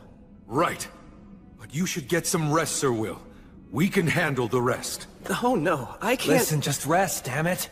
Seriously, you're way too reckless, you know that? That's for sure. I didn't expect for you to take a swing right then.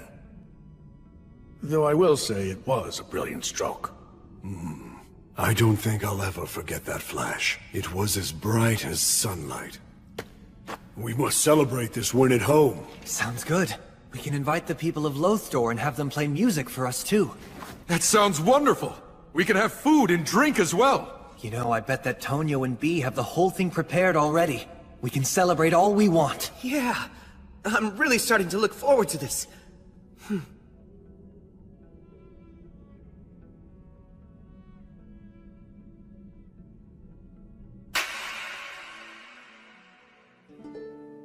We took some of the dragon's treasure and a few of his scales as proof of the successful completion of our quest. Shortly after, we headed out for town.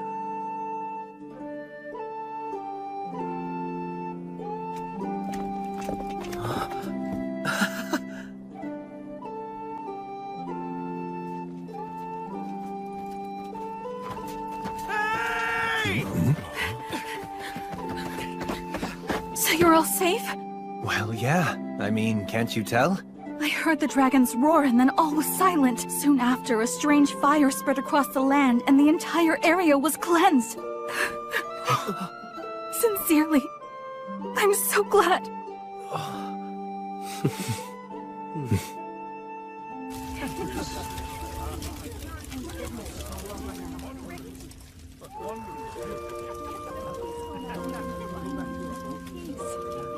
I thought there was a pretty good chance you wouldn't return. I'm not gonna die.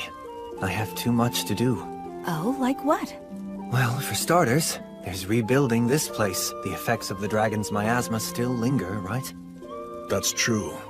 The miasma hasn't completely disappeared just yet. Some demons survived too. You're going to give some of the dragon's treasure to us? Yes, there's more than enough to go around. You can use it to help rebuild for now.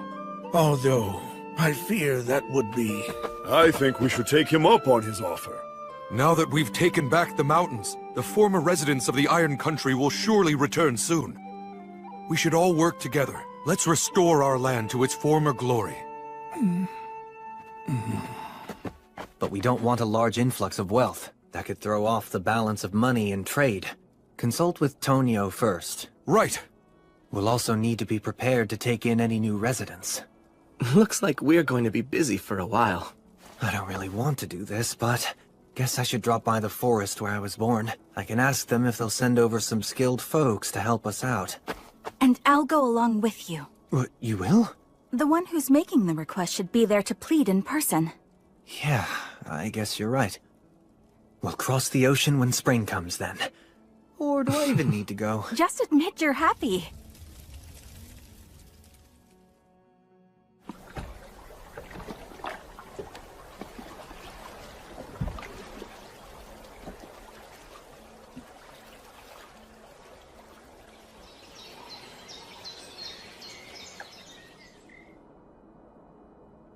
Hey, Gus! Hello, Wandering Sage! Oh, you're all here. You mean you didn't die?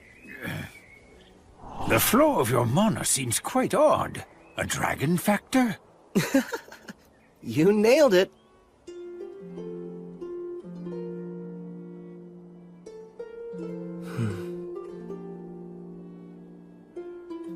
That's actually a curse, you know. Yes, I know. But I accept it. Well, just so long as you understand what you're getting into. More importantly, go on, let them know. All right. I'm home. I made it back from defeating the dragon. The two of you saved me yet again. Thank you.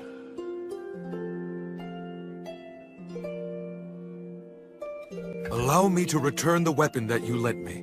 No need. Just keep it. I have no use for it.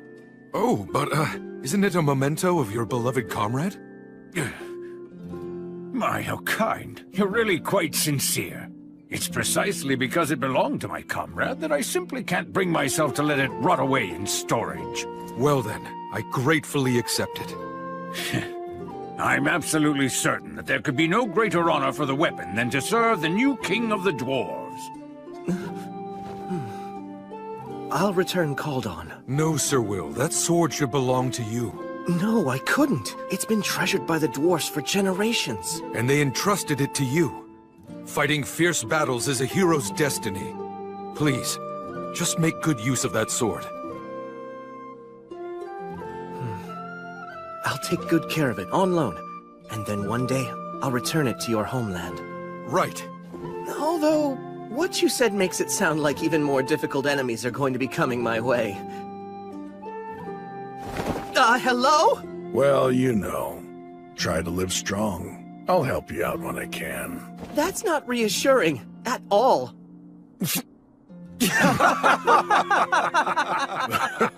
Jeez.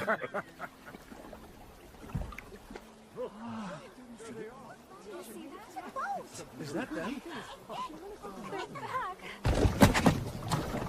Welcome back, all of you. It went well?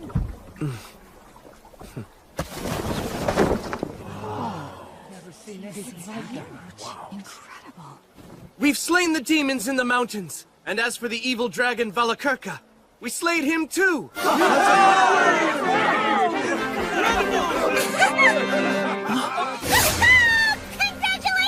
Bee! And everyone's okay? That's so awesome! What's that? Is that a dragon horn? Let me go see! I'm gonna write a song about it! Oh, what's that? New equipment? Cool! Where did you get it? Young master, you've grown into quite a fine young man. There are so many things I want to tell all of you about. About our Iron Country home. About its courageous warriors. And also about our great king.